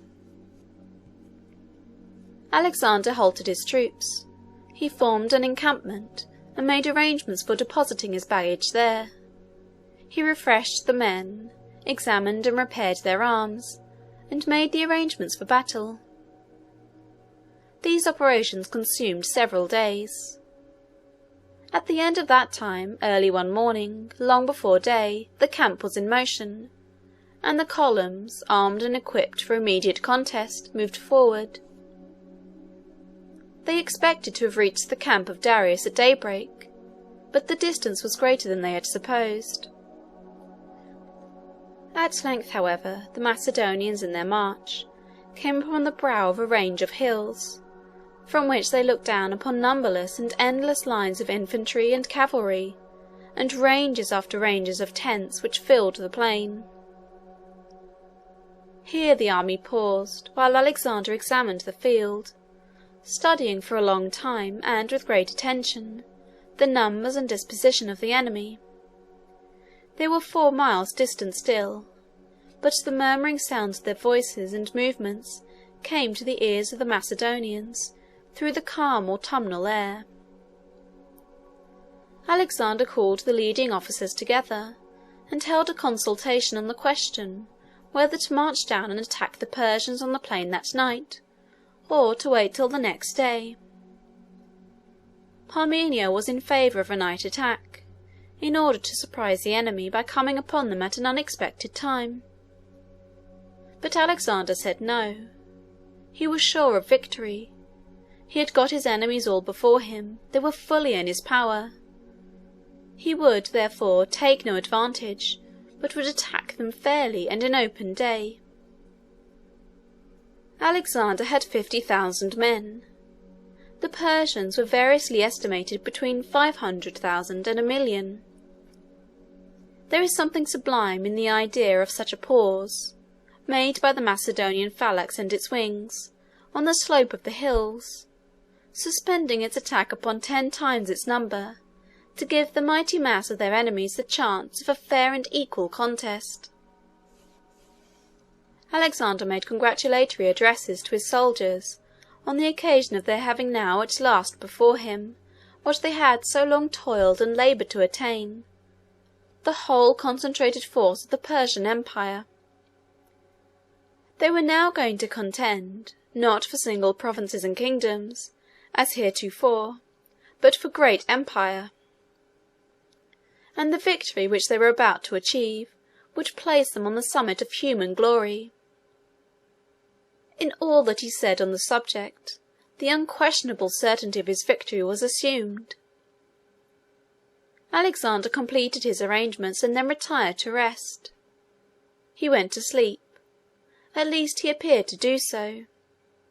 Early in the morning Parmenio arose, summoned the men to their posts, and arranged everything for the march. He then went to Alexander's tent. Alexander was still asleep. He awoke him and told him that all was ready. Parmenio expressed surprise at his sleeping so quietly at a time when such vast issues were at stake. "You seem as calm," said he, "as if you had had the battle and gained the victory." "I have done so," said Alexander. "I consider the whole work done when we have gained access to Darius and his forces, and find him ready to give us battle." Alexander soon appeared at the head of his troops. Of course this day was one of the most important ones of his life, and one of the historians of the time has preserved an account of his dress as he went into battle. He wore a short tunic, girt close around him, and over it a linen breastplate, strongly quilted. The belt by which the tunic was held was embossed with figures of beautiful workmanship. This belt was a present to him from some of the people of the conquered countries through which he had passed, and it was very much admired. He had a helmet upon his head of polished steel, with a neck-piece, also of steel, ornamented with precious stones. His helmet was surmounted with a white plume. His sword, which was a present to him from the King of Cyprus, was very light and slender, and of the most perfect temper. He carried also a shield and a lance, made in the best possible manner for use, not for display. Thus his dress corresponded with the character of his action. It was simple, compact, and whatever of value it possessed consisted in those substantial excellences which would give the bearer the greatest efficiency on the field of battle. The Persians were accustomed to make use of elephants in their wars. They also had chariots with scythes placed at their axles, which they were accustomed to drive among their enemies and mow them down. Alexander resorted to none of these contrivances. There was the phalanx, the terrible phalanx, advancing irresistibly, either in one body or in detachments, with columns of infantry and flying troops of horsemen on the wings. Alexander relied simply on the strength, the courage, the energy, and the calm and steady but resistless ardour of his men, arranging them in simple combinations, and leading them forward directly to their work. The Macedonians cut their way through the mighty mass of their enemies with irresistible force. The elephants turned and fled. The foot soldiers seized the horses of some of the scythe-armed chariots and cut the traces. In respect to others they opened to the right and left and let them pass through, when they were easily captured by the men in the rear. In the meantime the phalanx pressed on, enjoying a great advantage in the level nature of the ground. the Persian troops were broken in upon and driven away wherever they were attacked.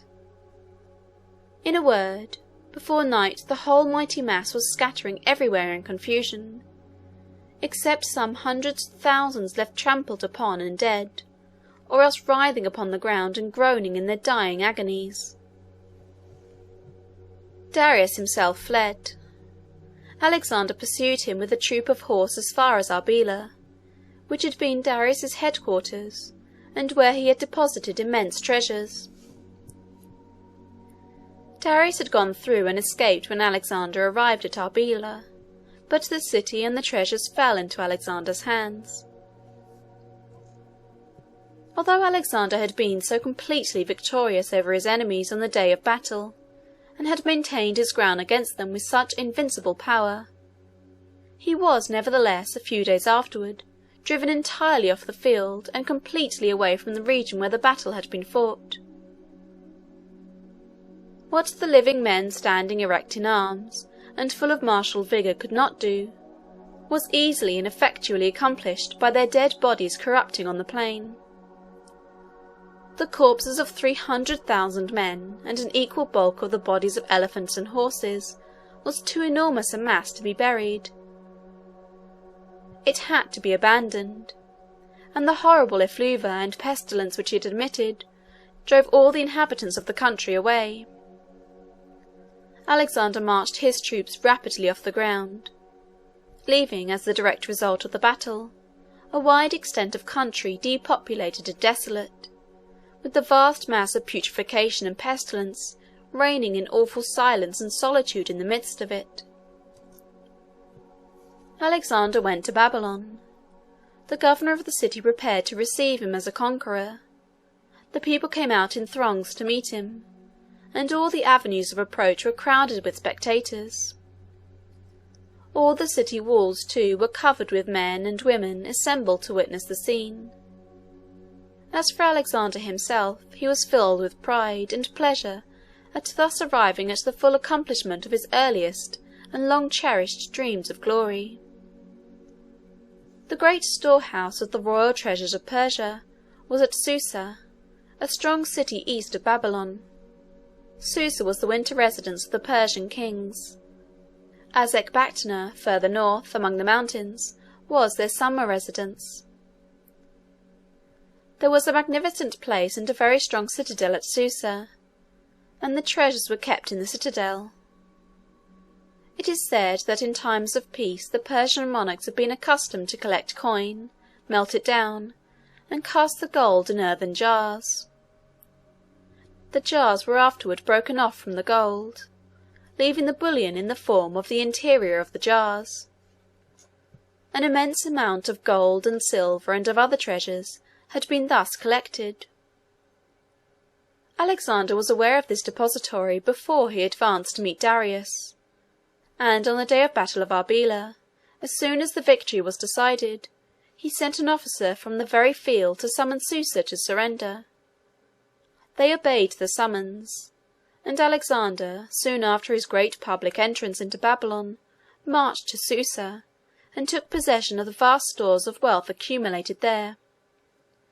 The amount was enormous, both in quantity and value, and the seizing of it was a very magnificent act of plunder.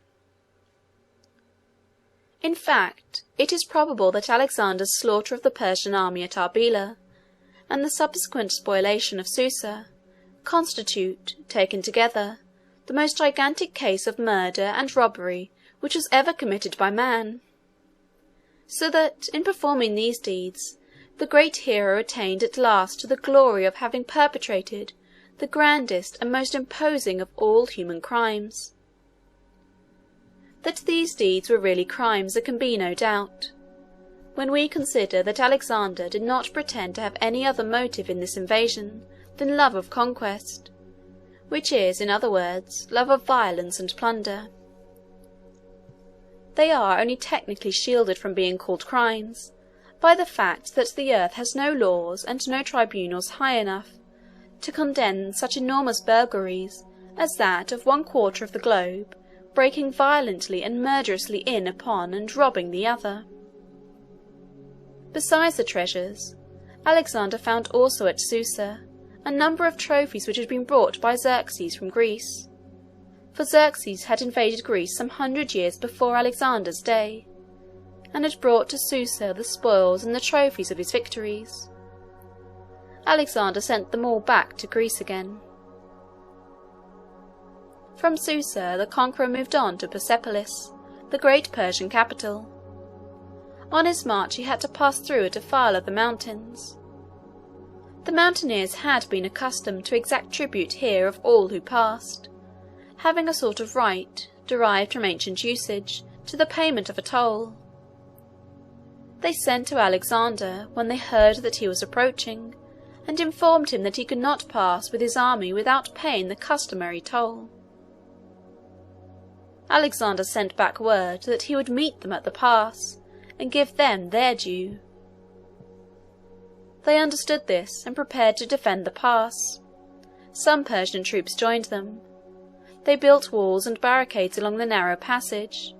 They collected great stones on the brinks of precipices, and on the declivities of the mountains, to roll down upon the heads of their enemies. By these and every other means they attempted to stop Alexander's passage. But he had contrived to send detachments around by circuitous and precipitous paths, which even the mountaineers had deemed impracticable, and thus attack his enemies suddenly and unexpectedly from above their own positions. As usual his plan succeeded.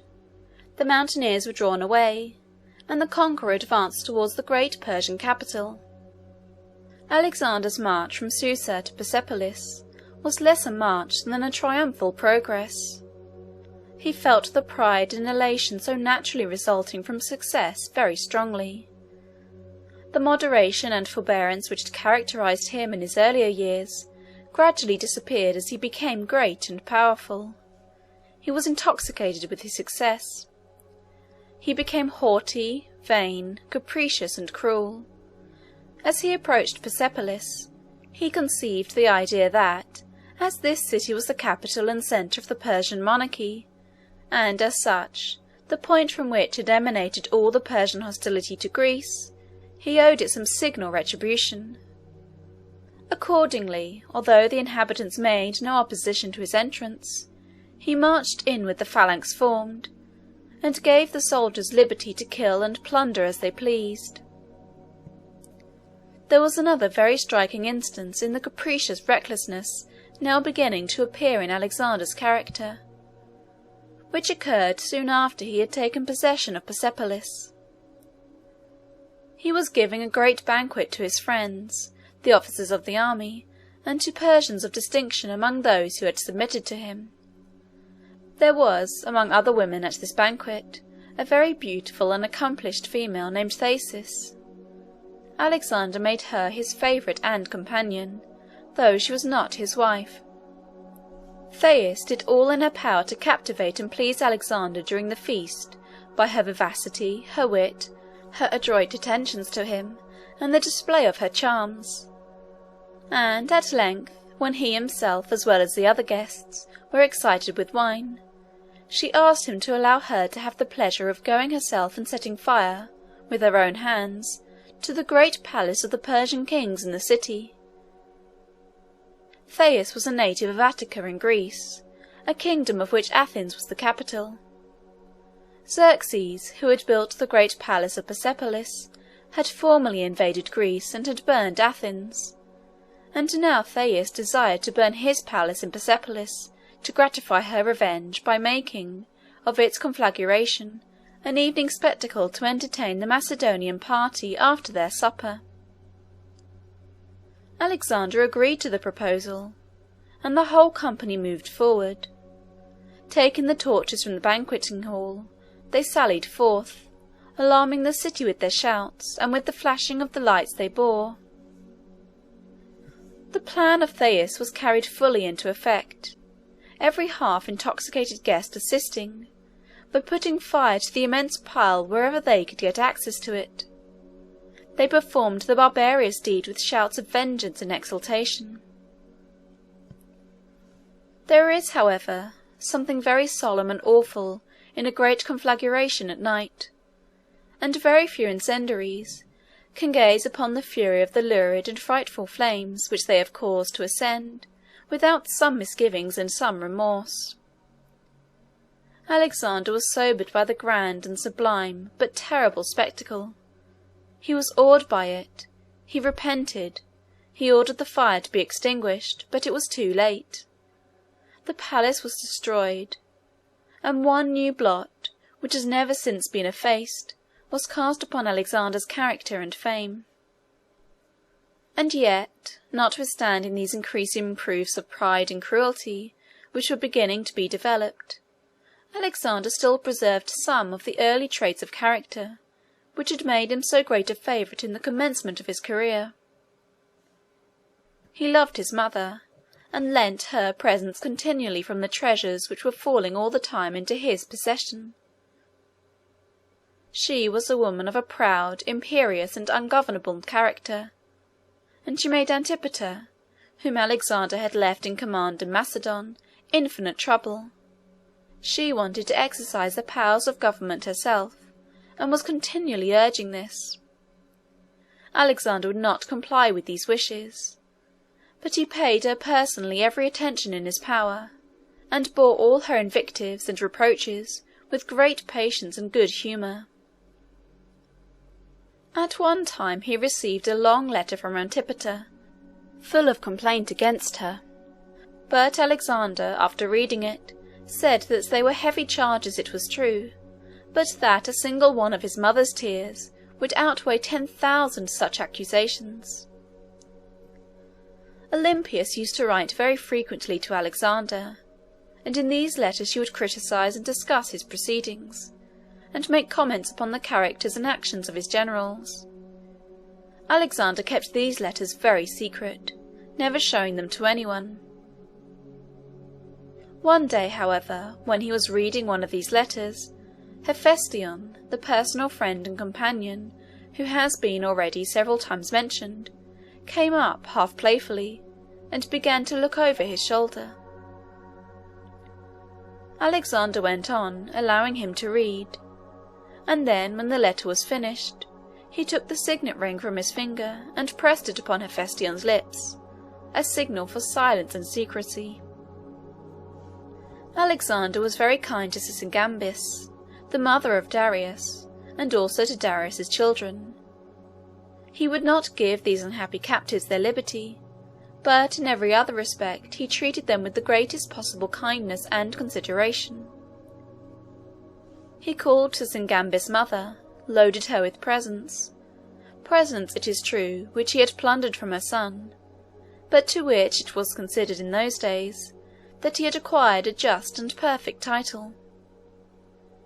When he reached Susa, he established Sysigambis and the children there in great state. This had been their usual residence in most seasons of the year, when not in Persepolis, so that here they were, as it were, at home. Ecbatana was, as has already been mentioned, further north, among the mountains.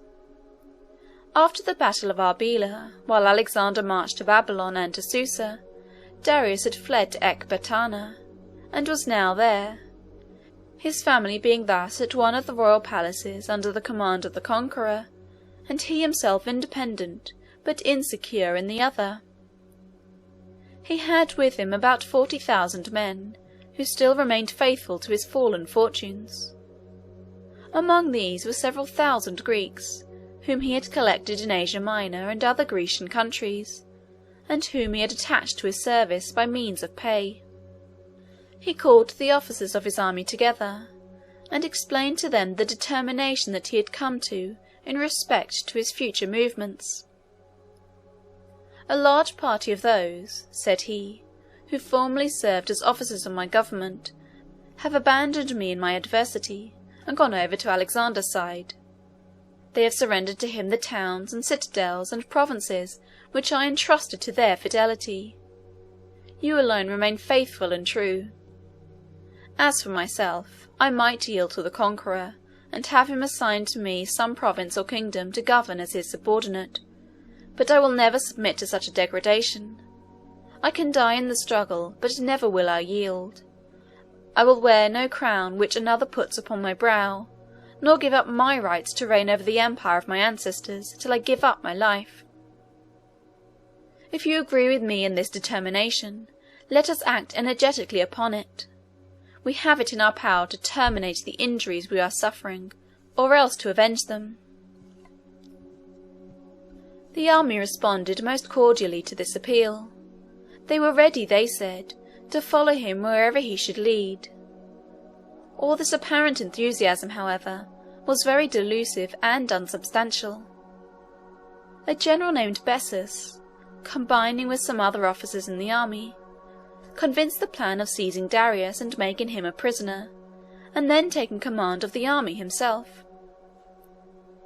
If Alexander should pursue him, and be likely to overtake and conquer him, he then thought that, by giving up Darius as a prisoner, he could stipulate for liberty and safety, and perhaps great rewards, both for himself and for those who acted with him. If, on the other hand, they should succeed in increasing their own forces, so as to make head against Alexander, and finally to drive him away, then Bessus was to usurp the throne, and dispose of Darius by assassinating him, or imprisoning him for life in some remote and solitary castle. Bessus communicated his plans, very cautiously at first, to the leading officers of the army. The Greek soldiers were not included in the plot. They, however, heard and saw enough to lead them to suspect what was in preparation. They warned Darius, and urged him to rely upon them more than he had done, to make them his bodyguard, and to pitch his tent in their part of the encampment. But Darius declined these proposals. He would not, he said, distrust and abandon his countrymen, who were his natural protectors, and put himself in the hands of strangers. He would not betray and desert his friends in anticipation of their deserting and betraying him. In the meantime, as Alexander advanced towards Ecbatana, Darius and his forces retreated from it toward the eastward, through the great tract of country lying south of the Caspian Sea. There is a mountainous region here, with a defile traversing it, through which it would be necessary for Darius to pass. This defile was called the Caspian Gates, the name referring to rocks on each side. The marching of an army through a narrow and dangerous defile like this always causes detention and delay, and Alexander hastened forward in hopes to overtake Darius before he should reach it. He advanced with such speed that only the strongest and most robust of his army could keep up. Thousands, worn out with exertion and toil, were left behind, and many of the horses sank down by the roadside, exhausted with heat and fatigue, to die. Alexander pressed desperately on with all who were able to follow. It was all in vain, however. It was too late when he arrived at the pass. Darius had gone through with all his army. Alexander stopped to rest his men, and to allow time for those behind to catch up. He then went on for a couple of days, when he encamped, in order to send out foraging parties, that is to say, small detachments, dispatched to explore the surrounding country in search of grain and other food for the horses.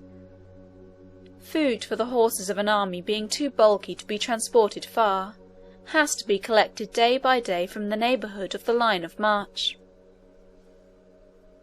While halting for these foraging parties to return, a Persian nobleman came into the camp, and informed Alexander that Darius and the forces accompanying him were encamped about 2 days' march in advance, but that Bessus was in command, the conspiracy having been successful, and Darius having been deposed and made a prisoner.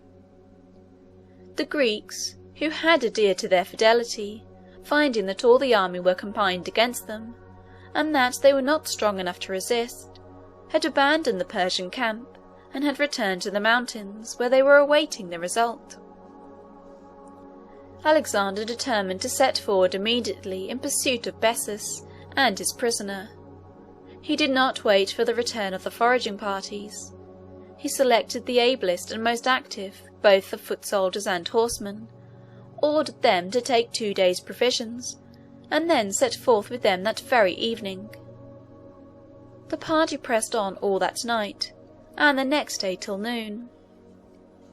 They halted till evening, and then set forth again. Very early the next morning they arrived at the encampment which the Persian nobleman had described. They found the remains of the campfires, and all the marks usually left upon a spot which has been used as the bivouac of an army. The army itself, however, was gone. The pursuers were now too much fatigued to go on any further without rest.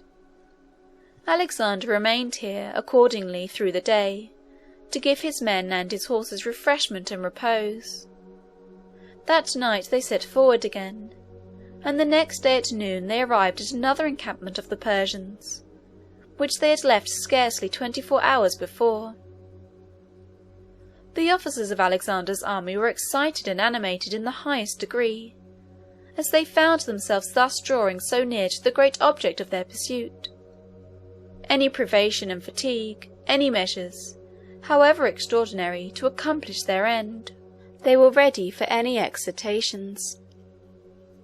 Alexander inquired of the inhabitants of the place whether there were not some shorter road than the one along which the enemy were moving. There was one cross-road, but it led through a desolate and desert tract of land, destitute of water. In the march of an army, as the men are always heavily loaded with arms and provisions, and water cannot be carried, it is always considered essential to choose routes which will furnish supplies of water by the way.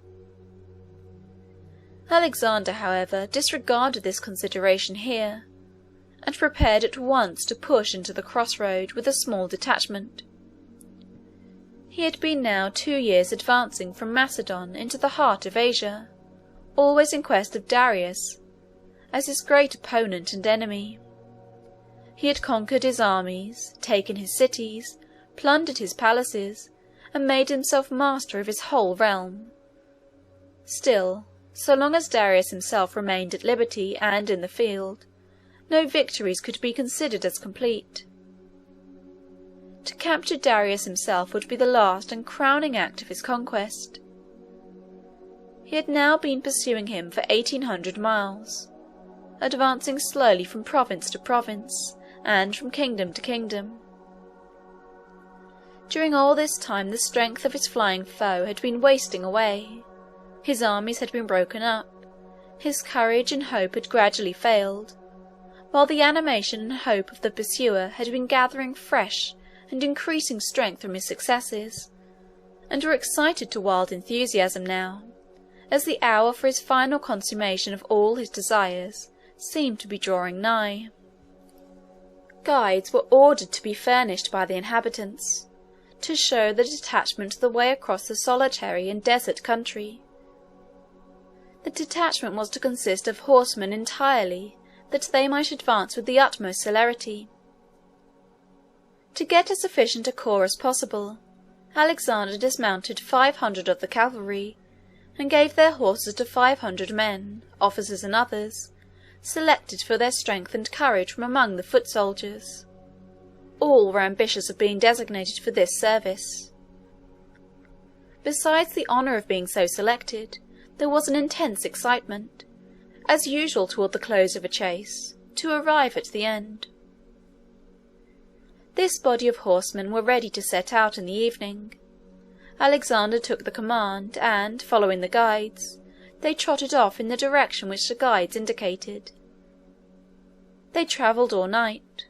When the day dawned, they saw, from an elevation to which they had attained, the body of the Persian troops moving at a short distance before them, foot soldiers, chariots, and horsemen pressing on together in great confusion and disorder. As soon as Bessus and his company found that their pursuers were close upon them, they attempted at first to hurry forward, in the vain hope of still effecting their escape. Darius was in a chariot. They urged this chariot on, but it moved heavily. Then they concluded to abandon it, and they called upon Darius to mount a horse and ride off with them, leaving the rest of the army and the baggage to its fate. But Darius refused. He said he would rather trust himself in the hands of Alexander than in those of such traitors as they. Rendered desperate by their situation, and exasperated by this reply, Bessus and his confederates thrust their spears into Darius's body as he sat in his chariot, and then galloped away. They divided into different parties, each taking a different road. Their object in doing this was to increase their chances of escape by confusing Alexander in his plans for pursuing them. Alexander pressed on toward the ground which the enemy were abandoning, and sent off separate detachments after the various divisions of the flying army. In the meantime, Darius remained in his chariot, wounded and bleeding. He was worn out and exhausted, both in body and mind, by his complicated sufferings and sorrows. His kingdom lost, his family in captivity, his beloved wife in the grave, where the sorrows and sufferings of separation from her husband had borne her, his cities sacked, his palaces and treasures plundered, and now he himself, in the last hour of his extremity, abandoned and betrayed by all in whom he had placed his confidence and trust. His heart sunk within him in despair. At such a time the soul turns from traitorous friends to an open foe with something like a feeling of confidence and attachment. Darius' exasperation against Bessus was so intense that his hostility to Alexander became a species of friendship in comparison. He felt that Alexander was a sovereign like himself, and would have some sympathy and fellow feeling for a sovereign's misfortunes. He thought, too, of his mother, his wife, and his children, and the kindness with which Alexander had treated them went to his heart. He lay there accordingly, faint and bleeding in his chariot, and looking for the coming of Alexander as for that of a protector and friend, the only one to whom he could now look for any relief in the extremity of his distress. The Macedonians searched about in various places, thinking it possible that in the sudden dispersion of the enemy, Darius might have been left behind. At last the chariot in which he was lying was found. Darius was in it, pierced with spears. The floor of the chariot was covered with blood. They raised him a little, and he spoke. He called for water. Men wounded and dying on the field of battle are tormented always with an insatiable and intolerable thirst, the manifestations of which constitute one of the greatest horrors of the scene. They cry piteously to all who pass to bring them water, or else to kill them. They crawl along the ground to get at the canteens of their dead companions, in hopes to find, remaining in them, some drops to drink. And if there is a little brook meandering through the battlefield, its bed gets filled and choked up with the bodies of those who crawled there, in their agony, to quench their horrible thirst and die. Darius was suffering this thirst. It bore down and silenced, for the time, every other suffering, so that his first cry, when his enemies came around him with shouts of exultation, was not for his life, not for mercy, not for relief from the pain and anguish of his wounds. He begged them to give him some water. He spoke through an interpreter. The interpreter was a Persian prisoner, whom the Macedonian army had taken some time before, and who had learned the Greek language in the Macedonian camp. Anticipating some occasion for his services, they had brought him with them now, and it was through him that Darius called for water. A Macedonian soldier went immediately to get some. Others hurried away in search of Alexander, to bring him to the spot where the great object of his hostility and of his long and protracted pursuit was dying. Darius received the drink. He then said that he was extremely glad that they had an interpreter with them, who could understand him, and bear his message to Alexander. He had been afraid that he should have had to die without being able to communicate what he had to say.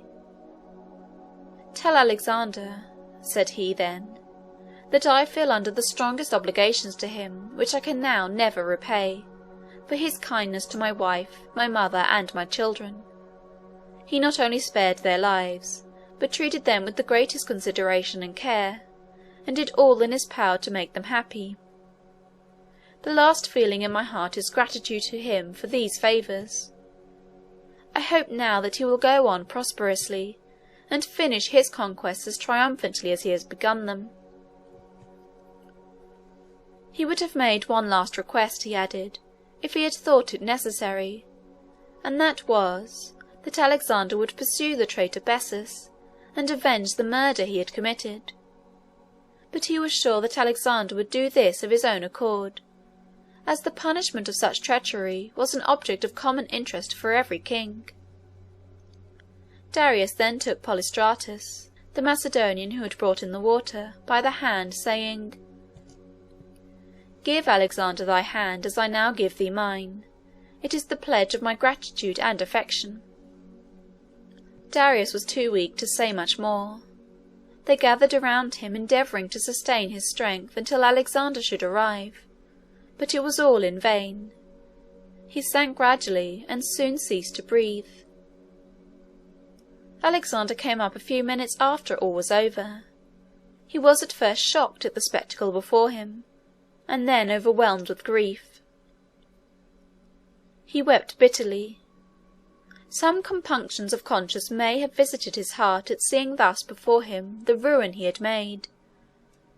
Darius had never injured him or done him any wrong, and yet here he lay, hunted to death by a persevering and relentless hostility, for which his conqueror had no excuse but his innate love of dominion over his fellow men. Alexander spread his own military cloak over the dead body. He immediately made arrangements for having the body embalmed, and then sent it to Susa, for Sysigambis, in a very costly coffin, and with a procession of royal magnificence. He sent it to her that she might have the satisfaction of seeing it deposited in the tombs of the Persian kings. What a present! The killer of a son sending the dead body, in a splendid coffin, to the mother, as a token of respectful regard. Alexander pressed on to the northward and eastward in pursuit of Bessus, who had soon collected the scattered remains of his army, and was doing his utmost to get into a posture of defence. He did not, however, overtake him till he had crossed the Oxus, a large river which will be found upon the map, flowing to the northward and westward into the Caspian Sea. He had great difficulty in crossing this river, as it was too deep to be forded, and the banks and bottom were so sandy and yielding that he could not make the foundations of bridges stand. He accordingly made floats and rafts, which were supported by skins made buoyant by inflation, or by being stuffed with straw and hay. After getting his army, which had been in the meantime greatly reinforced and strengthened, across this river, he moved on. The generals under Bessus, finding all hope of escape failing them, resolved on betraying him as he had betrayed his commander. They sent word to Alexander that if he would send forward a small force where they should indicate, they would give up Bessus to his hands. Alexander did so, entrusting the command to an officer named Ptolemy. Ptolemy found Bessus in a small walled town whither he had fled for refuge, and easily took him prisoner. He sent word back to Alexander that Bessus was at his disposal, and asked for orders. The answer was, "Put a rope around his neck and send him to me." When the wretched prisoner was brought into Alexander's presence, Alexander demanded of him how he could have been so base as to have seized, bound, and at last murdered his kinsman and benefactor.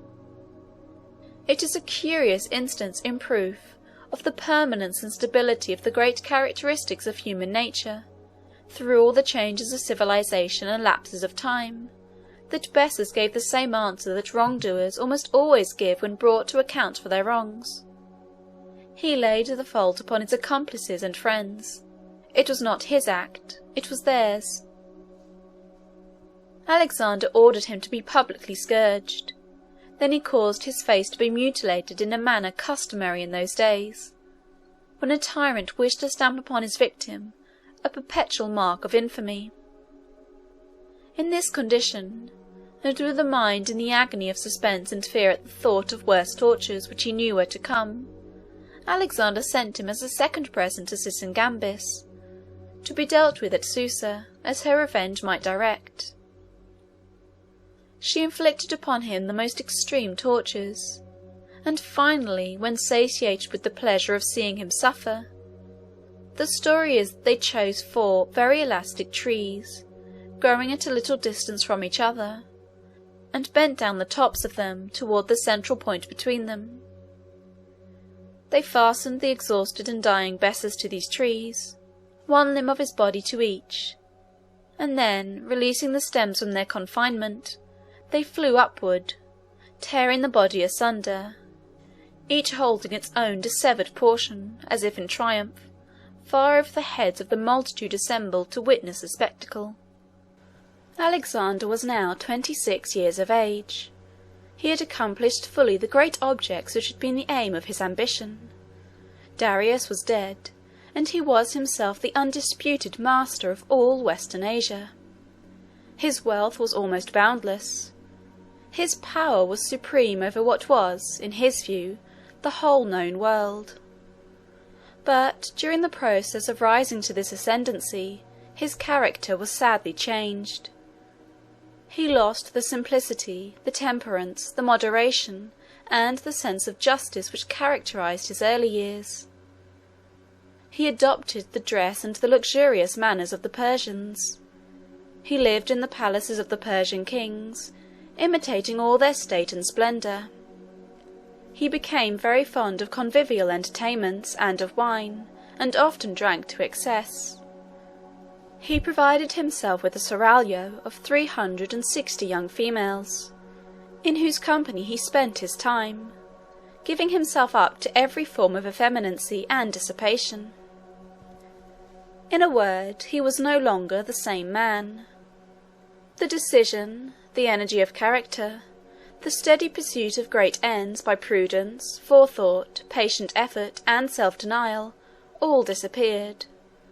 Nothing now seemed to interest him but banquets, carousals, parties of pleasure, and whole days and nights spent in dissipation and vice.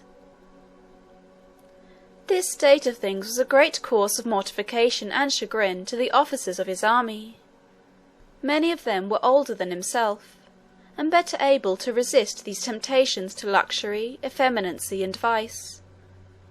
They therefore remained firm in their original simplicity and integrity, and after some respectful but ineffectual remonstrances, they stood aloof, alienated from their commander in heart, and condemning very strongly among themselves his wickedness and folly. On the other hand, many of the younger officers followed Alexander's example, and became as vain, as irregular, and as fond of vicious indulgence as he. But then, though they joined him in his pleasures, there was no strong bond of union between him and them. The tie which binds mere companions in pleasure together is always very slight and frail. Thus Alexander gradually lost the confidence and affection of his old friends, and gained no new ones. His officers either disapproved his conduct, and were distant and cold, or else joined him in his dissipation and vice, without feeling any real respect for his character, or being bound to him by any principle of fidelity. Parmenio and his son Philotas were, respectively, striking examples of these two kinds of character. Parmenio was an old general, now considerably advanced in life. He had served, as has already been stated, under Philip, Alexander's father, and had acquired great experience and great fame before Alexander succeeded to the throne. During the whole of Alexander's career, Parmenio had been his principal lieutenant general, and he had always placed his greatest reliance upon him in all trying emergencies. He was cool, calm, intrepid, sagacious. He held Alexander back from many rash enterprises, and was the efficient means of his accomplishing most of his plans. It is the custom among all nations to give kings the glory of all that is effected by their generals and officers, and the writers of those days would, of course, in narrating the exploits of the Macedonian army, exaggerate the share which Alexander had in their performances, and underrate those of Parmenio. But in modern times, many impartial readers, in reviewing calmly these events, think that there is reason to doubt whether Alexander, if he had set out on his great expedition without Parmenio, would have succeeded at all. Philotas was the son of Parmenio, but he was of a very different character. The difference was one which is very often, in all ages of the world, to be observed between those who inherit greatness and those who acquire it for themselves. We see the same analogy reigning at the present day, when the sons of the wealthy who are born to fortune substitute pride and arrogance and vicious self-indulgence and waste for the modesty and prudence and virtue of their sires, by means of which the fortune was acquired. Philotas was proud, boastful, extravagant, and addicted, like Alexander his master, to every species of indulgence and dissipation. He was universally hated.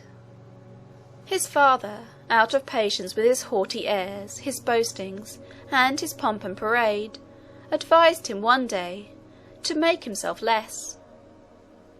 But Parmenio's prudent advice to his son was thrown away.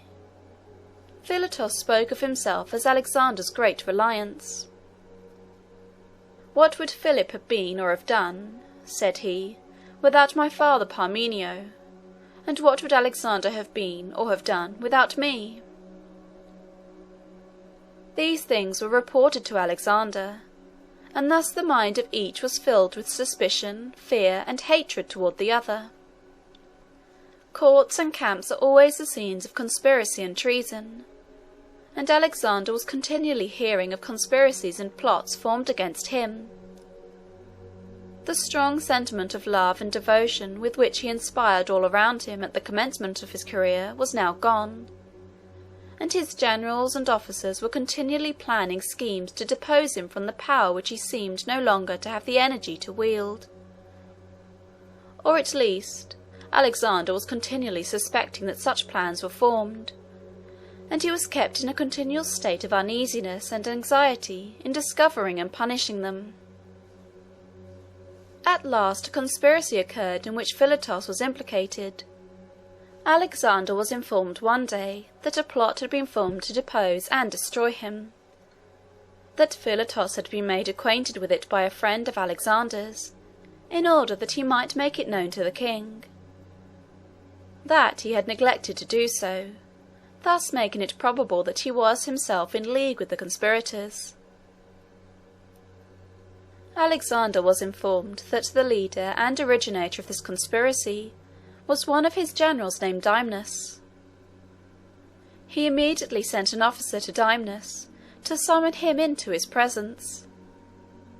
Dymnus appeared to be struck with consternation at this summons. Instead of obeying it, he drew his sword, thrust it into his own heart, and fell dead upon the ground. Alexander then sent for Philotas, and asked him if it was indeed true that he had been informed of this conspiracy and had neglected to make it known. Philotas replied that he had been told that such a plot was formed, but that he did not believe it, that such stories were continually invented by the malice of evil-disposed men, and that he had not considered the report which came to his ears as worthy of any attention. He was, however, now convinced, by the terror which Dymnus had manifested, and by his suicide, that all was true, and he asked Alexander's pardon for not having taken immediate measures for communicating promptly the information he had received. Alexander gave him his hand, and said that he was convinced that he was innocent, and had acted as he did from disbelief in the existence of the conspiracy, and not from any guilty participation in it. So Philotas went away to his tent. Alexander, however, did not drop the subject here.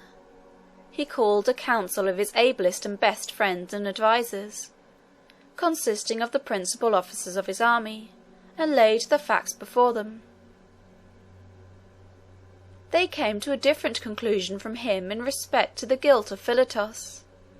They believed him implicated in the crime, and demanded his trial. Trial in such a case, in those days, meant putting the accused to the torture, with the view of forcing him to confess his guilt. Alexander yielded to this proposal. Perhaps he had secretly instigated it. The advisers of kings and conquerors, in such circumstances as this, generally have the sagacity to discover what advice will be agreeable. At all events, Alexander followed the advice of his counsellors, and made arrangements for arresting Philotas on that very evening. These circumstances occurred at a time when the army was preparing for a march, the various generals lodging in tents pitched for the purpose. Alexander placed extra guards in various parts of the encampment, as if to impress the whole army with a sense of the importance and solemnity of the occasion. He then sent officers to the tent of Philotas, late at night, to arrest him. The officers found their unhappy victim asleep. They awoke him, and made known their errand. Philotas arose and obeyed the summons, dejected and distressed, aware apparently that his destruction was impending. The next morning Alexander called together a large assembly, consisting of the principal and most important portions of the army, to the number of several thousands. They came together with an air of impressive solemnity, expecting, from the preliminary preparations, that business of a very solemn moment was to come before them, though they knew not what it was. These impressions of awe and solemnity were very much increased by the spectacle which first met the eyes of the assembly after they were convened. This spectacle was that of the dead body of Dymnus, bloody and ghastly, which Alexander ordered to be brought in and exposed to view. The death of Dymnus had been kept a secret, so that the appearance of his body was an unexpected as well as a shocking sight.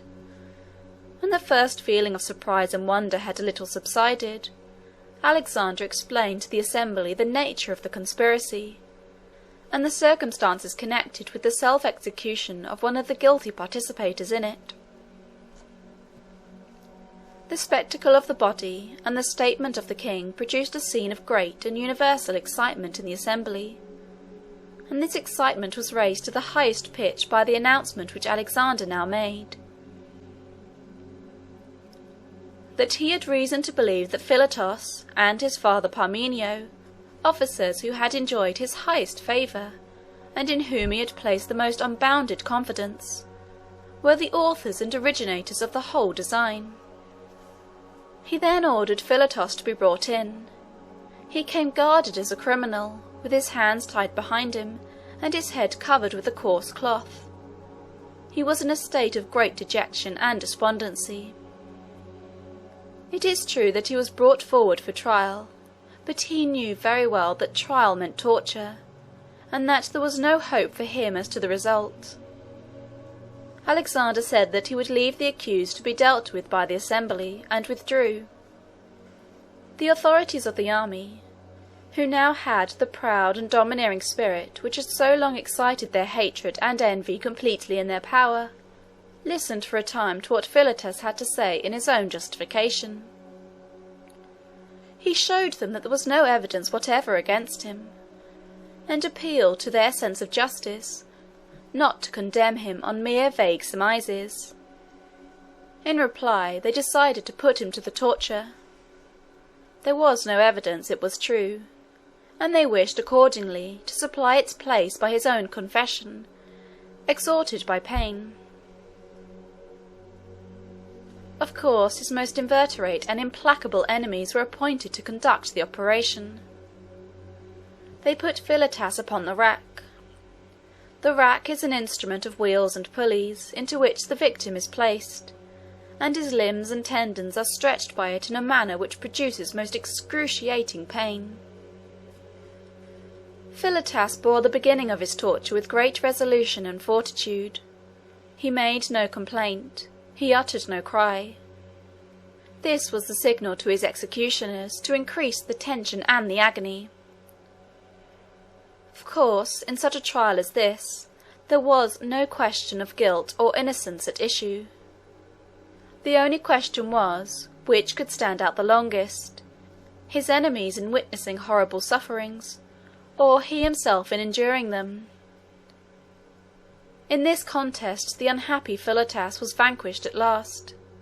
He begged them to release him from the rack, saying he would confess whatever they required, on condition of being allowed to die in peace.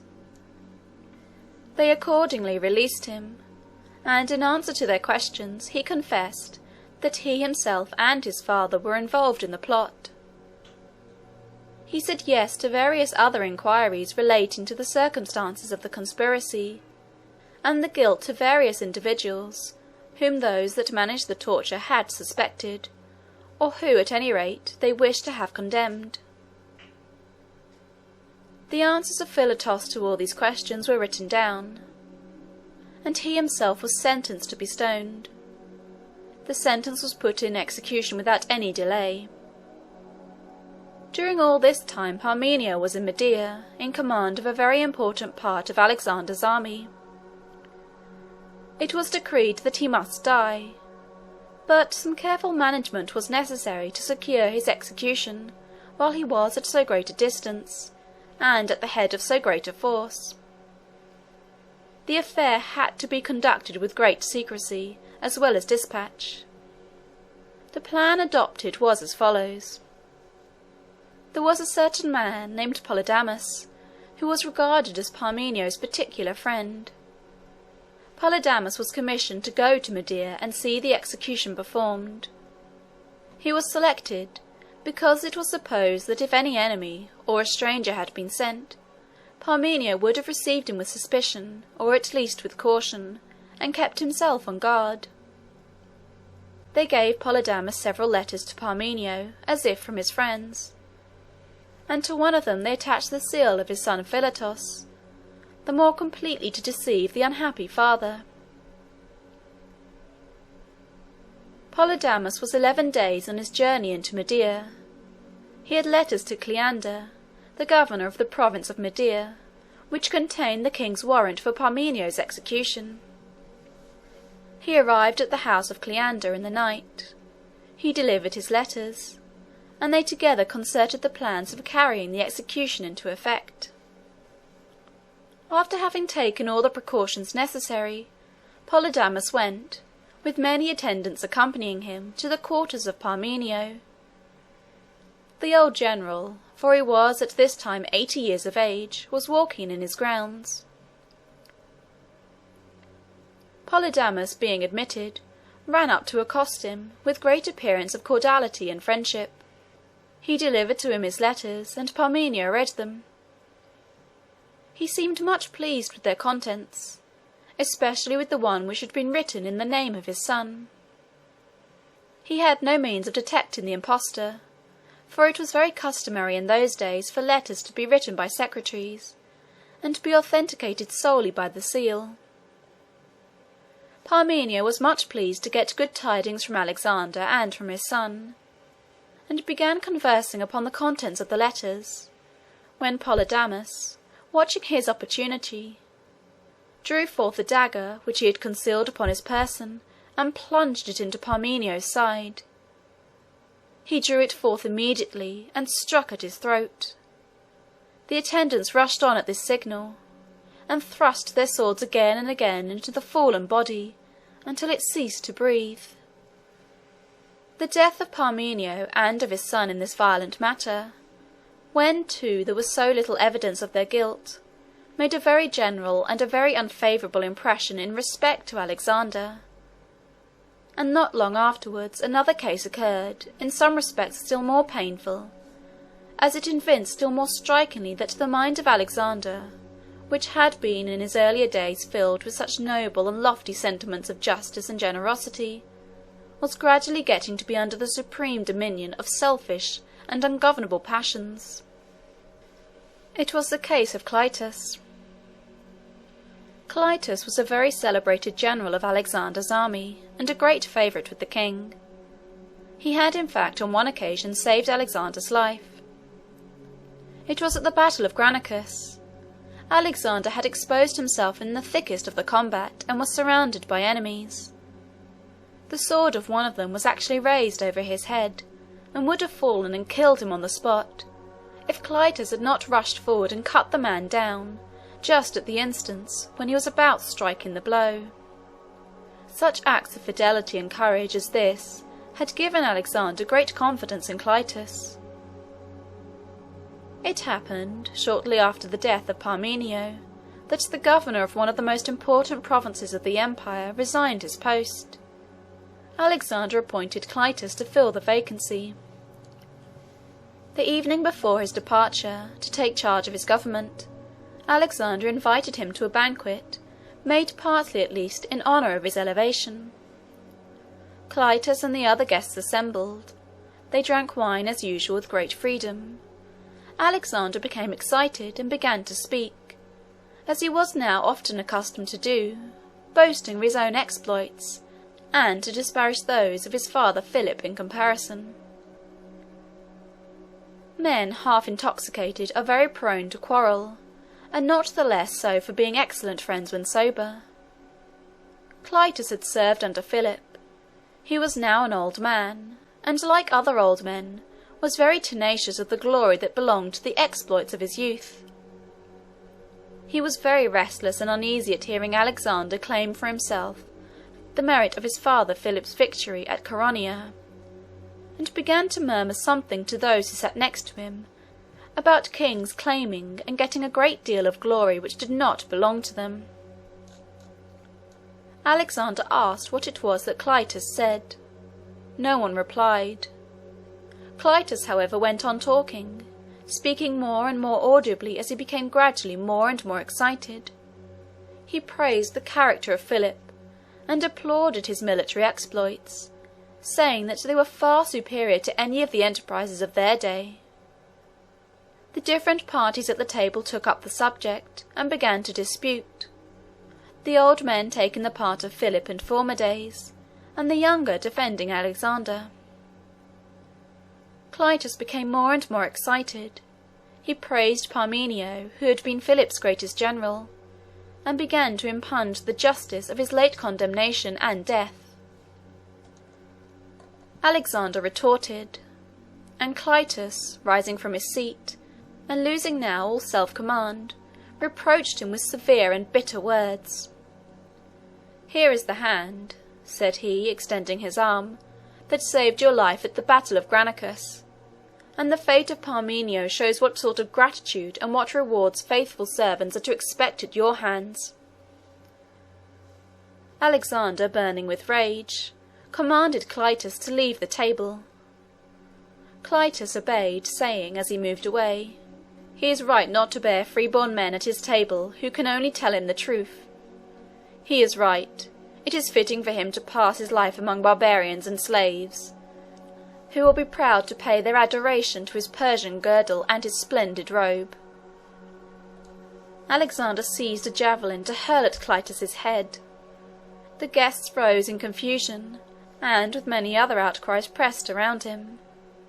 Some seized Alexander's arm, some began to hurry Clytus out of the room, and some were engaged in loudly criminating and threatening each other. They got Clytus out of the apartment, but as soon as he was in the hall he broke away from them, returned by another door, and began to renew his insults to Alexander. The king hurled his javelin and struck Clytus down, saying at the same time, "Go then, and join Philip and Parmenio." The company rushed to the rescue of the unhappy man, but it was too late. He died almost immediately.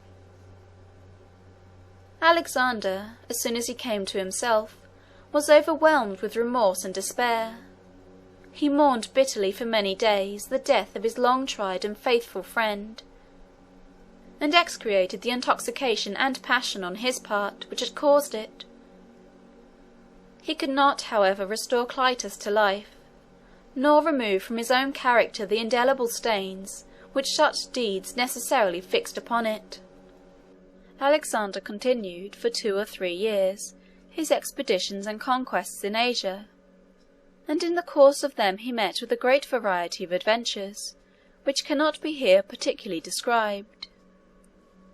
He penetrated into India, as far as the banks of the Indus, and, not content with this, was preparing to cross the Indus and go on to the Ganges. His soldiers, however, resisted this design.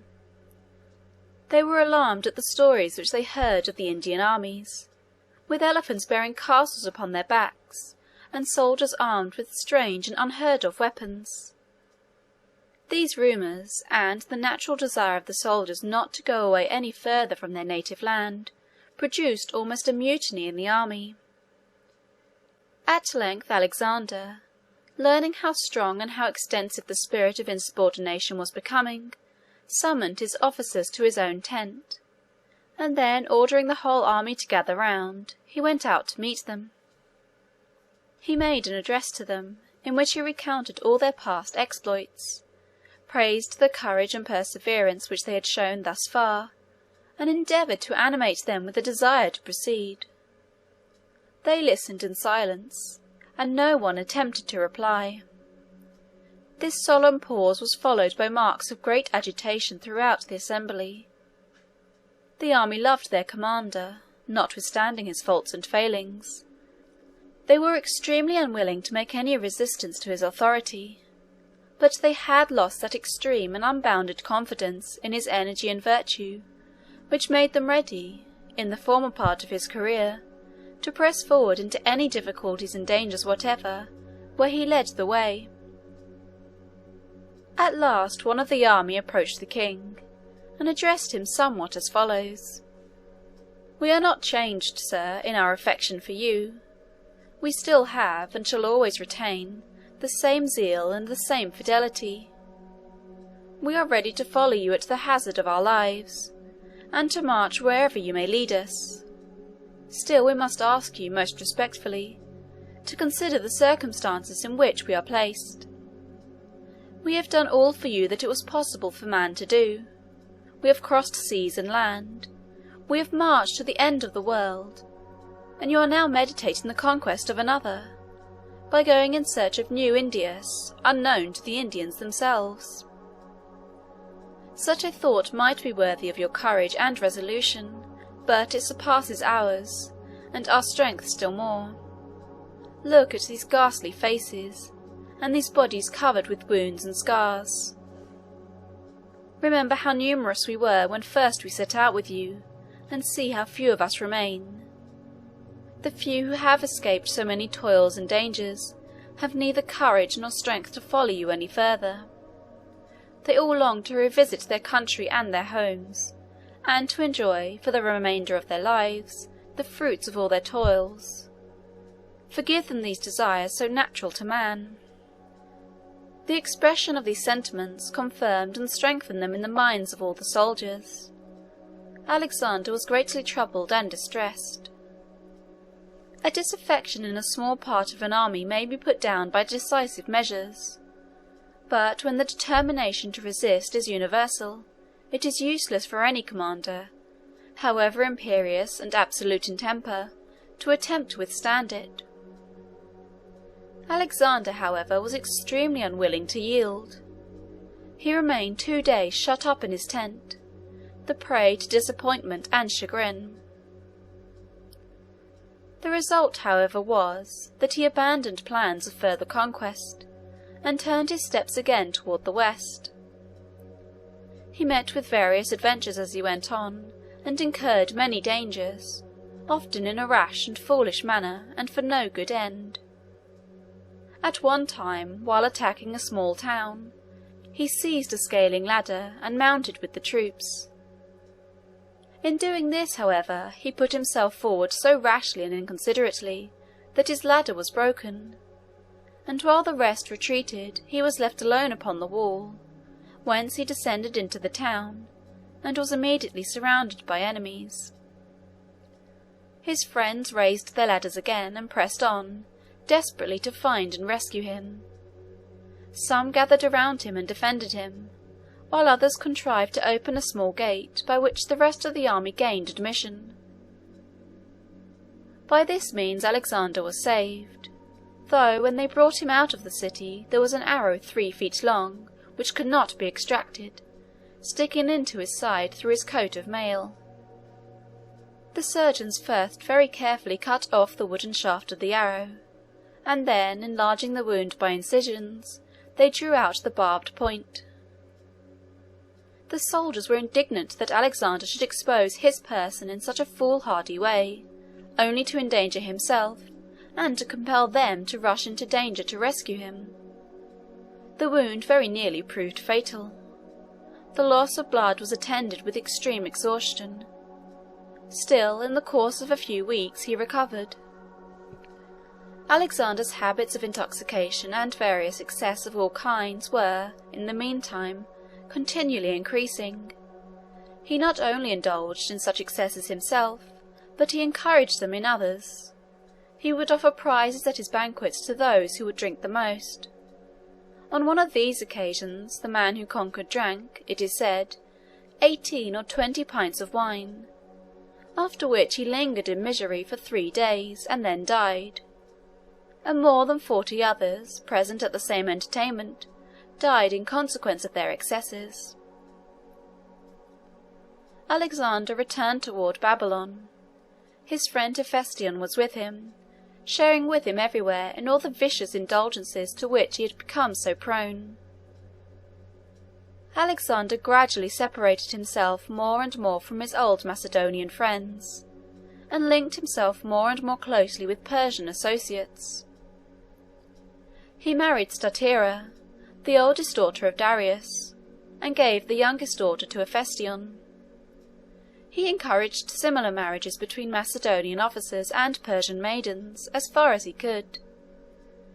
In a word, he seemed intent in merging, in every way, his original character and habits of action in the effeminacy, luxury, and vice of the Eastern world, which he had at first so looked down upon and despised. Alexander's entrance into Babylon, on his return from his Indian campaigns, was a scene of great magnificence and splendour. Ambassadors and princes had assembled there from almost all the nations of the earth to receive and welcome him, and the most ample preparations were made for processions, shows, parades, and spectacles to do him honour. The whole country was in a state of extreme excitement, and the most expensive preparations were made to give him a reception worthy of one who was the conqueror and monarch of the world, and the son of a god. When Alexander approached the city, however, he was met by a deputation of Chaldean astrologers.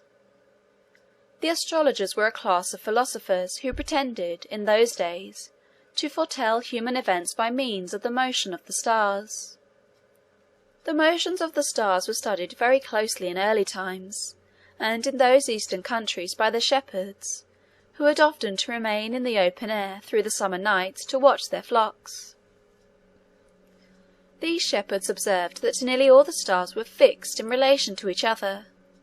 That is, although they rose successively in the east, and, passing over, set in the west, they did not change in relation to each other. There were, however, a few that wandered about among the rest in an irregular and unaccountable manner. They called these stars the wanderers, that is, in their language, the planets, and they watched their mysterious movements with great interest and awe. They naturally imagined that these changes had some connection with human affairs, and they endeavoured to prognosticate from them the events, whether prosperous or adverse, which were to befall mankind. Whenever a comet or an eclipse appeared, they thought it portended some terrible calamity. The study of the motions and appearances of the stars, with a view to foretell the course of human affairs, was the science of astrology. The astrologers came, in a very solemn and imposing procession, to meet Alexander on his march. They informed him that they had found indubitable evidence in the stars that, if he came into Babylon, he would hazard his life. They accordingly begged him not to approach any nearer, but to choose some other city for his capital. Alexander was very much perplexed by this announcement. His mind, weakened by effeminacy and dissipation, was very susceptible to suspicious fears. It was not merely by the deliberating influence of vicious indulgences on the nervous constitution that this effect was produced. It was, in part, the moral influence of conscious guilt. Guilt makes men afraid. It not only increases the power of real dangers, but predisposes the mind to all sorts of imaginary fears. Alexander was very much troubled at this announcement of the astrologers. He suspended his march, and began anxiously to consider what to do. At length the Greek philosophers came to him and reasoned with him on the subject, persuading him that the science of astrology was not worthy of any belief. The Greeks had no faith in astrology. They foretold future events by the flight of birds, or by the appearances presented in the dissection of beasts offered in sacrifice. At length, however, Alexander's fears were so far allayed that he concluded to enter the city. He advanced accordingly with his whole army, and made his entry under circumstances of the greatest possible parade and splendour. As soon, however, as the excitement of the first few days had passed away, his mind relapsed again, and he became anxious, troubled, and unhappy. Hephaestion, his great personal friend and companion, had died while he was on the march toward Babylon. He was brought to the grave by diseases produced by dissipation and vice. Alexander was very much moved by his death. It threw him at once into a fit of despondency and gloom. It was some time before he could at all overcome the melancholy reflections and forebodings which this event produced. He determined that, as soon as he arrived in Babylon, he would do all possible honour to Hephaestion's memory by a magnificent funeral. He accordingly sent new orders to all the other cities and kingdoms around, and collected a vast sum for this purpose. He had a part of the city wall pulled down to furnish a site for a monumental edifice. This edifice was constructed of an enormous size and most elaborate architecture. It was ornamented with long rows of prows of ships, taken by Alexander in his victories, and by statues and columns and sculptures and gilded ornaments of every kind. There were images of sirens on the entablatures near the roof, which, by means of a mechanism concealed within, were made to sing dirges and mournful songs. The expense of this edifice, and of the games, shows, and spectacles connected with its consecration, is said by historians of the day to have been a sum which, on calculation, is found equal to about $10 millions. There were, however, some limits still to Alexander's extravagance and folly. There was a mountain in Greece, Mount Athos, which a certain projector said could be carved and fashioned in the form of a man, probably in a recumbent posture. There was a city on one of the declivities of the mountain, and a small river issuing from springs in the ground came down on the other side. The artist who conceived this prodigious piece of sculpture said that he would so shape the figure that the city should be in one of its hand, and the river should flow out from the other. Alexander listened to this proposal. The name Mount Athos recalled to his mind the attempt of Xerxes, a former Persian king, who had attempted to cut a road through the rocks upon a part of Mount Athos in the invasion of Greece. He did not succeed, but left the unfinished work a lasting memorial both of the attempt and the failure. Alexander concluded at length that he would not attempt such a sculpture. "Mount Athos," said he, "is already the monument of one king's folly. I will not make it that of another." As soon as the excitement connected with the funeral obsequies of Hephaestion were over, Alexander's mind relapsed again into a state of gloomy melancholy. This depression, caused as it was by previous dissipation and vice, seemed to admit of no remedy or relief but in new excesses.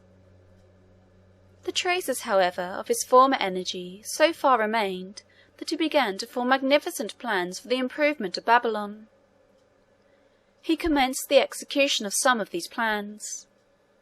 His time was spent, in short, in strange alternations: resolution and energy in forming vast plans one day, and utter abandonment to all the excesses of dissipation and vice the next. It was a mournful spectacle to see his former greatness of soul still struggling on, though more and more faintly, as it became gradually overborne by the resistless inroads of intemperance and sin.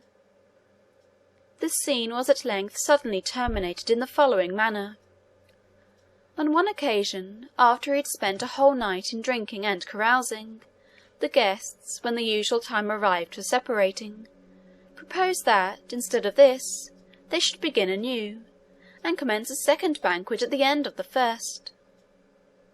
Alexander, half intoxicated already, entered warmly into this proposal. They assembled accordingly in a very short time. There were 20 present at this new feast. Alexander, to show how far he was from having exhausted his powers of drinking, began to pledge each one of the company individually. Then he drank to them all together. There was a very large cup called the Bowl of Hercules, which he now called for, and after having filled it to the brim, he drank it off to the health of one of the company present, a Macedonian named Proteus. This feat being received by the company with great applause, he ordered the great bowl to be filled again, and drank it off as before. The work now done, his faculties and his strength soon failed him, and he sank down to the floor. They bore him away to his palace. A violent fever intervened, which the physicians did all in their power to allay. As soon as his reason returned a little, Alexander aroused himself from his lethargy, and tried to persuade himself that he should recover. He began to issue orders in regard to the army and to his ships, as if such a turning of his mind to the thoughts of power and empire would help bring him back from the brink of the grave toward which he had been so obviously tending. He was determined, in fact, that he would not die. He soon found, however, notwithstanding his efforts to be vigorous and resolute, that his strength was fast ebbing away. The vital powers had received a fatal wound, and he soon felt that they could sustain themselves but little longer. He came to the conclusion that he must die. He drew off his signet ring from his finger. It was a token that he felt that all was over. He handed the ring to one of his friends who stood by his bedside. "When I am gone," said he, "take my body to the temple of Jupiter Ammon, and inter it there." The generals who were around him advanced to his bedside, and one after another kissed his hand. Their old affection for him revived as they saw him about to take leave from them for ever. They asked him to whom he wished to leave his empire. "To the most worthy," said he. He meant doubtless, by this evasion, that he was too weak and exhausted to think of such affairs. He knew probably that it was useless for him to attempt to control the government of his empire after his death. He said, in fact, that he foresaw the decision of such questions would give rise to some strange funeral games after his decease. Soon after this he died. The palaces of Babylon were immediately filled with cries of mourning at the death of the prince, followed by bitter and interminable disputes about the succession. It had not been the aim of Alexander's life to establish firm and well-settled governments in the countries that he conquered, to encourage order and peace and industry among men, and to introduce system and regularity in human affairs, so as to leave the world in a better condition than he found it. In this respect his course of conduct presents a strange contrast with that of Washington.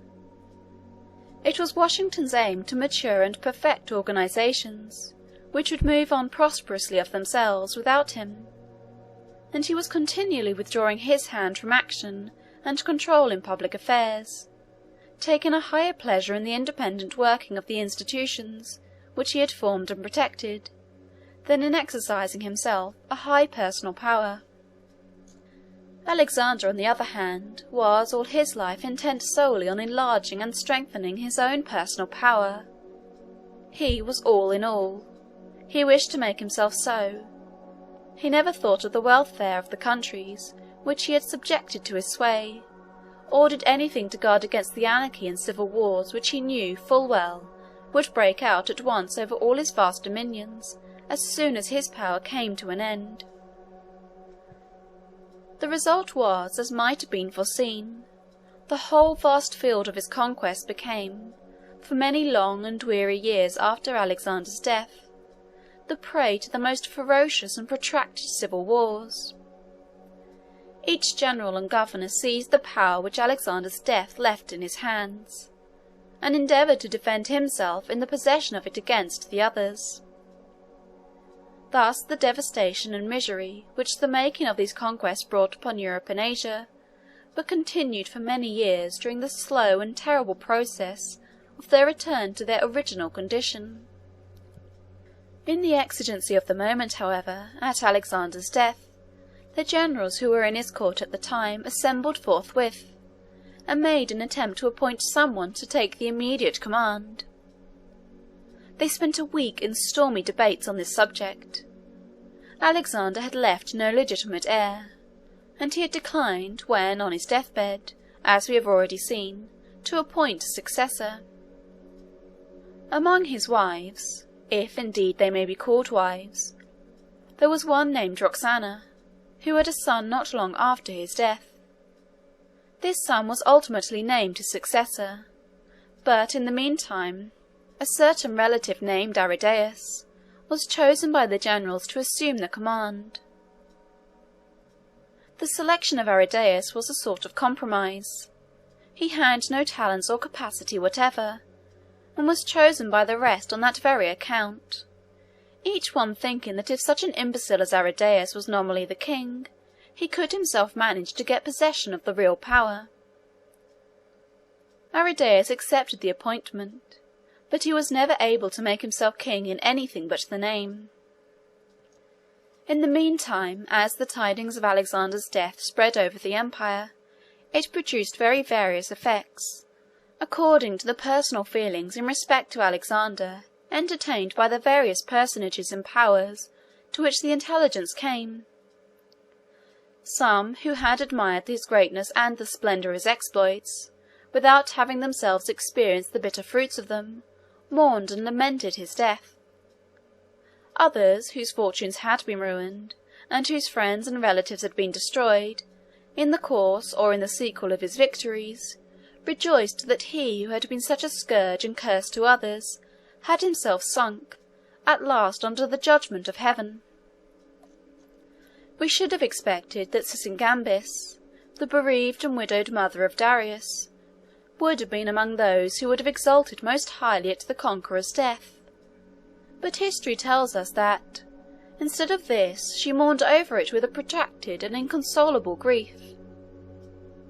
Alexander had been, in fact, though the implacable enemy of his son, a faithful and generous friend to her.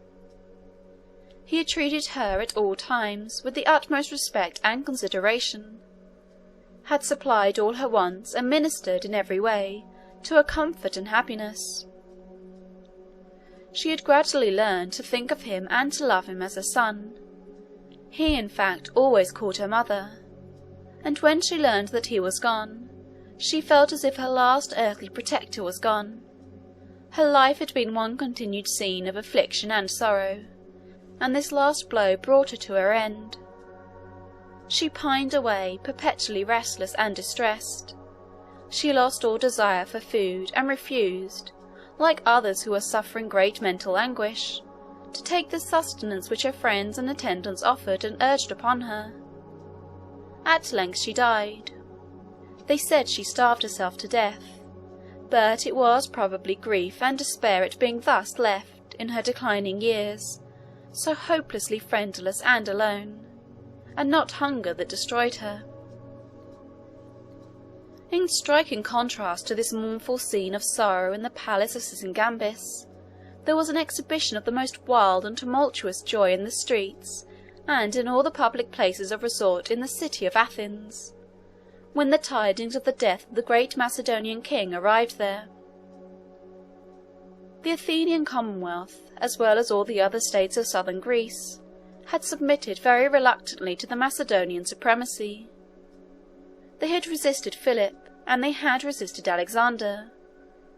Their opposition had been at length suppressed and silenced by Alexander's terrible vengeance upon Thebes, but it was never really subdued.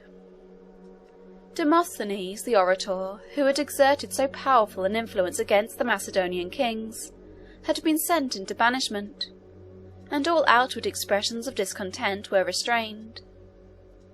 The discontent and hostility existed still, however, as inveterate as ever, and was ready to break out anew with redoubled violence, the moment that the terrible energy of Alexander himself was no longer to be feared. When therefore the rumour arrived at Athens, for at first it was mere rumour, that Alexander was dead in Babylon, the whole city was thrown into a state of the most tumultuous joy. The citizens assembled in the public places, and congratulated and harangued each other with expressions of the greatest exultation. They were for proclaiming their independence and declaring war against Macedon on the spot. Some of the older and more sagacious of their councillors were, however, more composed and calm. They recommended a little delay, in order to see whether the news was really true. Phocion, in particular, who was one of the prominent statesmen of the city, endeavoured to quiet the excitement of the people. "Do not let us be so precipitate," said he. "There is time enough. If Alexander is really dead today, he will be dead tomorrow and the next day, so that there will be time enough for us to act with deliberation and discretion." Just and true as this view of the subject was, there was too much of rebuke and satire in it to have much influence with those to whom it was addressed. The people were resolved on war. They sent commissioners into all states of the Peloponnesus to organize a league, offensive and defensive, against Macedon. They recalled Demosthenes from his banishment, and adopted all the necessary military measures for establishing and maintaining their freedom. The consequences of all this would doubtless have been very serious, if the rumour of Alexander's death had proved false. But fortunately for Demosthenes and the Athenians, it was soon abundantly confirmed. The return of Demosthenes to the city was like the triumphal entry of a conqueror. At the time of his recall he was at the island of Aegina, which is about 40 miles southwest of Athens, in one of the gulfs of the Aegean Sea. They sent a public galley to receive him and to bring him to the land. It was a galley of 3 banks of oars, and was fitted up in a style to do honour to a public guest. Athens is situated some distance back from the sea, and has a small port called the Piraeus at the shore, a long straight avenue leading from the port to the city. The galley by which Demosthenes was conveyed landed at the Piraeus. All the civil and religious authorities of the city went down to the port, in a grand procession, to receive and welcome the exile on his arrival, and a large portion of the population followed in the train, to witness the spectacle, and to swell by their acclamations the general expression of joy. In the meantime the preparations for Alexander's funeral had been going on, upon a great scale of magnificence and splendour. It was 2 years before they were complete. The body had been given, first to be embalmed, according to the Egyptian and Chaldean art, and then had been placed in a sort of sarcophagus, in which it was to be conveyed to its long home. Alexander, it will be remembered, had given directions that it should be taken to the temple of Jupiter Ammon, in the Egyptian oasis, where he had been proclaimed the son of a god. It would seem incredible that such a mind as his could really admit such an absurd superstition as the story of his divine origin, and we must therefore suppose that he gave this direction in order that the place of his interment might confirm the idea of his superhuman nature in the general opinion of mankind. At all events, such were his orders, and the authorities who were left in power at Babylon after his death prepared to execute them. It was a long journey.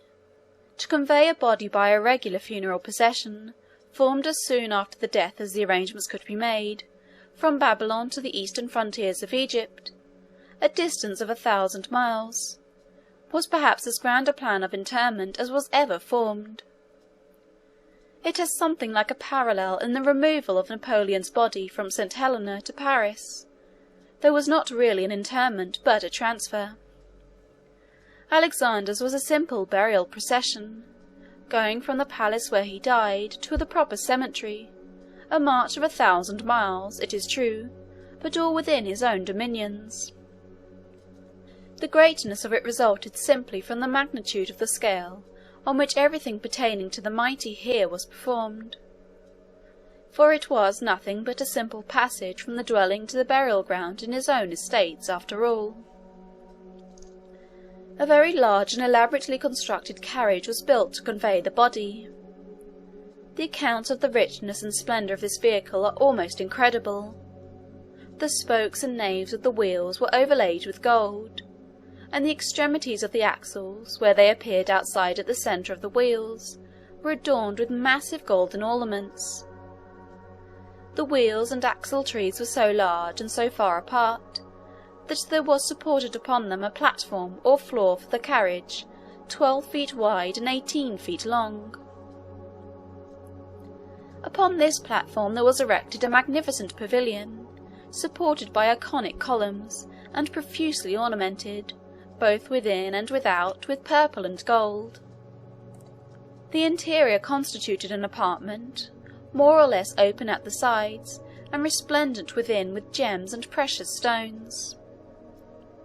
The space of 12 feet by 18 forms a chamber of no inconsiderable size, and there was thus ample room for what was required within.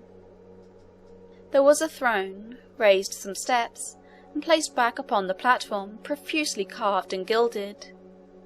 It was empty, but crowns representing the various nations over whom Alexander had reigned were hung upon it. At the foot of the throne was the coffin, made, it is said, of solid gold, and containing besides the body a large quantity of the most costly spices and aromatic perfumes, which filled the air with their odour. The arms which Alexander wore were laid out in view, also between the coffin and the throne. On the 4 sides of the carriage were bas relievos, that is, sculptured figures raised from the surface, representing Alexander himself, with various military concomitants. There were Macedonian columns, and Persian squadrons, and elephants of India, and troops of horse, and various other emblems of the departed hero's greatness and power. Around the pavilion, too, there was a fringe or network of golden lace, to the pendants of which were attached bells which tolled continually, with a mournful sound as the carriage moved along. A long column of mules, 64 in number, arranged in sets of 4, drew this ponderous car. These mules were all selected for their great size and strength, and were splendidly caparisoned. They had collars and harnesses mounted with gold, and enriched with precious stones. Before the procession set out from Babylon, an army of pioneers and workmen went forward to repair the roads, strengthen the bridges, and remove the obstacles along the whole line of route over which the train was to pass. At length, when all was ready, the solemn procession began to move, and passed out through the gates of Babylon. No pen can describe the enormous throngs of spectators that assembled to witness its departure, and that gathered along the route, as it passed slowly on from city to city, in its long and weary way. Notwithstanding all this pomp and parade, however, the body never reached its intended destination. Ptolemy, the officer to whom Egypt fell in the division of Alexander's empire, came forth with a grand escort of troops to meet the funeral procession as it came into Egypt. He preferred, for some reason or other, that the body should be interred in the city of Alexandria. It was accordingly deposited there, and a great monument was erected over the spot. This monument is said to have remained standing for 1,500 years, but all vestiges of it have now disappeared. The city of Alexandria itself, however, is the conqueror's real monument, the greatest and best perhaps that any conqueror ever left behind. It is a monument, too, that time will not destroy. Its position and character, as Alexander foresaw, by bringing it a continued renovation, secured its perpetuity. Alexander earned well the name and reputation of the Great. He was truly great in all those powers and capacities which can elevate one man above his fellows. We cannot help applauding the extraordinary energy of his genius, though we condemn the selfish and cruel ends to which his life was devoted. He was simply a robber, but yet a robber on so vast a scale that mankind, in contemplating his career, have generally lost sight of the wickedness of his crimes, in their admiration of the enormous magnitude of the scale on which they were perpetrated. This was Audiobook Caboodle YouTube channel presentation. We hope you enjoyed listening.